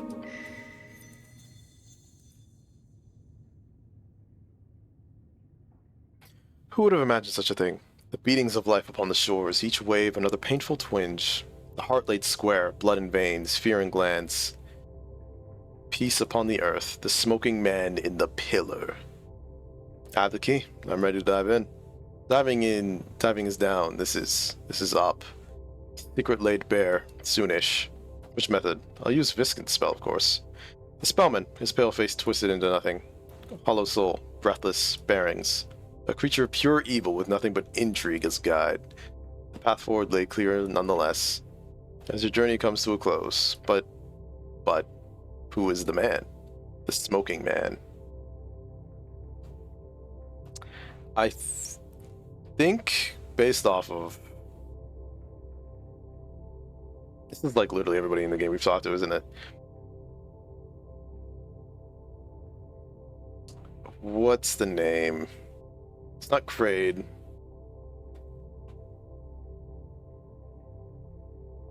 It's Drummer, is my guess.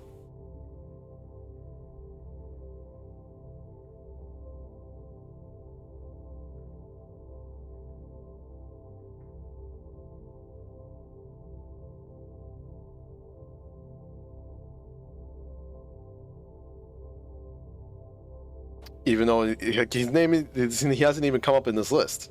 I'm looking for Drummer, and it's not even here.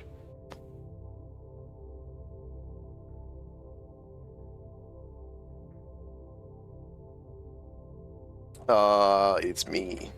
Your God is telling you no. That is untrue. Not the case. False. Yeah, I was joking. Oh, fuck. Whoops. Go into the pillar, seek truth. Seek truth and justice.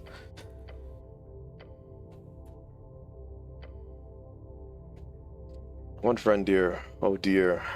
Haraj Schmidt. It's very close now.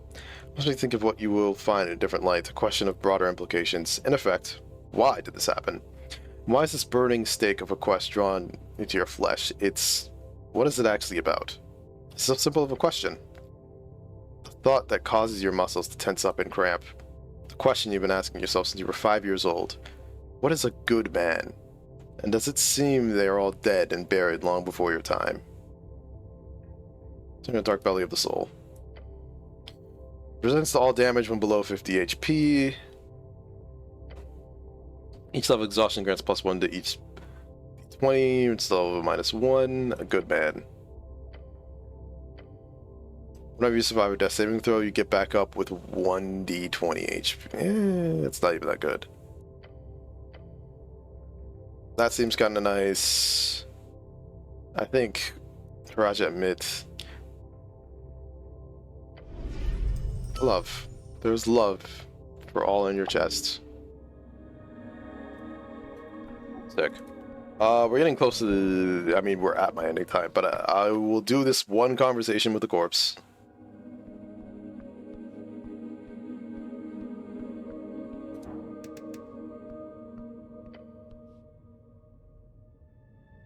Take a closer look. How they move the corpse here? Yeah, Duck did it. Alright. Speak with dead. No fanfare nor magical sparks. You see a slight twitch on the scorched body. As long as the mouth remains somewhat intact, the spell will allow it to speak. Something wrong about this. It's sacrilegious, but perhaps the animated spirit will give you something useful in retribution. If the words turn to cool-like substance, the lips begin to move. Like sludge. Faint wheezing comes out of its throat. Horrific. What are the rules of this again? It's 5 questions. Spirit of deceased is under no obligation to answer truthfully. Considering you're just a random cleric, the answer should be fair. But again, you are human. This is an elf, so the soul itself cannot learn new information. You're not speaking to the actual person, but rather just speaking with a mirror of its mind at the point of death. So asking about the afterlife. Got it. Souls can only be animated by Speak with Dead once per week. This is your only opportunity. Be direct and stern in your questions, and stoic. To ask in the present or past tense, doesn't matter. Elf will not be aware of your perspective, and as such will interpret any questions such as, what was your name, as, what is your name? Okay, I'm ready. Now talk, maybe she'll be happy to answer. Remember, cleric, 5 questions. That's all you get, so make them count. We can't identify you, so what is your name? Pinja Athena. Sounds oven. Okay.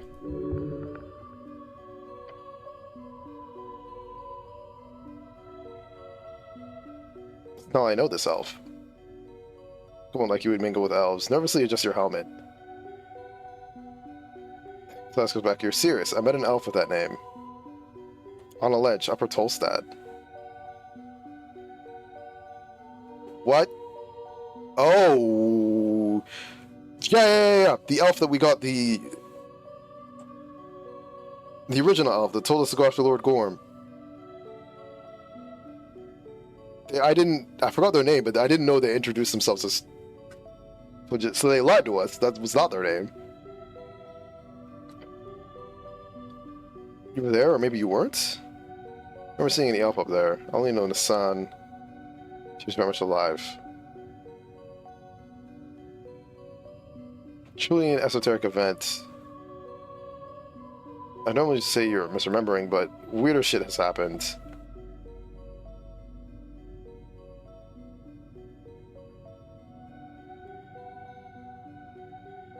Like a cleric rising out of the river to complete a divine quest. 4 remaining. Why were you in the tea shop when it exploded?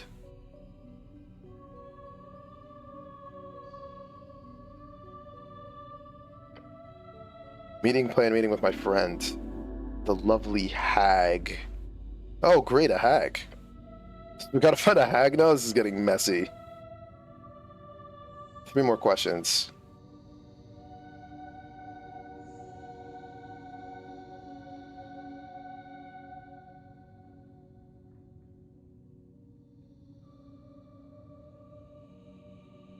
Who came to this meeting?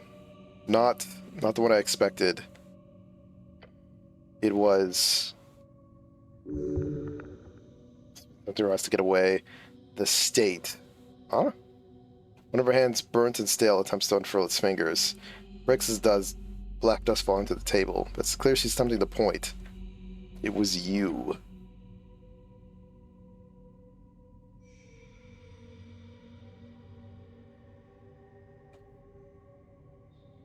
Two more. Who killed you is very important. I did. That's... Fascism chose the path, I chose the end. Else, huh? Fascism forced her to blow up the tea shop, right? She was forced to do it by fascism. Tom shrugs. Alien could be considered fascist. As could every effective government. That is reductive. A fascist state would be described as such when its core does not uphold values of personal rights. Honestly, fascist is used by commoners to describe any authority these days. The common thought is important. If so many speak of fascism, perhaps one should learn to listen? If we listen to every commoner, we'll soon be charging right off a cliff. One question left, make it count. I didn't get anything that I wanted from that.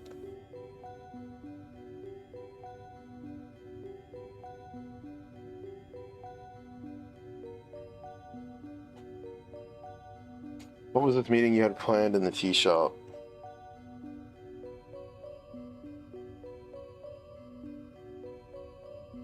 It was Punja Athena.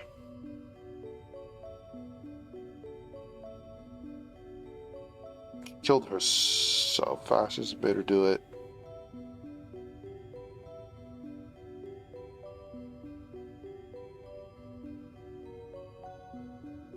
Where did you live? Did anyone want to kill you? Where did you work for? What was this meeting you had planned in the tea shop? Who did you work for is pretty interesting. That might give me something. Alien, myself, my... God damn it. In reverse order. My heart, myself, Alien. What a tragedy.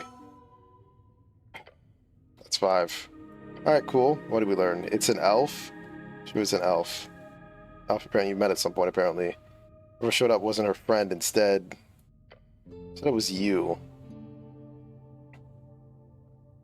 I have an alibi. Yeah? But you did know this elf, or what? I said the towers, my patriarchs can vouch for me, even if he really doesn't like me. No, I saw the elf after the explosion. That's not possible. She got a twin? No, you were there. I think you were there. He was there. I'm not your cleric. You get up to a lot of weird shit. That was bullshit. You were there. I was at the tower. Okay. I believe you. Elf must be mistaken. My head is a mess, but... yeah, no. Don't worry about it. Huh? We sent for you. There was some deep state conspiracy and you somehow blew up the tea shop. Why would they send you to investigate it? To cover my tracks? You haven't really done that for what I've seen. So don't worry, I don't suspect you of anything. My guess is it's another agent of the state responsible. Elf points at you, or tries to, and says you're the one she saw at the tea shop. Yeah, no, she means a cleric, or an earth guard. Something like that. 100%. Starting to doubt my own sanity there for a second. Yeah, it's not like memory-changing spells don't exist, but it's too much. Gotta follow the simplest answer, and that's not you being a secret bad guy. So now, we look into Miradoc's claims. If there's a way for us to get into the pillar, that's what we gotta do. Some interesting stuff to think about. Villainous and gives you a thumbs up. Nice job on the spell. Thank you. I don't really think I got, like, any information, like, really good information out of that. Like, I shouldn't have asked her name, but I guess by asking her name, we did learn a little more. Yeah, so there was a hag. A meeting with a hag. It's like, I guess, I mean, we have liches and imps running around. Having a hag isn't that big of an issue.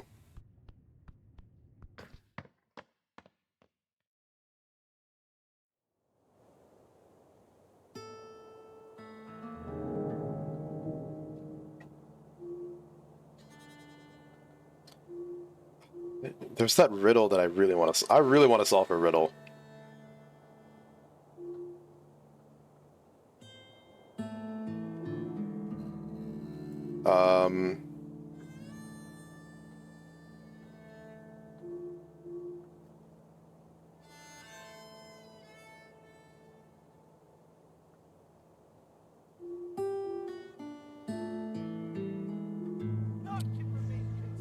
Whoa, naught can remain concealed.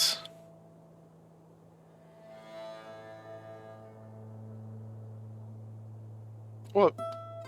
Thank you for the sub, Rosario.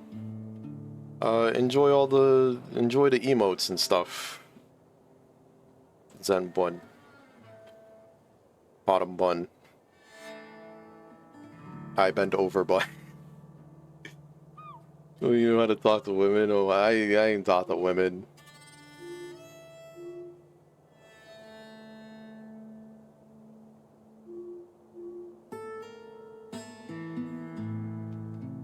I still don't know where the fuck the tea shop owner is.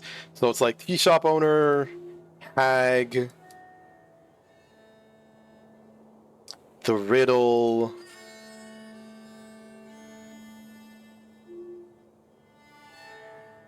And there's this book. There's this revivify thing. There's 2 days and there's so much that I'm entirely like I don't know where to even begin.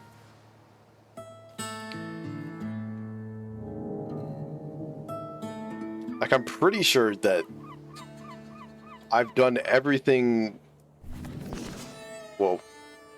I've done everything you could possibly do below, right?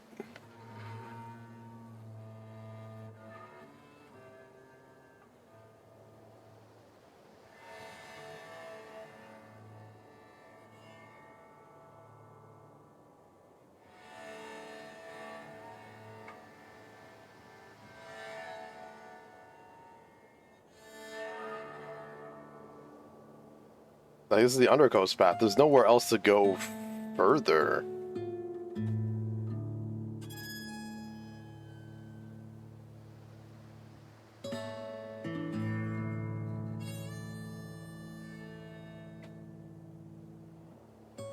Okay. We'll figure it out. Possibly, maybe.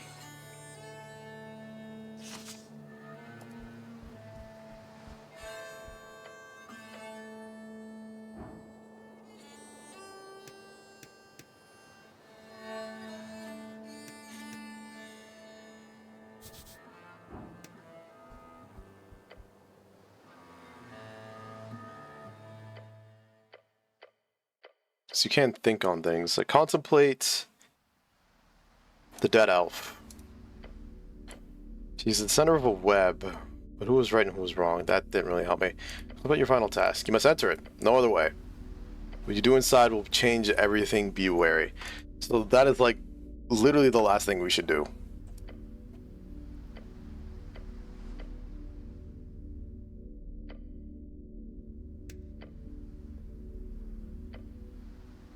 Oh, down here. Alright, let's... Also, hey. See you again.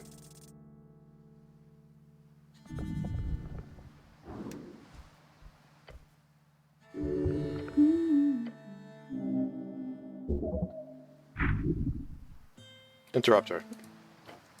Yeah. Hey, you. Hey, hey. Hey. Hey, Wait, stop playing or what? You're scaring her. Want to ask you some questions? Good, keep it that way. Okay. This weirdo? Something like that. Looks embarrassed.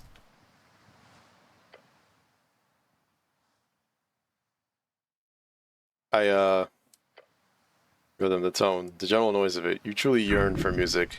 You have what it takes. Don't be awkward about it.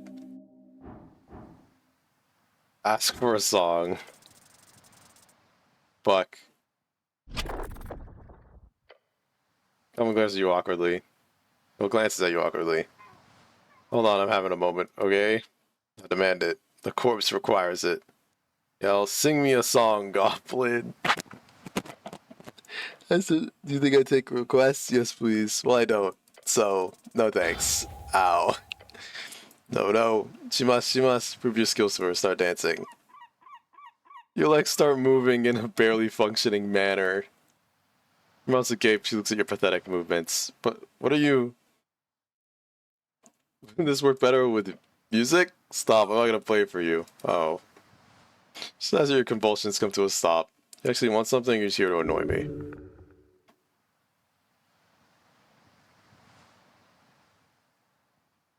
What was that song? Old folk tune, never heard of it? You have, it's a classic. No. We request all the time, it's one of those gotta know songs, you know? Got it. Alright, I'll stop annoying you. Save. Yeah, that's gonna be it.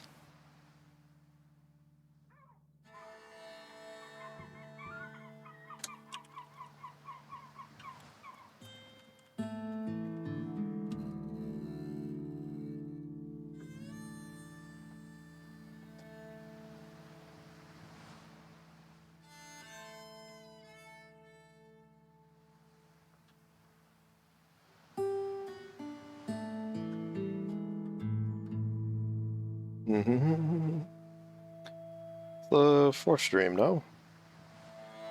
I mean, yeah, we're coming in... We're closer to the end of this game than... We are at the beginning.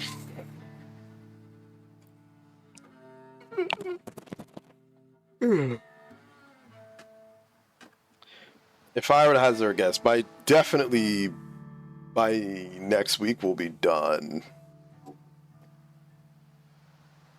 Because I know this game's not very long. And if there's only 2 days left to the election, there's a major story step that we need to take in entering the pillar. The game's like, this is serious. I want to do as much as I can before I go in, which means trying to find that book, which means figuring out that riddle. This stuff. There's a whole bunch of stuff to do, and I got 2 days to do it. The most you thing you've done so far? What do you mean by that?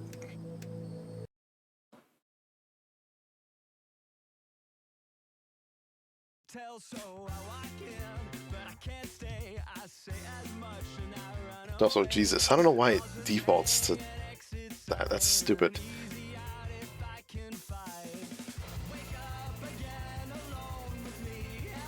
Alright.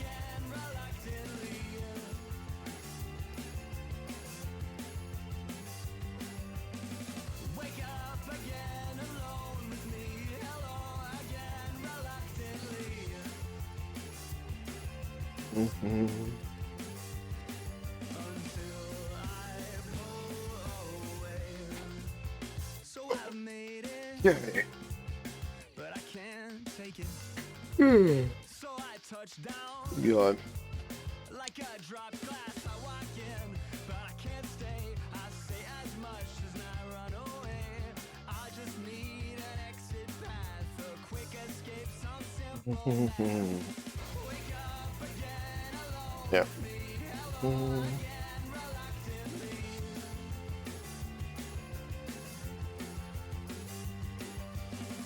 Wake up again alone with me. Hello again, reluctantly.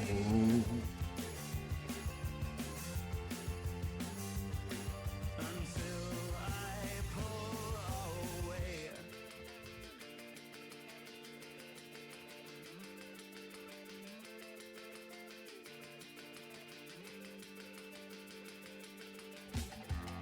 There is another night. Then consequences be. If you call me out, I'd understand. But wake up again alone with me. Hello Okay. So yeah, that's gonna be it for today. At least here on Twitch. Wow. I will be back here tomorrow, 9 a.m. EST, like usual. Otherwise, in basically 2 hours, I will be over on Joystick. I think I got used to Wait, let me see if there's anybody that we can raid before I go. now I'm a ghost keeper. Coming out of your phone speaker. I think I got used Alright, to alright. pretending that a week was a year. Wait. The leaves of the willow. So yeah, that'll be it. I'll see you guys here tomorrow. See you in 2 hours on Joystick. Bye bye. Love you guys. See you later. Your phone speaker.